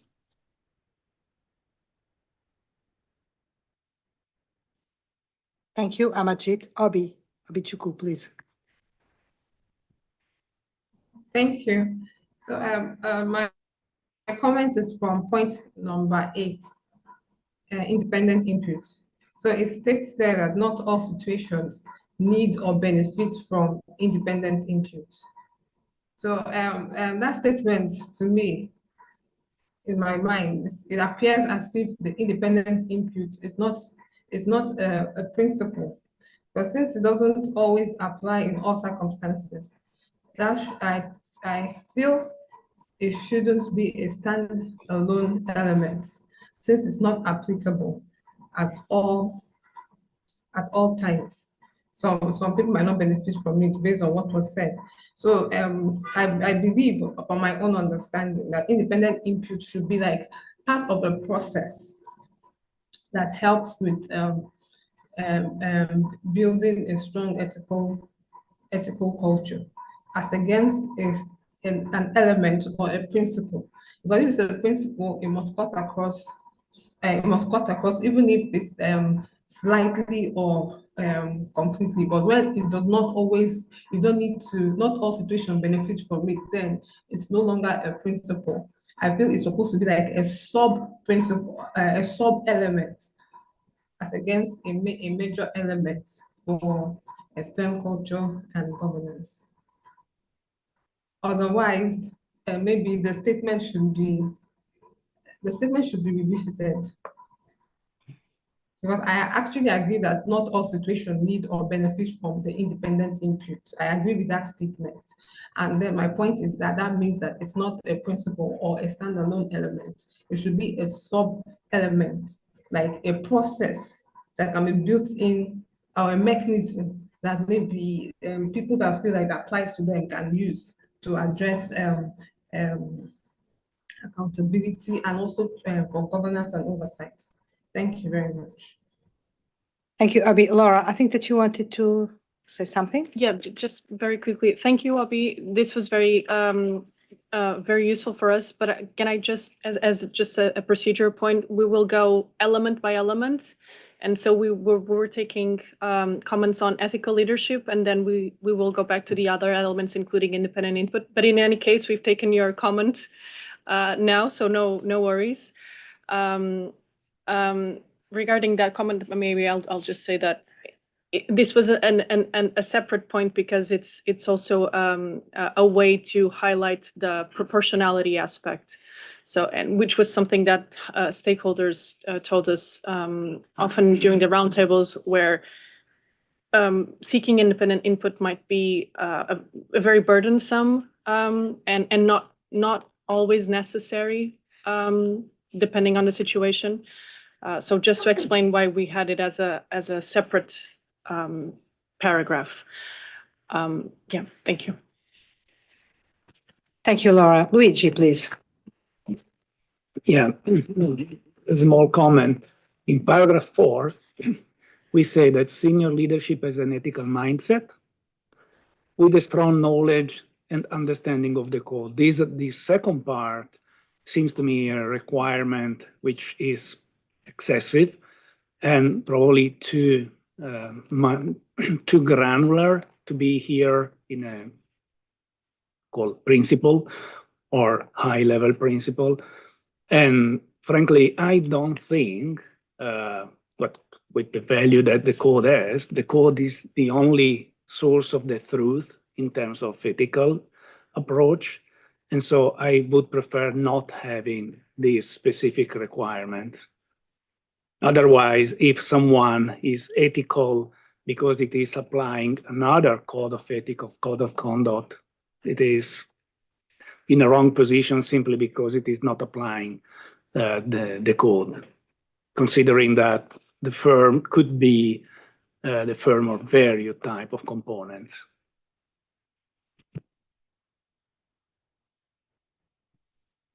Thank you, Luigi. Mark, please. Thank you. Maybe firstly, do we address Christelle's point if disincentive becomes deterrent? Because that might be more of it might be a clearer, or it may not be a clearer thing, but anyway, so regardless. Two points I had. One is maybe sort of building on Luigi's point, which is the uncompromising stance didn't sit very happily with me, because we are a principles-based code, so I don't know whether if that line is retained, we have something that perhaps is proactive rather than uncompromising. It sort of suggests rather too many bright lines and rules. And similarly, in paragraph 7, I don't like this idea that we're setting up some sort of ethical scale. So where we say outstanding ethical behavior, actually what we're trying to drive is just ethical behavior. And if we've got ethical behavior, that's all we need. We don't need it to be better than ethical. Yeah.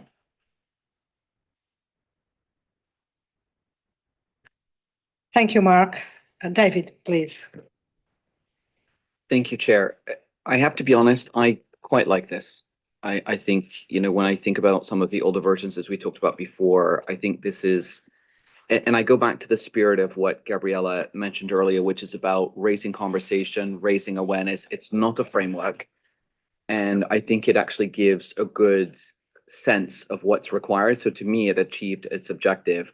I do agree with Mark, the superlatives probably need to just be managed a little bit and reduce them because they're not necessary. Interesting on point number 4, I was thinking about what you said, Luigi. And I personally didn't have an issue with it because the code is what we're talking about, right? That's our remit. So to me, it made sense that we refer to it from that perspective. And I think the issue of uncompromising stance comes back to what we talked about earlier, which I totally agree with. I cannot see a situation where you have a profitable company, but you're behaving unethically. To me, that's just not a discussion point. So that's what I think is meant by uncompromising stance. And to me, profitability is never unethical in and of itself. I mean, that's kind of the way life works. So I think I personally wasn't troubled by the word uncompromising because to me, it makes it clear that you don't start behaving unethically because you've justified it in some other way. Otherwise, again, we're back to the slippery slope and what is our purpose if that's the case. But otherwise, well done. I think you guys did a good job. Thank you, David. Luigi, do you want to come back again? Okay. No other comments, so project team? Sorry, Paul. Maybe just to the point around superlatives, instead of saying exemplify outstanding, reflect consistent ethical practice, ethical behavior, because it's the consistency that we're stressing about, just to level the playing field. It's consistent behavior, not exceptional behavior we're talking about. Thank you, Paul. Laura? Thank you very much for all the comments. Maybe just on that, on this one, on in paragraph 7, the use of outstanding. We tried again when we were preparing the new versions. We tried to remove a lot of fluff language, let's say, and we didn't count outstanding in that category. Because what we're trying to say here, and this is also listening to stakeholder feedback that said, we've heard many times saying, ethical behavior in itself should not be rewarded. It should be the baseline, right? And so that's why we use the outstanding here, because if we said only reward ethical behavior, well, that's not rewarding, right? It's recognizing that the people are doing what they are supposed to be doing. So the rewarding, and this also ties with what we have in the use of outstanding here, and this kind of phrasing ties with what we have in the incentives and disincentives viewpoints, which is this idea of recognizing something that goes above and beyond the baseline. So just to address this comment. So thank you for that, Laura. Can I then maybe ask a question? What does it mean to have outstanding ethical behavior as opposed to just ethical behavior? Yeah, so the example that we have for the most part is being, for instance, what we call an ethics multiplier. So it's someone who, besides showing ethical behavior, they go around to other teams and try to promote ethics or talk to people. So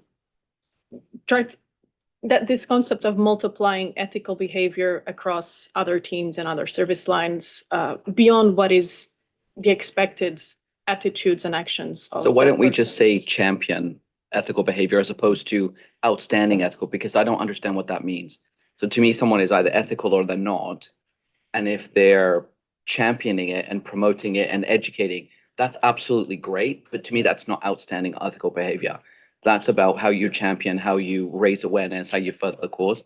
So it might be more helpful just to say that, because I think your example is a good one, but just say that.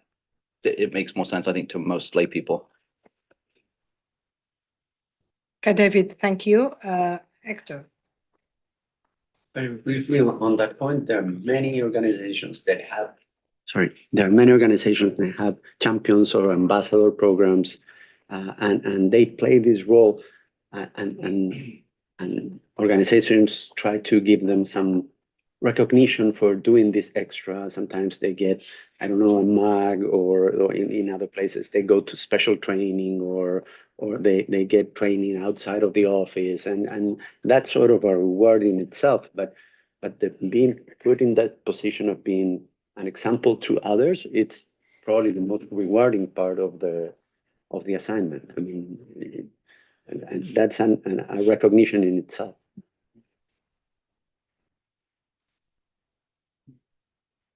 Thank you, Hector. Rania, please.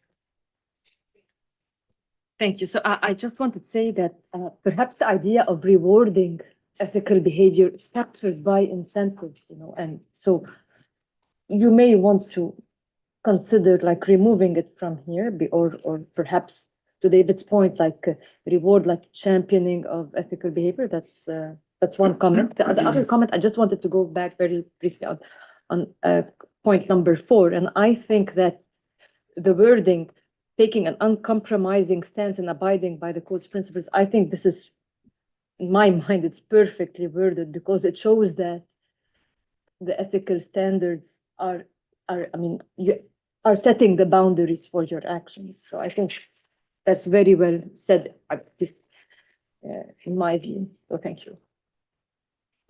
Thank you, Rania. Ken, please. Oh, I haven't seen that. Obichukwu. No, Obichukwu, sorry. Obichukwu, I didn't see that you wanted to. Okay, thank you. I just want to speak to what, sorry, I didn't get her name. Is it Laura? So what she said about outstanding ethical behavior. So I think I agree with the viewpoint of the working group of the project team to say reward those who exemplify outstanding, because the baseline is that everybody should be ethical. So those that go above and beyond, they should be recognized and rewarded. That will also be like an incentive, and also encourage other people to do that. And to measure, because the standard or the framework is going to be measurable, it means that these firms must have a way of rating ethical behavior, which should be integrated into their performance management tool. So it will be relatively easy to identify someone that this person exemplified outstanding ethical behavior, because the framework, I believe, should come along with recommended tools, or the firm can design tools that will help them to measure ethical performance. Thank you.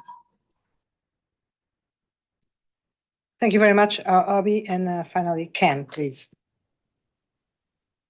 Yeah, email it on, Chair. Thank you very much. I just want to come back to Amarjit's first comment when we started to look at this viewpoint. And Amarjit, I think your sort of question I perceived was, or I sort of understood, was more around the whether the viewpoints are actionable and measurable. And that maybe connects to Obi's comment just now, which is about the measurability of the framework. And I think I'd just caution the board about trying to measure the performance of individuals against each of those viewpoints, if indeed they were to turn out to be the principles in the framework. These viewpoints are intended to influence individual behavior. Very often they are about this, because they address to senior leadership, they address to individuals within the firm, etc. So they are really targeted individual mindset and conduct and so forth. But not everything will necessarily be measurable in quantitative terms. For example, if you were to ask me, well, how many times has this leader demonstrated the tone at the top? Well, I would say, well, I can come up with many measures. How many times have they issued a pronouncement across all the firms? How many times have they demonstrated that they've made a decision that goes against the commercial interests of the firm simply because it was the right thing to do? So there can be many different things that we can use as, let's say, KPIs, if you will. But other principles may not necessarily be, because if you were to look at the code itself, the fundamental principles, they're all actionable. They are not necessarily measurable. If you were to ask me, measure how often Laura has been objective, well, I would have a hard time coming up with a measure for objectivity, because it really depends on the facts and circumstances, and the individual themselves may make a decision that may not necessarily be directly measurable in terms of, give me some direct sort of, yardstick that I can say, well, Laura has been objective in this case, and she's not been objective in that case. More often than not, one is only really able to make a determination as to whether somebody has complied with their principle after the fact. When something has gone bad or there's been a misconduct and the consequences come out, and then of course there is going to be an assessment, an investigation, and then a conclusion rendered as to whether the individual has been objective or not. So I would just be very cautious about really trying to articulate all of the viewpoints by the yardstick as to whether they are measurable or not. They are intended to be actionable. All of them should be actionable, just as indeed all the fundamental principles are intended to be actionable. The code requires all professional accountants to comply with the fundamental principles: integrity, objectivity, professional behavior, professional competence, etc., etc. And the fact that we're not necessarily able to measure whether every one of us accountants have been able to abide by those principles doesn't mean that they cannot be principles, right? But as long as they can be used as sort of guiding principles to influence actions and behaviors, they are essentially principles, as long as there's universal agreement that they are in effect ethical constructs that essentially lead individuals to, make the right course and take the right actions. So I just wanted to maybe respond a bit to Amarjit's point, because that seems to be a question that keeps floating about, and we heard it from Obichukwu as well. Just make sure that the framework is measurable. I think if we go down that path, I think we're going to have a hard time coming up with, like I say, yardsticks for every one of the single viewpoints, and making choices on the basis of that is going to be a hard task. Good. Thank you very much, Ken. Jeff. Thank you, Gabrielle. Just quickly before we move to the next viewpoint, just circling back to this point about exemplifying outstanding ethical behavior. I think we got some good feedback from the board, but we will look at using other terms, maybe like champions and whatnot. But just another, I guess, comment is that the way that we've drafted these sets of viewpoints on this set of viewpoints on ethical leadership is, you notice that we've brought in elements from the points from the other elements. It highlights the role of ethical leadership. It is influence on all the other elements, and hence this point is mentioned here. Independent input is mentioned here. It really the intention to demonstrate the importance of ethical leadership, the importance of senior leadership in the overall ethical culture of an organization. So I'll bring that one up. Thank you. But with that, perhaps if there's no other cards, I beg your pardon. Obi. Obichukwu, do you want to speak? Because your hand is up. Yes. Yes, I just want to briefly comment on what Ken said. He was talking. You were saying that the fundamental principles like objectivity there might be challenge in measuring it. But I just want to explain that from the code, if you go through the code, all those fundamental principles are actionable and measurable. If you go to the section, look, I don't have the section offhand, but you see when they talk about objectivity in the code, there's a set of actionable and measurable things that you can use to measure someone that's objective for each of the 5 fundamental principles. So I believe that it is very measurable because we have been able to actually pull from the code and bring out those actionable and measurable points from the code for each of these principles. So that's what I wanted to say. Thank you, Obichukwu. Any other comments? No. So Laura, back to you. Thank you. So we'll go into the oversight and governance viewpoints right now. And again, just highlighting the main changes that we've made in this element. So if we look at paragraph 3, second bullet, we added at the beginning data-driven to address a suggestion from the board to highlight the importance of having periodic reporting mechanisms in maintaining effective oversight. So again, going back to the point of having something measurable.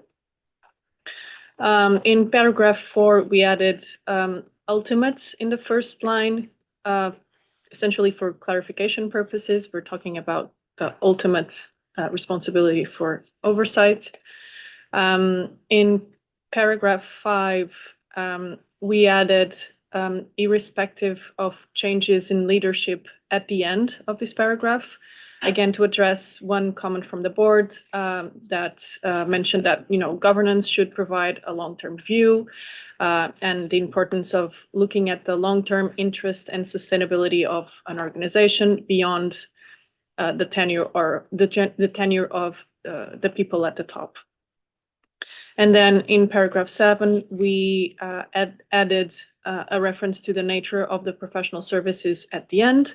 And this suggestion came from the IESBA coordination team. And so I would pause here for comments. Thank you, Laura. Nancy, please. So thank you. Laura, I think with reference to Luigi's earlier comments about network, it's used here in paragraph 8, and I think there's 2 other places in the viewpoints that it's used. And I had the same reaction to Luigi, is I don't think that you would necessarily want a consistent approach across a network. I think you want a responsible approach, an effective approach, but that may not be consistent because network firms, Luigi mentioned, there's not often a controlling relationship. They come in all sizes. They come in different risk profiles. They have different ethical cultures, all of which would weigh in on how an individual firm within a network might apply these viewpoints. And so I think we have to be very, very careful not to imply that there is a view that there would be consistency or across a network, because I don't think that actually would lead to an effective outcome in terms of an appropriate ethical culture across different network firms. So it's here and it's in 2 other places. And so I'll wait till we get to those other 2 places. Thank you. Thank you, Nancy. Rich, please. Yeah, so I appreciate those comments, but I'd like to share that we had direct stakeholder input to us describing that individual members of a network doing their own thing inconsistent with what the network would like, and that there were challenges with how to deal with that in terms of network firm leadership at the network firm, as well as consistency when you're dealing with engagements that are multi-jurisdiction teams and things like cross-border engagement. So that was there in response to stakeholder input to us on that. So for whatever that's worth as we think about it. Can I briefly respond? Yes. So I appreciate that, Rich, but I'm going to tell you, I've gotten a lot of feedback with deep concerns over the scalability of this. And I think within a network, I think it's like many things on a spectrum, is there's probably a balance somewhere that there may be some consistency in the application, or at least in maybe overarching views, if you will. I think it's the actionable items that I think probably don't lend themselves necessarily to consistency. So I think one of the things that troubles me here is the word about consistency and what the implication of that is. So I can appreciate that there's absolutely, and I understand where you're coming from, but I think there's a level of proportionality here that perhaps is not reflected. Thanks. Yes, Nancy, if I may, I was thinking exactly that may be the issue. You are both right, but it depends on what we understand by consistency. If consistency is having exactly the same structure in all firms of the network, then maybe I understand the concerns because they have different sizes, different things, which may require a different governance approach in terms of the concrete decisions that are made. But desirably, and I think that's what stakeholders are telling us, is that you should have the same approach in terms of, I'm not saying philosophical, but the same adherence to ethics and the same approach to ethics as throughout the networks. Then the concrete decisions, whether here I have an independent director and there maybe I choose a different governance mechanism to achieve the same objective because my circumstances are different. I think that is acceptable. So I think it's about what we understand by consistency. Rich, please. Yeah, I think at the end of the day, I believe that whatever we come up with should allow the firms and the networks to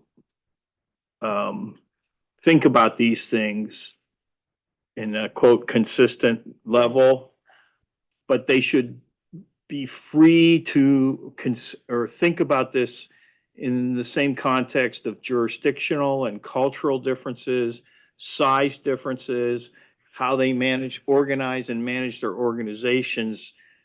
So I was just sharing, that's why we put it in there, but it wasn't designed to constrain it, maybe the way it was getting interpreted. So, and that we can look at that wording, I'm sure. No, but it was very good that you shared it, Rich, because it has been quite consistent, that comment, not only to different stakeholders. So we heard it, and I heard it, some of our stakeholders saying, don't forget about the network, because this has to have to go through the network. But I see your points, and that probably this goes back to the point of calibration, proportionality, and scalability, and etc., which I think it's a very, very important topic. But thank you both, because I think that this is important. Whether we use consistency or something else, I think that we are all in agreement about what this means. And if not, Hector. Just on that same point, I think we're looking at outcomes. We're not looking at the prescribed way to reach the outcome, but you want to have these viewpoints. These viewpoints are outcomes. You want to have that within the firm. And if it's a network firm, it will damage your name and your reputation just as much as if it happens under your own watch. So we need to get the same outcome, even if it's a network firm. And we shouldn't say, okay, you stop, the networks can do whatever you want because they're not under your direct control. I think we're getting there with this very clearly, but it's the outcome. It's not the specific way, or the decision does not have to be taken at the top and for all the arrangements, but the outcomes should be there. Yeah, so I mean, as Rich said, we heard feedback from firms where sometimes they have exited network firms who are not behaving appropriately, so they didn't meet the expectations. So, I mean, we could say for network firms, having you delete a consistent approach and say having appropriate oversight and governance helps promote, and it keeps going. So like Hector said, we are looking at the outcomes, not sort of saying you have to do it this particular way. Yeah. Yes. Because we leave this idea that this should be throughout the firm, that should be similar approach in terms of the outcome, in terms of producing the same outcome everywhere. Luigi, please. Yeah, thank you. I had a similar comment, and in my case, I started from what I discussed this morning about the contextual piece, paragraph, the second bullet or the paragraph I mentioned, because it seems that when you speak about network or something like, or entities that are not the firm, you don't need to necessarily implement every key characteristic as it was written in the contextual piece, that you need to have a coherent approach. That would mean that probably you may have one or two or multiple, but not necessary in each entity, the same type of, and here is the point, oversight and governance. Here is a point where the structure or the governance of a firm is involved. And therefore, we need to be very clear that we don't need to have the same governance in each entity, including each network entities. And this is a very key focal point for me. And again, for this reason, I urge you to change even the contextual piece that we saw this morning. Thank you, Luigi. Amarjit. Thank you, Chair. So just 2 points. One is, I believe, when we talk about effective oversight, you assume certain appropriate degree of separation of the oversight function from day-to-day management function. So otherwise, the same group cannot be doing leadership and oversight together. So I just wonder if you want to build in some element requiring distancing between the two functions to make it more effective. That could be considered. That was one point. And second, specifically on point 4, on implementing effective oversight involves ABC. There, if you also want to perhaps consider periodic reporting mechanisms, they can also assist in facilitating or enabling effective oversight. Again, I'm just trying to bring in more measurable sort of things here. And I do take, Ken, your point on everything is very difficult to measure and it's very difficult to have evidence around which all aspects. I do take that point, but still going forward from the adoption and implementation perspective, you do need to reduce the level of abstraction. Thank you. Thank you very much, Amarjit. Luigi, do you want to speak again? No. Okay, no more comments. Thank you very much. Laura, back to you. Okay, thank you.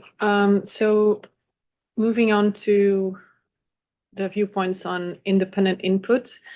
And again, just focusing on the main changes in paragraphs 1 and 6, we made some changes to streamline the language. For instance, we removed the reference to objective input because we found that this idea was already covered by the use of the impartial input. In addition, we aligned the language to be consistent whenever we used seek or obtain independent input, so not to use multiple verbs, but to use the same consistent language as much as possible. And then in paragraph 5, we removed the reference to, we had a reference to one or more public interest entities. And there was a suggestion previously in a prior meeting to remove that reference, that numeric reference,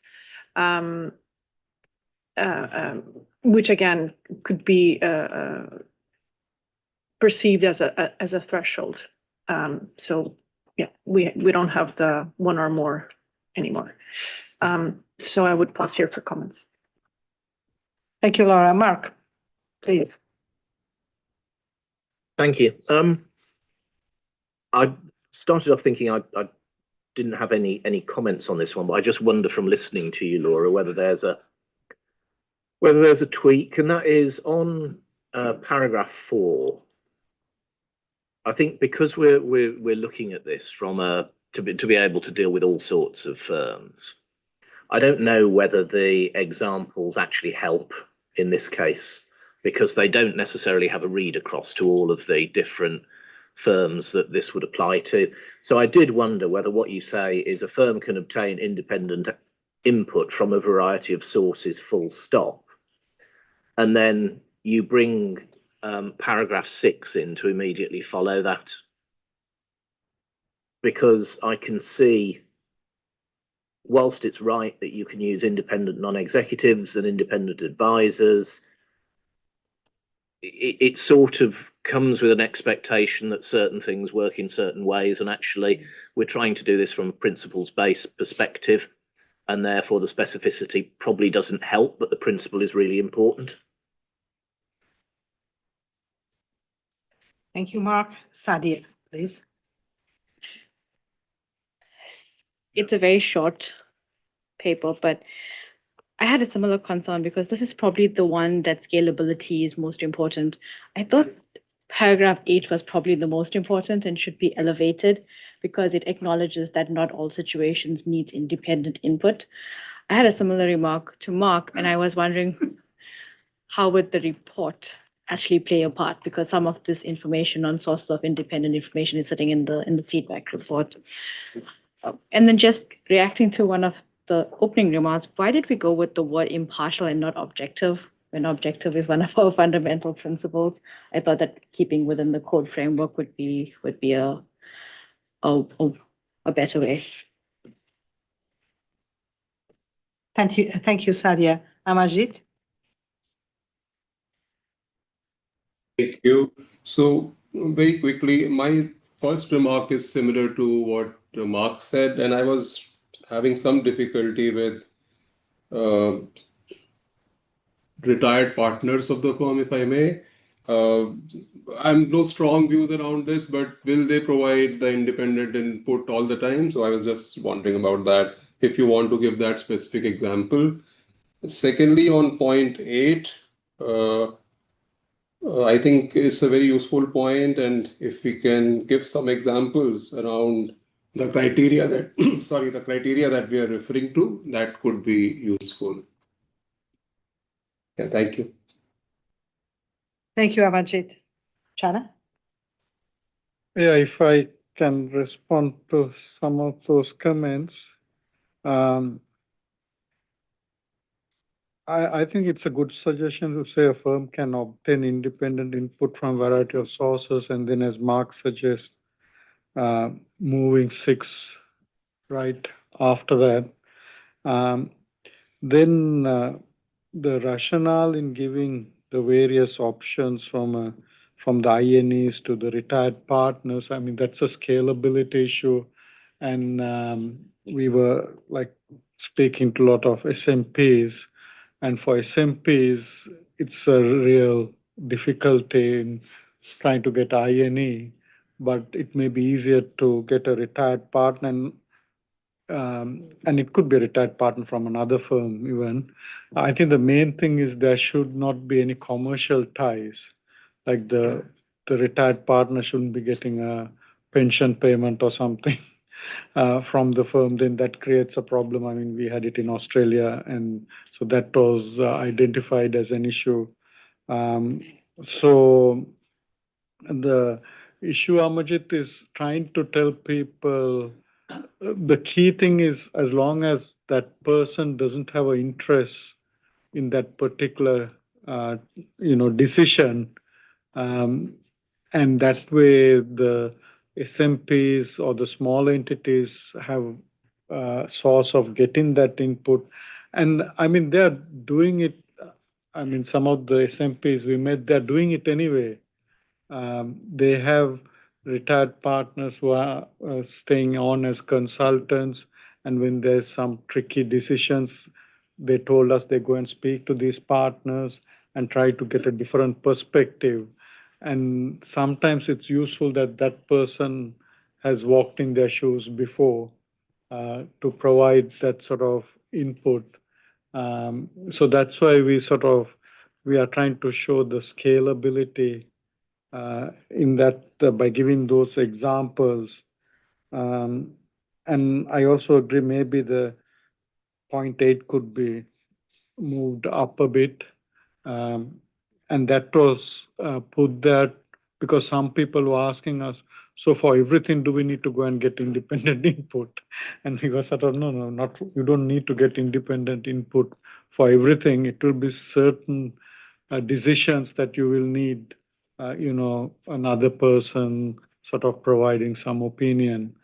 So that's why point 8 is there. Well, thanks, Jana, for the clarification. Any other comment? Laura, all clear here? Yeah, if I could just add something regarding the paragraph 4 and the use of the examples, and crystal clear the comments received. The just to explain why and just to explain why we had examples there, and to explain why these viewpoints. So this element has more examples than the other elements. It's precisely because of the proportionality aspect, and also what we heard about. So these viewpoints might actually be one of the most useful for SMPs. And in that regard, the project team thought it would be useful to have those examples for SMPs to have a point of reference when thinking about independent inputs. So if we have no examples, it might be understood as too generic or too high level, and the firms have little to no points of reference, and that is why these viewpoints do have examples, and more examples than the other elements. Yeah, understood. To demonstrate the possible options in terms of proportionality. Okay.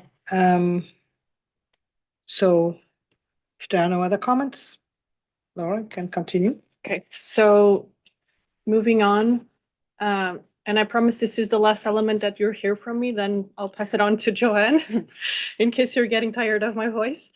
So let's just go to the accountability across the firm. Again, focusing on the main changes in paragraphs 1 and 2, we removed the references to shared responsibility. And this was following a board comment that this was not a clear concept. And so it was not, the project team agreed it was not clear, and also not necessary. So we just removed the reference to shared responsibility.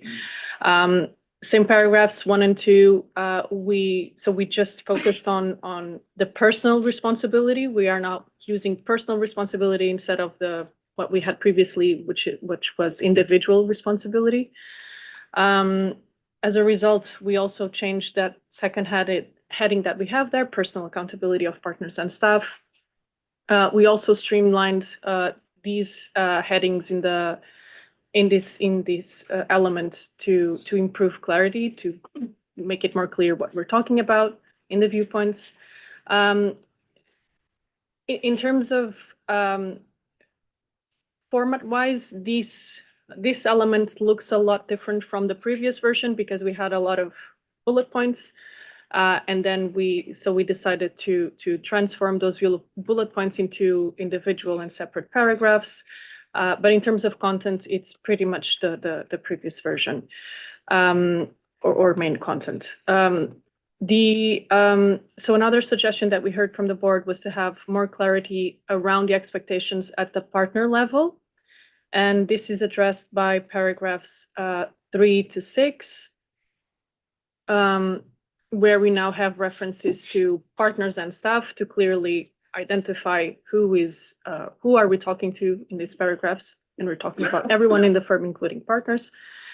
And basically, it's the same expectations that staff have because we're dealing with accountability for a person's own actions and own decisions. So it's not a question of hierarchy. It's the personal responsibility.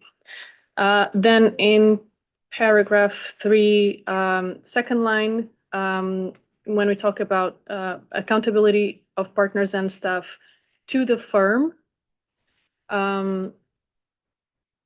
this was added to address a suggestion from the board to clarify that accountability does not mean being accountable to oneself.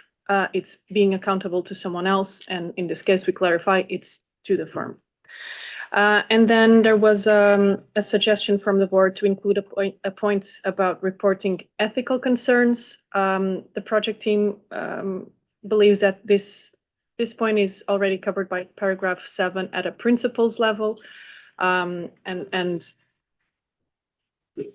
doesn't need to at a principle level, we don't need to go into additional further detail. So it's an idea that it's already covered in point 7. And I would pause here for comments.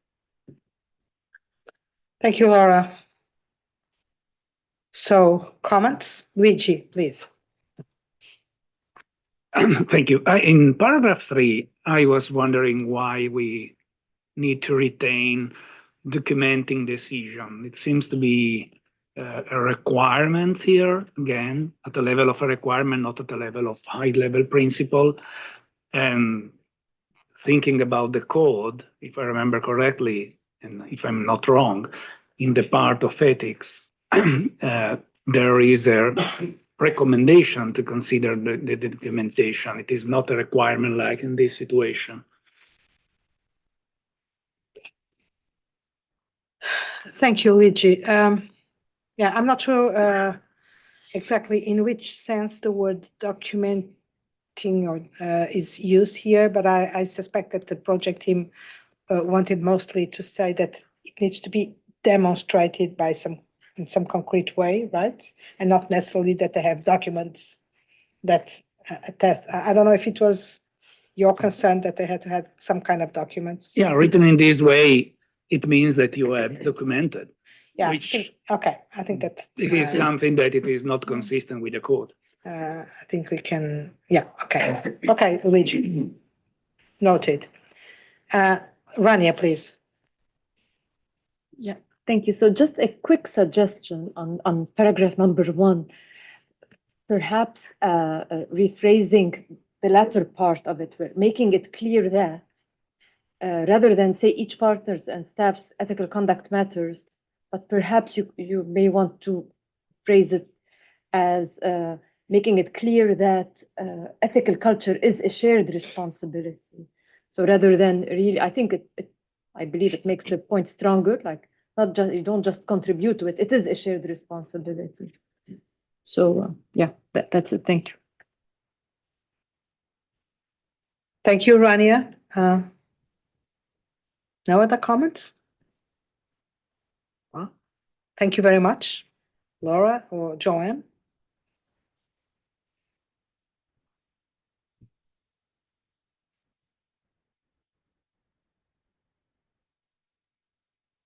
Okay, thank you everyone for those comments. Moving on to incentives and disincentives. As a reminder, these are the viewpoints that the PT presented to the board during the October virtual board meeting. So we had an opportunity to incorporate feedback from that meeting here. Some of the key changes to highlight here, based on the board feedback in October, we added back language in paragraph 2 around the importance of balancing ethical behavior with financial goals. And I know there was conversation previously about prioritizing expected ethical behavior. That is in this new paragraph. And then in addition, we had a previous paragraph 10 at the very end of the viewpoint that was about hiring policies and procedures. And there were several suggestions from the board in October. There was a bit of discussion about whether we're going to either recommendations to delete this paragraph, potentially move it to the oversight and governance viewpoints. The PT removed this paragraph from incentives and disincentives. And we also looked at the oversight and governance viewpoint, but felt it was already covered in the paragraph. There's a paragraph that discusses firm governance structures.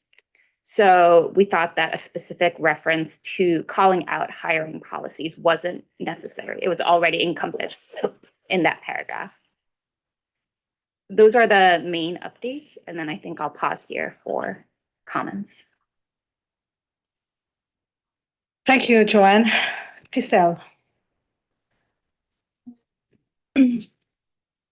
Coming back on the right understandability of the notion of disincentives, I'm still struggling a little, because there's explanation. There are some examples, mainly about sanction, by the way, which I would like to understand if that's the only thing that you target through that word. And if not, if we can put a little bit meat on the rest of it. For example, in terms of prevention,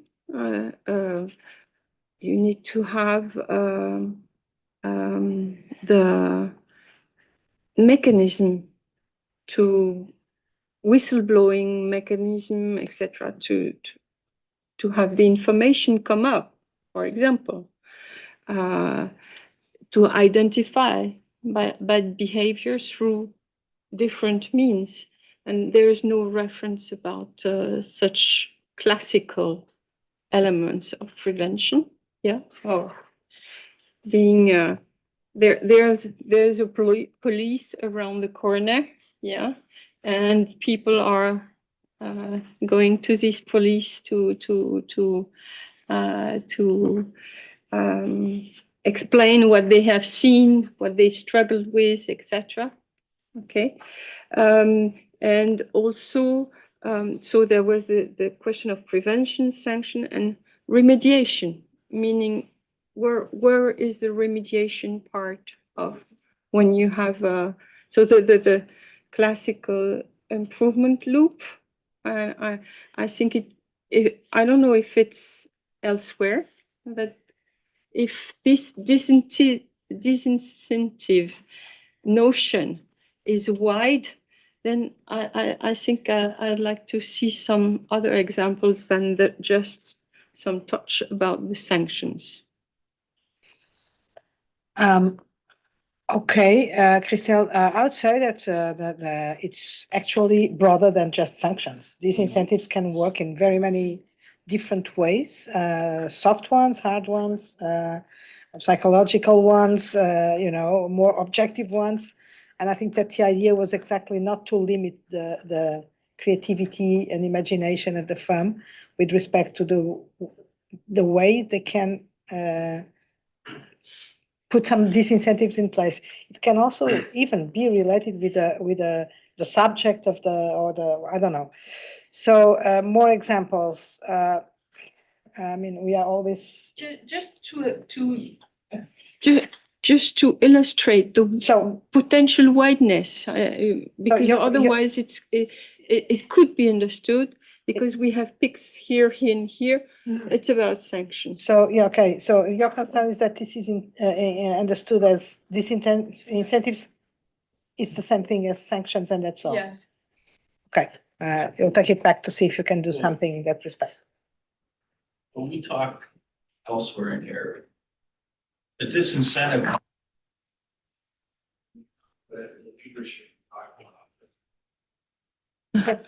Considering ethics in the decision of who to elevate to a position. So disincentives could be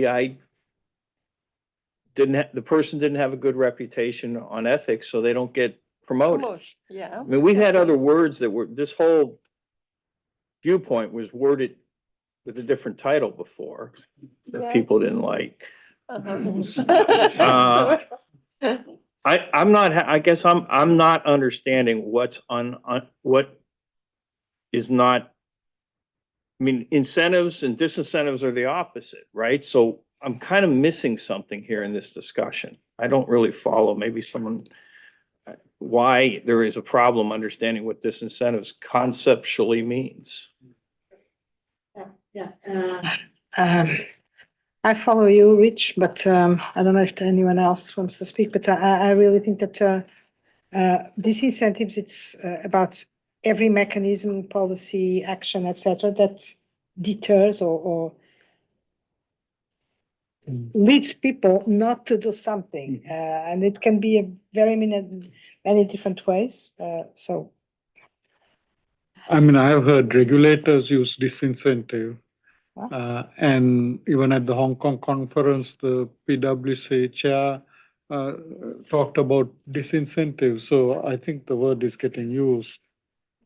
So like Rich, I'm struggling to understand what the issue is in using disincentives. I mean, we can add another example, if that helps. Because there's enough examples, like, ultimately you will be shown the door as well. I mean, that's That's sanction. yeah. That's sanction. Sanction is all over. So it's clear for me that disincentives includes Yeah. sanction.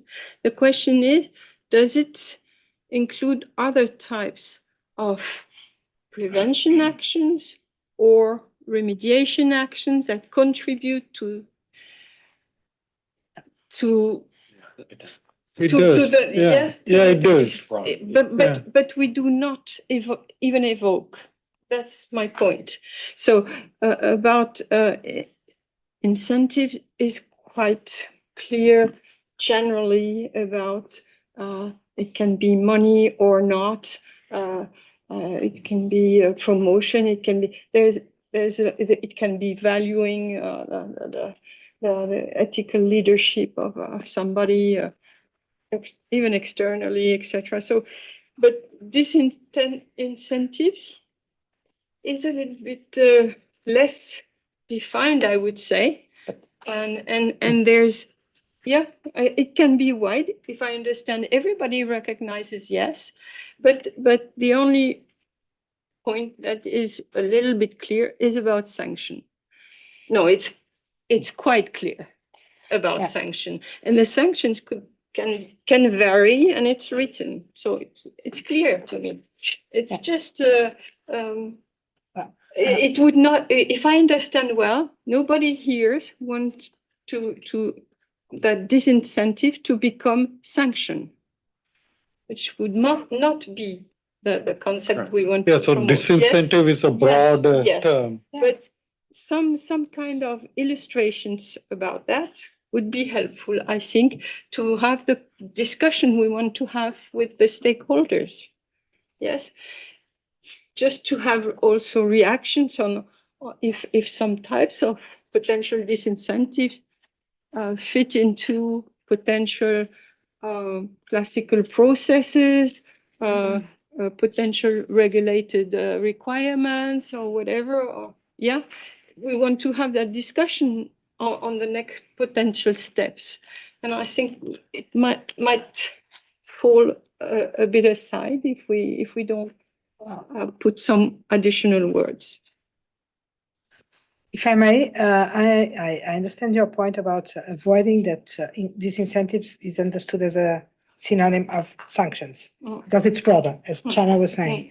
Now, including more examples, I think that we may, we can nuance these references to sanctions in a way that it doesn't provide that idea that it's only that. I think it's a little bit complicated to include more examples, because if I think of after 1 minute, I can think about so many ways of creating these incentives, depending on the type of firm, depending on the policy, human capital policy. You cannot assume certain responsibilities within the firm in certain areas because you have an ethical committee, or the firm may opt for voluntarily reporting to the regulator as a consequence of, I don't know. I don't know, but I think this can be so different and so diverse depending on the type of firm, depending on a lot of things, that I think it's a little bit dangerous to start going through examples. I think that we can give an idea that it's broader than sanctions, and that's fine, more than fine. More than that, I think that we are going to be caught in this perception that we are prescribing that it's going to be this and that and that. No. Okay, let's see what the magic that the project team can make with removing that room for wrong perception without going into too much detail. Nancy, please. Yeah, so I understand, Christelle, where you're heading, but I do see disincentives as being what's reflected in here. To me, the disincentive is the understanding, because of the firm culture, that you will be sanctioned if you behave unethically, right?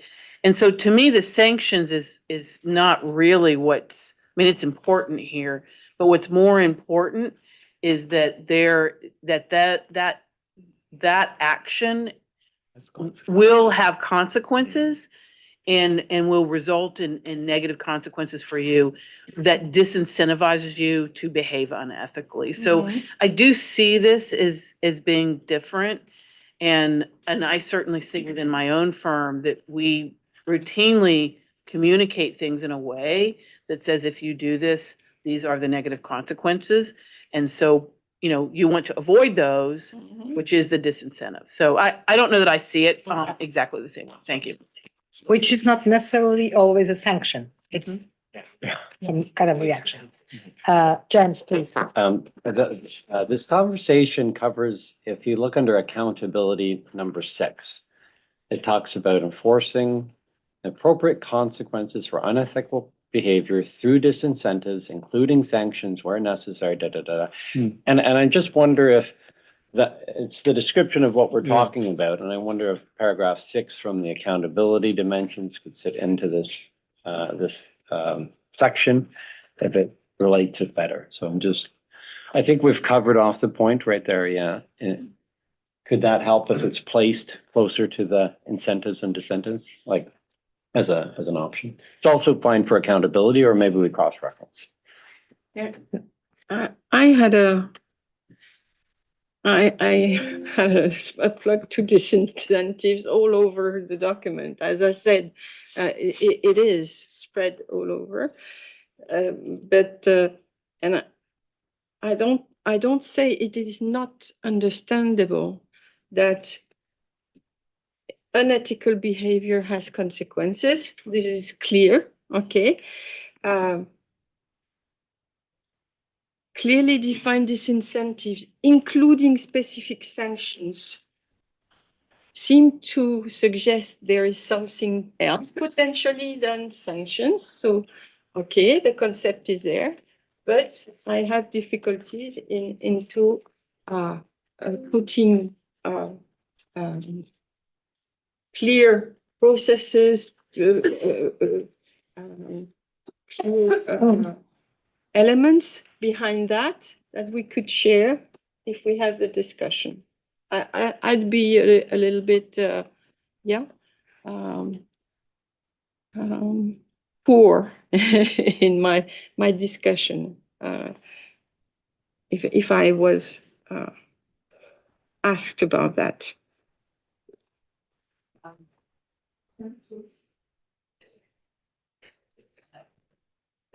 Oh, sorry, David. Thank you. I think the way Nancy described it was really helpful, and I absolutely agree with that, because to me, when we talk about a disincentive, there's always going to be a negative outcome. The negative outcome could be monetary, it could be career, it could be reputational, there's all kinds of, but it's a negative consequence as a result of behavior, whereas an incentive is the opposite. It's a positive outcome, which again could be monetary, could be career, could be promotion, whatever.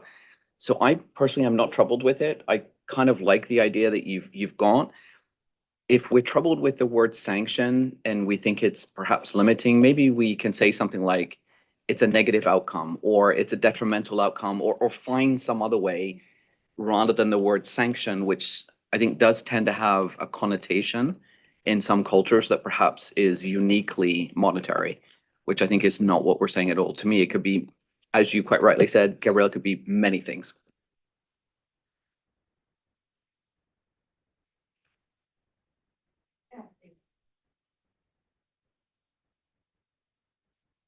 Yeah, well, to my mind, the answer is staring at us in the face, so to speak, because the answer is in paragraphs 8 and 9. Because to Christel's point, it's not just about the sanctions, but it is about making sure that the people who are in the firm actually understand what the consequences of misbehavior, misconduct will be. And it's through the communications in whichever medium and in whichever approach the firm believes works for its particular circumstances. And that goes to Gabrielle's point. There are so many different ways to communicate that message to help the individual staff members and the partners themselves understand what the consequences will be. So that It could be for policies and procedures. It could be through training sessions. It could be through storytelling. There's so many different ways, but the essence of the point is there has to be an understanding of what would happen if there is a case of misbehavior. And maybe there's a bit of refinement or fine tuning to the wording in paragraph 8, but 9 is about the sanctioning. So it's responding to unethical behavior through timely, decisively, fairly assessed sanctions, in effect.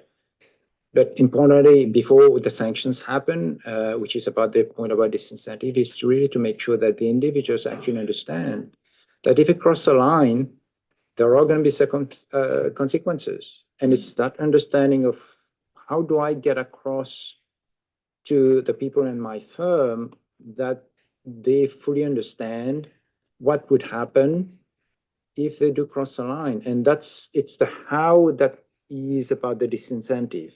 Do I do it through policies? Do I do it through certain protocols? Do I have a sanctions sheet, or do I have a newsletter?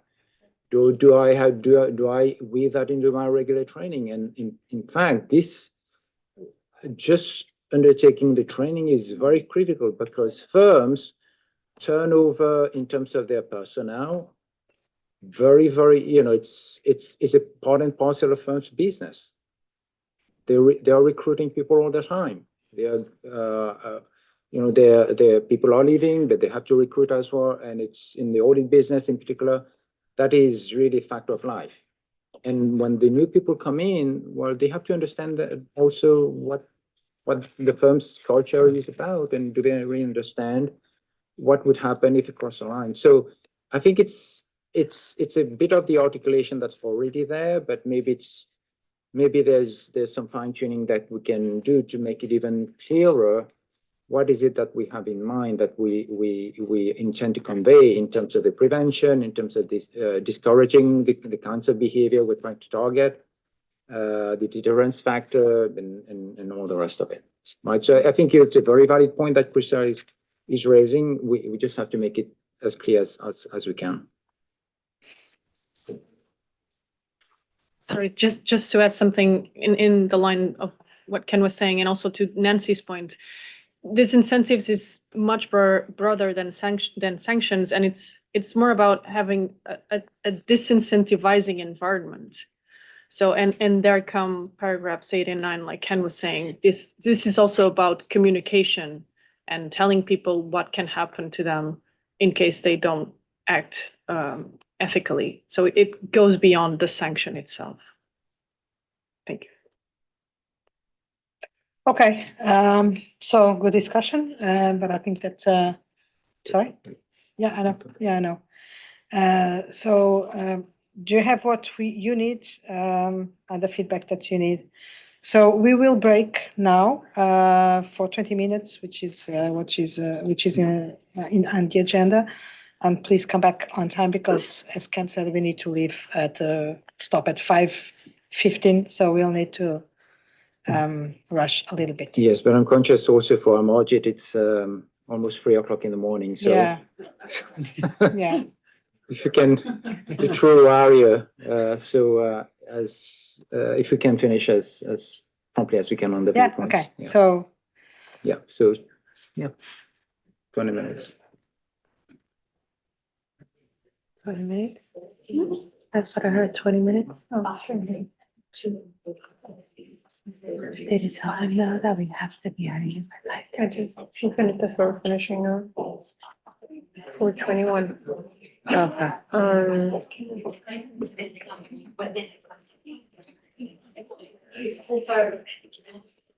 They were always, but that's tomorrow, yeah, because rumors, I mean, how do you Oh my God, mute. There should be rules, but the actual cheated, so it's not the, just rumors, they were found.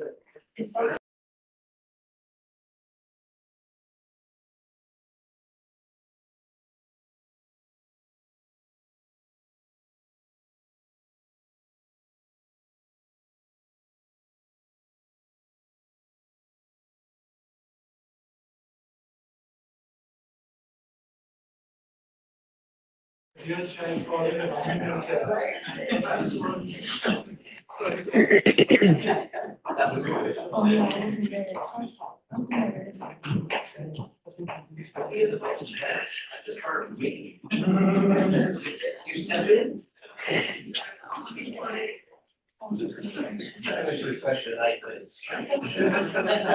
my God, everybody's saying it's so cold outside. I don't It want didn't to. feel cold earlier. Maybe the I wind did. picked up. It probably did. It didn't have, well, this morning it didn't feel that cold. I don't think it was that cold this morning when I left. Girl, I was like, on the train, I was hyperventilating. I was like, oh my God, it's so hot. Okay, I'm sorry for the delay, but these breaks are never long enough for me to do everything that I have to do during the breaks. So I'll probably grab some of you after the meeting because I need to speak with some people. So here we are. We still have 3 viewpoints to go through, and then maybe also something else if we have the time. I don't believe too much, but let's see how it goes. Laura or Joanne or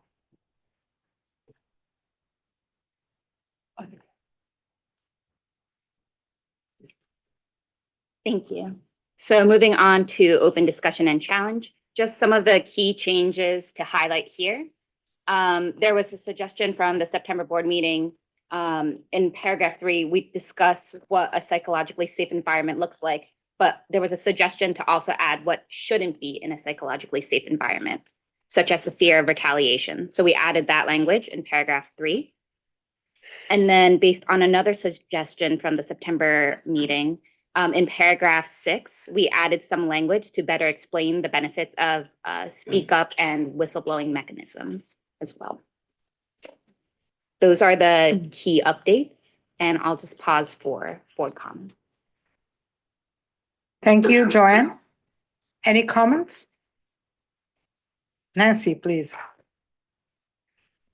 Just one very brief one, and it's going back to the network discussion. So in paragraph 8, we talk about network firms. I'm far less troubled by this reference to network firms because it talks about shared expectations of what a culture looks like rather than implying specific actions to be taken. So this feels much more comfortable to me when you're addressing network firms. Thanks.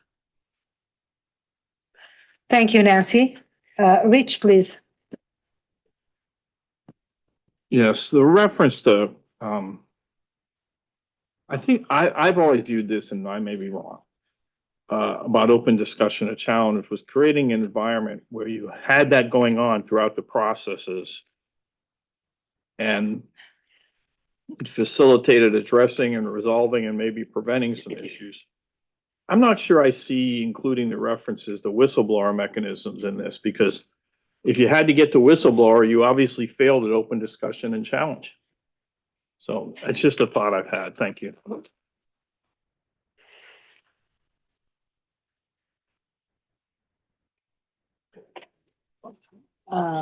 Christelle, please. I understand Rich's point, which is if you are in seeking the right level of culture, putting in place a system which is to capture the unethical behavior in a safe manner is contradictory, but in fact it should be part of the system, because if the unethical problem is that you can not have open discussion in one part of your organization, how will you get it? If the team is under pressure, under the systems that deter getting out of that sphere for communication. So it's a sign of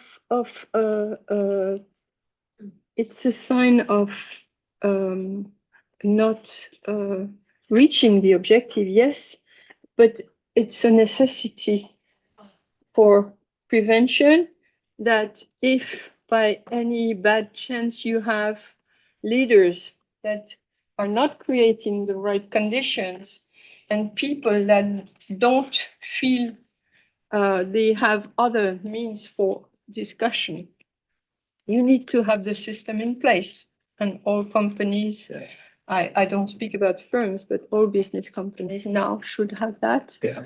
And often in an external way, meaning through lawyers, etc., to also protect the safety from legal consequences. Yeah. Yeah, Do you agree? Everybody has this Oh, and has for a long time.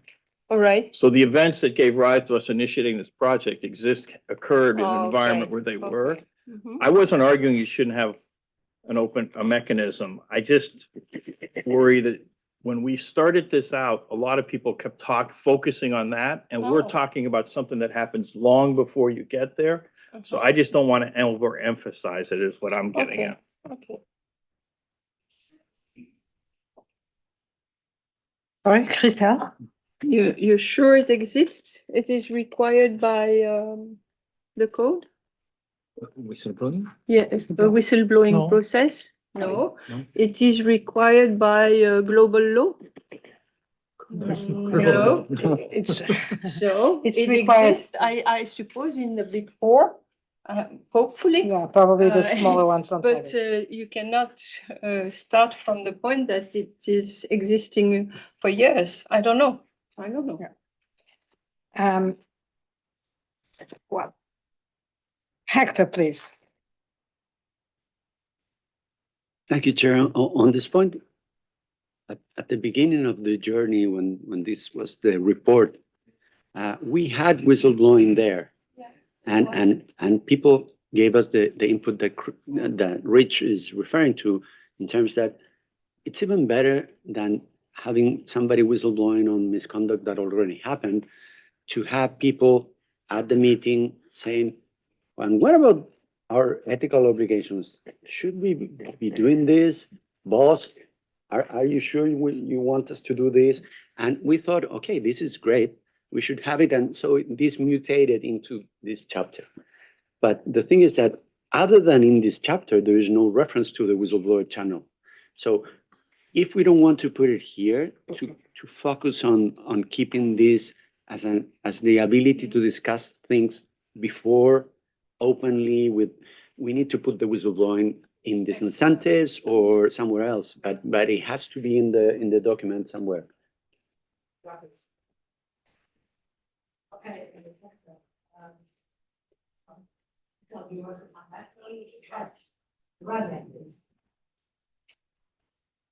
Yeah, I just wanted to add to what Hector just said. I think originally, as Hector said, we had it in there, but also another reason for removing it was that the idea of trying to promote or to identify the elements of a positive culture, one that is conducive for ethical, behavior. It wasn't just not to focus on aspects that come across as policing unethical behavior, but rather trying to promote ethical practices. And for that reason, we decided to take it out, but perhaps we want to include it under disincentives, as you say, or so. Just a thought. Yes.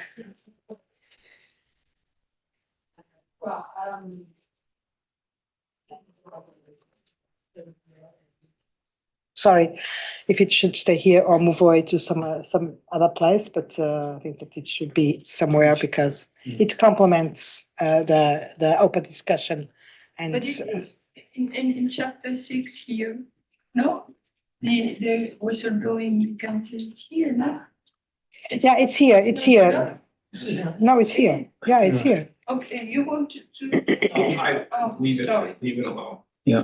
I want to make emphasis here on what needs to happen before you have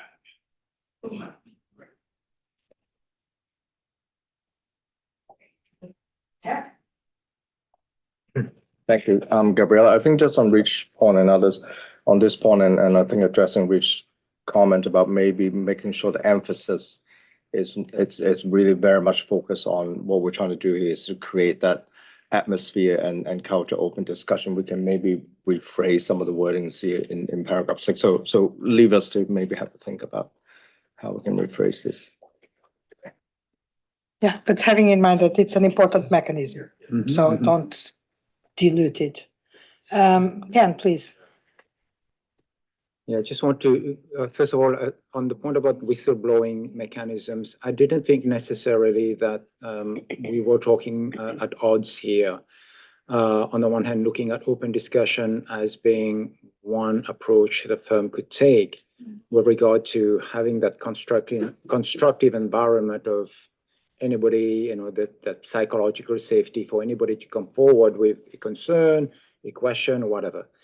But equally, there may be circumstances in a firm where an individual may not feel safe to reach out to, the chain of command or his or her superior to raise a matter, and therefore takes advantage of let's say, a protocol internally where there's a bit of an ethics line where he or she may, in fact, bring to the attention of relevant leaders within the firm that there is this matter that's going on, and they have a concern, and maybe there is also a bit of a fear of retaliation. Again, we never know what can happen in practice. So I do not see necessarily whistleblowing as being contrary to having a chapter or a set of viewpoints that is addressing precisely the point about not so much open discussion in this case, but more an ability to raise a concern or a challenge as to what somebody might perceive to be a matter that merits somebody to look into it. But I also wanted to bring to the board's attention that the code, whilst it doesn't require that every firm implements it, or even organization implements a whistleblowing mechanism, does speak about the need to have regard to whistleblowers. And that's in the conceptual framework section 120. And that's really one of the, it's in the context of one of the provisions in the code that does indeed address ethical culture. And it's in paragraph 120.13A2. And it says the promotion of an ethical culture within an organization is most effective when there are a number of bullet points. And the third bullet point is about when effective policies and procedures are in place to encourage and protect those who report actual suspected illegal or unethical behavior, including whistleblowers. So the code, in effect, provides the guidance or the steer for firms to think about what they could put in place in terms of policies and procedures to bring about the ethical culture that will, enable the firm to do the right thing. Thank you, Ken. Yeah, just based on what Ken said, I mean, if you read 6 in full, it talks about a culture of open discussion and challenge benefits from the firm's policies and internal mechanisms. And then you go on to say such a culture is also strengthened by clear and accessible, confidential, internal things, and then the whistleblowing. So it's sort of, I think in the whole context, it's fine. I think we can sort of leave it as it is. Okay. Yeah. Okay. Okay. I think so. And Ken, it's about some people not feeling safe, not necessarily to speak, but also about the effectiveness, because you may have a nice open discussion environment where everything can be discussed, but then if there are no if the discussion doesn't turn into action, people can feel that it's not useful to be discussing openly because no action follows that discussion. So I think that this serves different purposes, but I think it's an important mechanism. So yeah. Joanne? Thank you. So moving on to education and training. This is one of the set of viewpoints where we received comments in September that the drafting of these viewpoints was more of a requirement was perceived to be more of a requirement type approach and seemed less high level and principles based than the other viewpoints. So it was a little more bullet point style. So we took the paragraphs, the concepts from the bullet points, and then reconfigured them and reworded them into paragraphs that again seemed less of that requirement type approach. So the concepts in here are pretty much the same from the previous version of the viewpoints. We did add one concept that was a comment from the September board meeting in paragraph 6. There was a comment about highlighting leadership's role in education and training. So that is a concept that we added. And I'll pause. Thanks, Gabrielle. Thank you, Joanne. Comments? Namely from those who mentioned that too prescriptive nature of the former drafting. Does it look fine or better now? I'm looking at you, Luigi, because I think it was when you were one of Nancy probably who were not very happy with the drafting initially. Is that better now? For the training one? Yeah. Okay. So no comments? Whoa. Move on. Joanne. Thank you very much. So lastly, we have transparency. So some key changes here. We received a comment in September that acknowledging that transparency is important, but it should communicate information that is important and relevant to stakeholders and as well as what's valuable for the public interest and not just creating unnecessary noise. So we took that concept and applied the changes accordingly to paragraphs 1 and 5. So you'll see the word relevant there. So we're again trying to highlight the point of having relevant information versus, again, just information that's creating noise. And then paragraph 2 as well has been reworded to avoid confusion of it potentially sounding like a requirement as well. Those are the main updates. I'll pause here for comments. Thank you, Joanne. Christelle, please. Yes. I was wondering on chapter 2,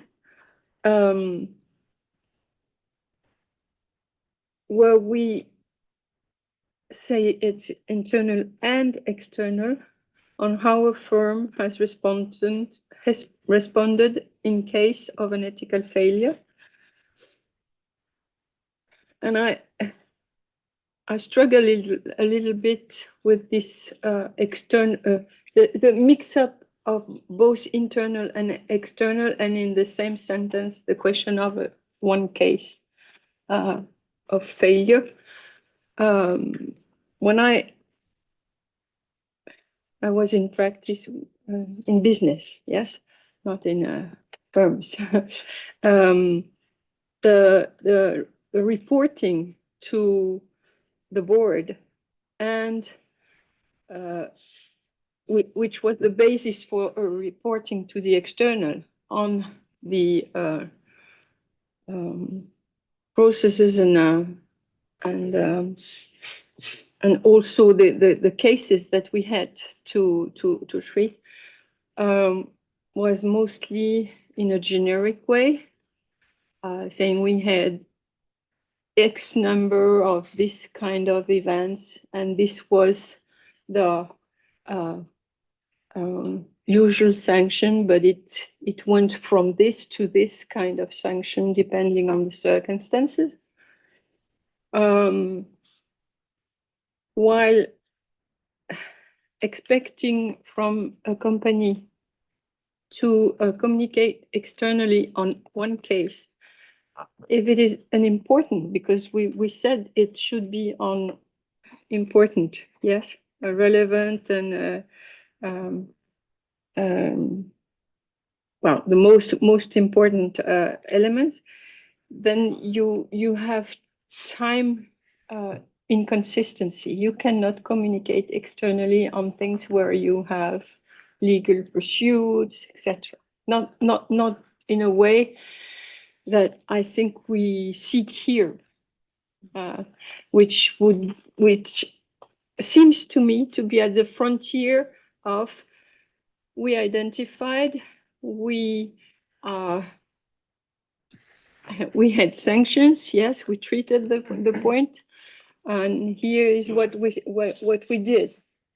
So education, sharing education, and preventing to some extent for bad reputation or bad consequences externally. I think there is generally timing consistencies there. So and my point was, do we really have to go to one ethical failure, which is we are waiting from you that you report case by case when the case is significant, and because this would be the expected set for the future. I think we should be careful in there. I know that there is a sentence here subject to confidentiality restrictions, but still we set the scene saying case by case, external. It is very high expectation. Yeah, just that we acknowledge that it might be very difficult in practice in a certain time horizon. Yeah, so I can see, Crystal, how you are now reading it as a case by case, but I don't think that was the intention. Oh, okay. The intention was, reporting on ethical failures, reporting internally because it's an opportunity to learn this went wrong and, so that other people within the firm are educated about the instances, and that sort of then prevents it happening in the future. And externally was more sort of, being a good corporate citizen, and that's where it's sort of subject to confidentiality. So I don't think we meant it was a case by case major reporting on a case by case. It was more. So it can be easily be changed to how a firm has responded to ethical failures and not, so you get rid of that part. And we could put in somewhere as appropriate or something like that to, sort of, yeah. Okay, thank you very much, Christelle and Chana, for the clarification. David, please. So I was actually going to suggest the same thing as what you suggested, Chana. I probably would go a little bit further and just break it into two sentences. So speak about the internal piece first and reinforce the learning aspect, because I agree with you, that's really important. And then reinforce the externally as appropriate or applicable or whatever, because you don't want to get into no Clark, which is a whole different thing. So maybe just two separate sentences. I think it'll eliminate all of the confusion. Okay, good suggestion, I think. Any other comments? No, if not, I think that we reached the end of the discussion on the viewpoints. Joanna, Laura, Jeff, anything else with respect to the viewpoints? No, Specifically? thank you for everyone's feedback, of course. We will take the viewpoints, the comments to the conceptual piece and overarching piece and the viewpoints, and we'll come back with some revisions. Of course. But thank you for all the feedback. Okay, thank you very much, board members, for all these very good comments. And I think that this will improve further what is already, or which are already very good pieces of work. And yeah, and I think that we are well positioned to proceed. So we have half an hour, a little bit less, and I think that we still have time, if Amajit allows, to complete the agenda for today, because I think that the project team had still in mind to discuss the options. But before that, Robert, I know that you said that you wanted to come in on ISQM1 tomorrow. But if there is anything about the viewpoints, the overarching piece, the contextual piece that you'd like to say now, don't feel obliged or forced, but just wanted to give you the opportunity. Oh, well, thank you for the opportunity to listen. I think it's been a very positive discussion and a very rich discussion.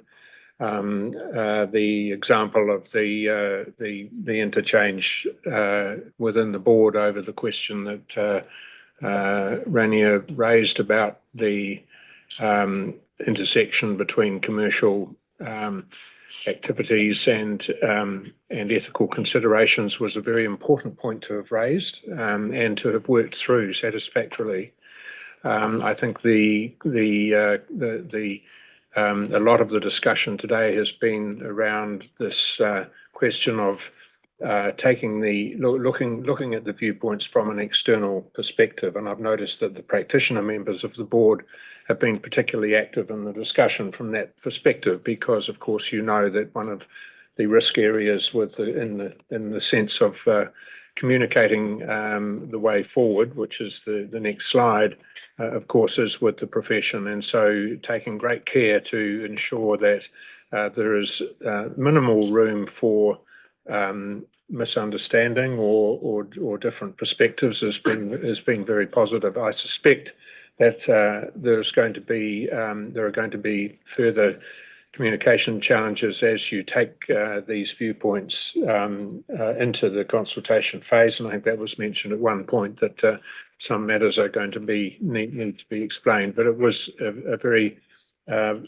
positive discussion, and we on the POB have gone through the same struggle over the last few months in understanding what the viewpoints are intended to be and what their objective is, and as you say, not a product but as an instrument for communication. And the sense that I think I have now is that you've moved considerably forward in addressing those questions that have been swirling around from everyone about what is this that you're doing, because it is new and it's unusual. But clearly it's something which the board itself has now embraced under your leadership, Chair, and so let's take it to the next stage and see what happens. And as I said at the outset, and as the POB's public interest statements have made clear, this work is very important to have done in the public interest, but it's also very important to ensure that all of the stakeholders, from investors on the one hand through to the profession and regulators on the other, understand and go along the journey with you, and that you have some real results, which the discussion today has again confirmed that we need to get those results. So that's very important, and so thank you for the opportunity to listen, and I hope that's some useful encouragement, and look forward to the next stage of the discussion. Thank you very much, Robert, and thank you for the encouragement and for the advice to keep on focusing on making the communication clear and avoiding misunderstanding. That's something that you mentioned. I think that gives us a good segue to the next topic in discussion, which is this need to be, well, not the need, but the fact that the viewpoints created a bit of uncertainty or lack of understanding of where we wanted to go, mostly because it's something different from what we have done in the past. And this is not going to be the last new thing that we intend to do. Let's see what the board says. But our perception here is that in this project is that the project is new, the matter is new. So we have been facing a lot of challenges in this process, but certainly one thing that came clear to our mind and eyes is that the usual approach to stakeholders on this project would probably not be sufficient enough and allow us to get understood as we need to be understood. So we are really, on the one hand, listening to what we have been hearing with respect to the need to do better outreach. Doesn't mean more, but better in the sense that more effective, clearer, with more engagement, feedback loop, and etc. and on the need to accept that this is something new and needs to take to be addressed and also with the new instruments and new approaches. And this part of the not this part, but tomorrow we'll see with the outreach. But here we want to make clear what I have already mentioned today, which is nothing has been decided. There are options on the table that we will consider depending on the information and the discussions and the feedback that we will get over these few months. But also, of course, having in mind that ultimately we need to do what is the best for the public interest, of course, weighing in all the perspectives and viewpoints. So, Jeff, I think it's you who is going to present. Thank you, Gabriela. We will start this next part on the potential way forward in terms of how we're going to approach the FCG framework. We'll certainly give a record golden starting. We may not be able to finish all the discussion today, but we'll pick it up tomorrow if we can't finish. So as we are looking at, as we mentioned earlier, and in the last few months, we are using these viewpoints as instruments and as tools to use them as part of our discussions with our stakeholders in Q1 and Q2 next year. Asking them about how these viewpoints perhaps can translate into a framework. So when we're talking about the approach to the framework, we are obviously looking at the content, the location, and authority of the framework. So as I mentioned, in terms of the content, we will be talking to stakeholders about these viewpoints, and we'll share with you a little bit more in terms of perhaps some of the questions we're going to be asking our stakeholders in terms of the content. But the other things about the framework is, of course, well, where is it going to sit in terms of the location and authority of the framework? And so that's another important part as we, really try to involve our thinking in terms of the framework. And we want to get that input from our stakeholders as we start our engagement in Q1 next year. So in doing this, the project team and with board advisors and Gabriela and Ken, we've really tried to perhaps put a little bit more clarity in terms of what does that mean. And certainly, Gabriela and Ken had the first opportunity to perhaps, just to mention some of these options at the From a Firms meeting, in Madrid a month or so ago. So in terms of developing these options that you're seeing here this afternoon, it's really just to give a sense of what the framework might look like in terms of its location, and if anything, to help us really have a much more meaningful discussion and dialogue with our stakeholders as we talk to them about location and authority of the framework. So of course, the first question people will ask, that we might ask ourselves is in terms of location, is it going to be inside the code or outside the code? So if you look at what we have presented here in terms of these 5 options, so the top ones is if it's sitting inside the code, one option, of course, is just have one or few overarching requirements or hanging requirements. And then the rest of the framework will be supported by application material and NAM. Another option still within the code and basically integrating the framework into the code. Second option is to have a new section with more specific requirements, but also supported by application material and NAM. A third option is very much not having any requirements, but expanding on the existing application material we already have in the code. There's a few of those, but no new requirements. And so we see that these are the 3 perhaps main options that you could have in terms of the framework sitting inside the code. The other two options are when it's outside the code. Now, I want to go to option E first, which is the one on the right-hand side, which is probably we are more familiar with, is the comprehensive plan of NAM and other supporting materials. Still a framework, but really very much sitting as part of a NAM. As part of, we'll have NAM material, but other supporting materials as well. A fifth option, which is perhaps something new, is it's also sitting outside the code, is essentially developing a standalone set of guiding principles outside the code. We would be looking for voluntary adoption or strongly encourage adoption by firms, but it doesn't have the same authority as inside the code. It's something that is outside the code. Now, before I pass it back to the board for your feedback on some of these options, these are not by any means fully developed options, but they are, certainly we got to where we feel that we need to get to in terms of, in order to have discussions with our stakeholders starting from Q1 next year. We are even within the project team and board advisors and others, when we were talking through this, we recognize, of course, there are a lot of potentially different variations even within these options. And there could be other options as well as we speak to our stakeholders. But we feel that these are the 5 ones that are perhaps most logical and most obvious and make sense, that I think it's helpful for us to be able to bring to our stakeholders with some options that, at least there's a starting point in terms of the discussions.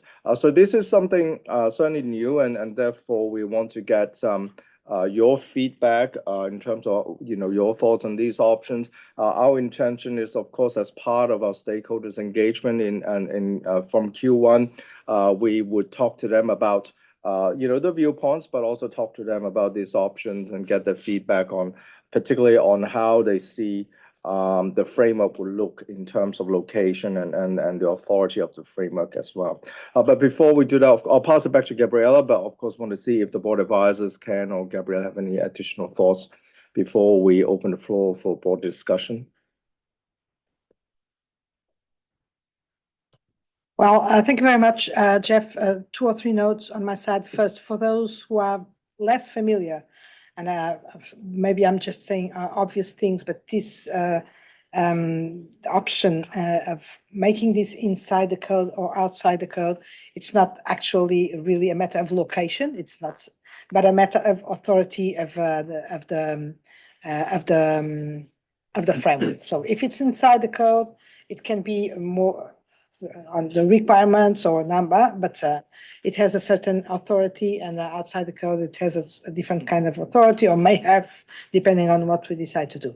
Secondly, I think that this Jeff mentioned it, but these are not. This is not a closed list of options. This is more to illustrate this idea that we have options and we will be exploring those options. Thirdly, I think that we are not expecting, or maybe, of course, this is open for discussion. We are not expecting board members to say, I want option B or D or whatever at this point in time, because as we engage with stakeholders and understand better the nature, the usefulness, whatever of the different viewpoints, the different elements, we may, for instance, conclude that one element or one viewpoint, something it probably should be in the code because it needs to be enforceable, and while others could stay outside. So I think it's early days to start pointing to this option and say, I want that one, or I would prefer that one. Of course, we may have some in principle preference for some options, but I think that this needs to be refined and decided when we have all the information and we have tested all the principles and all the viewpoints against a plan within a plan of outreach about which we will speak tomorrow. So this is really about demonstrating that we have options and telling you that which concrete options we may be considering together with others, also because there can be combinations of these options. And I'll stop here. Mark, please. Thank you. So I think the difficulty is that it's very easy when you approach this to say, well, actually, I like this and I don't like this. And that's sort of been the thing that's bedeviled this project from the start. So in a sense, the one thing I take away is that there's broad agreement that the outcome that we're trying to achieve, which is strong ethical behaviour and good governance that supports that, is something that has pretty universal support. And therefore, if the question that started off the stakeholder outreach is how do we best achieve the outcomes that we want to articulate, then that may lead to a better discussion, because I realise the options are there to be helpful, but the options are going to result in a noisy discussion about is it in the code or not. And, you know, I have a view on that. It'll be interesting to see what the stakeholder feedback is. I think the difficulty is I'm not quite sure how far the dial moves in response to that stakeholder feedback, because it's quite a fundamental sort of thing. So I wonder whether we stand back a bit further and actually predicate the engagement with our stakeholders on what route will help us to best achieve the outcomes that we want from this project. Because otherwise it will just be a this, not this, which is probably not going to be that helpful. Right. Thank you, Mark. Christelle, please. I have questions. I would like to share questions. What we discussed today is not a framework. It's a work to help discussion. So the framework, I don't know what it is. So you ask me a question on an object, a matter that is not foreseeable for me at this stage, and it should not be if you want to have mild and clever discussions with what we discussed today. But of course, I understand that we should acculture ourselves to that questioning. And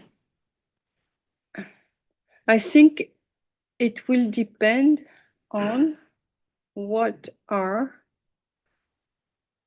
the proposed requirements or the proposed drivers for change. And depending on how we rank all input and our result of our work as potential requirement, potential illustration, etc., then we will see what would be the good route.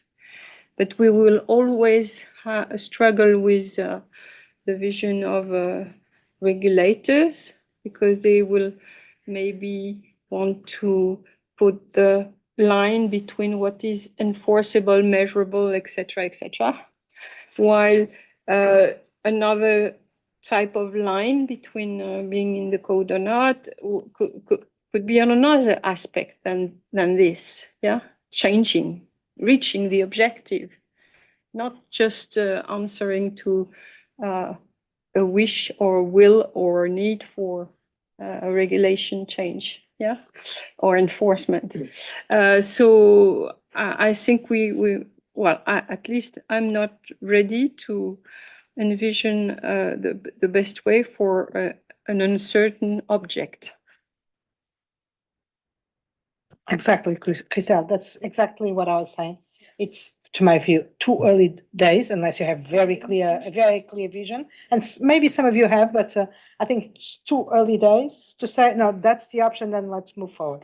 This is something that will evolve in tandem, because we need to discuss the viewpoints. We need to see what's in the viewpoints that should have a certain format or a certain authority, or if any, because we can come to the conclusion that some of these viewpoints or some of the elements must be removed for any reason. So this is a conversation that should evolve in tandem, and we should avoid making pre-decisions.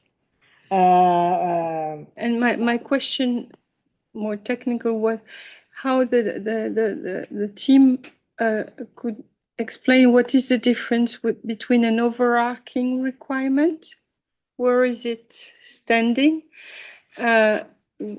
compared to a new section?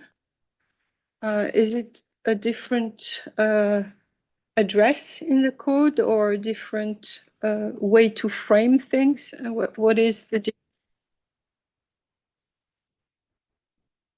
Well, just to respond to your question, Chriselle, one example of an overarching requirement could very simply be the firm shall promote an ethical culture across all of its services, full stop. How the firm, well, it could be in section 120, in support of, or it could be in a different section. So the precise location of it is, we can work on that. To be seen. But it's very high level, and what comes underneath is we can build application material in the code, or we can develop supporting material outside of the code. Thank you, Christelle, and thank you, Ken. Sadia, please. So I too had a question on the overarching requirements, because I think it did cause some confusion because they were too similar.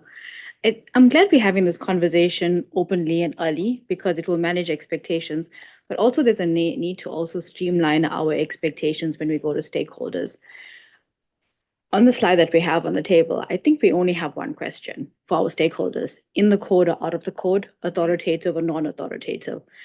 The rest of it kind of confuses people and leads us to a challenge of whether you understand the nature of standard setting and project management. And I think if we focus on those two elements, then it will allow us to get a better motivation at the end of this period of why we're going in a certain direction. And that's a question that I think that we should give some thought as a project team, of course, of how will we be concluding whether it goes in the code or out of the code? What are the motivators that are we looking for in the next 6 months of these interactions that we're looking for to substantiate why we're going within the code and out of the code? And from your various stakeholders.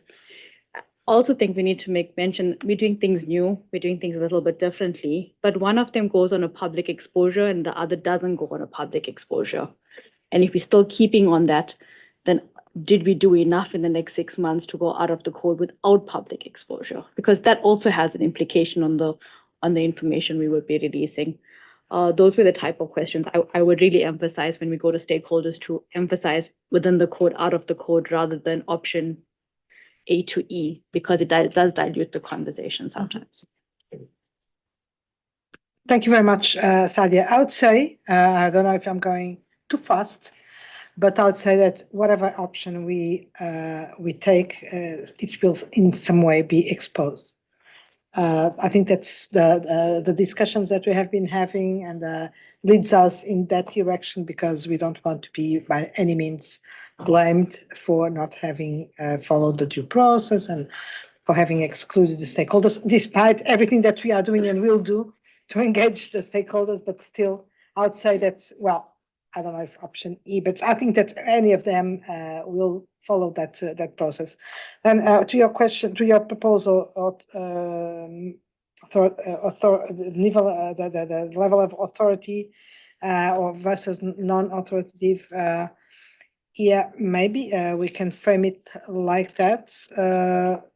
Still, I think that we look at that, and there are mixed, some of them. So I think it may be a little bit difficult to qualify them necessarily as mandatory or not mandatory, because I think that I see a bit of mixed things, not probably on option D and E, but on the top ones, there are some mix. But we will think about it for sure, and to make sure that this is not confusing stakeholders. And thank you very much. Rania, please. Thank you. So very much to your point, Gabriella, and to Christelle's point, I think what would help inform the discussion with our stakeholders would be to have a sort of analysis, just as for ISQM1, about the interlinkages between the requirements for change as per the FCG framework and the requirements that already exist in the code. So there are interlinkages there. And so I think it would help for our stakeholders to understand what is being added and how much, so that they can, advise on which option is really, and based on what you said, we'd like to add this, maybe that viewpoint, but not that other viewpoint, because this is already in there, and maybe something could be, for example, enhanced with some NAM, but something else should be added as a requirement. And so I think it would help to have that sort of an analysis. So in the code, if I recall correctly, there are a couple of paragraphs, but all of them are application in respect of its culture and governance.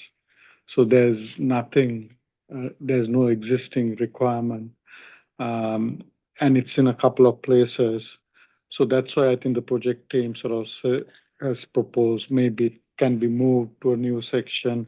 And it could be requirements or it could be application material. But I like Satya's point that actually what we're asking stakeholders is more about the first, is it in the code or is it outside the code?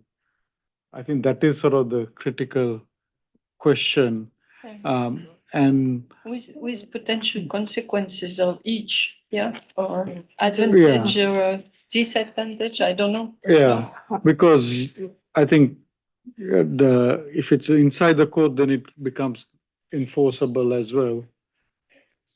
And No, there's a slight nuance when we say it's inside the code. The question is more whether there should be requirements or not requirements, because right now today in the code, there is application material that speaks to ethical leadership, accountability, education and training, and the speak up culture. So the application material in the code today covers 4 of the elements, but that's as far as it goes.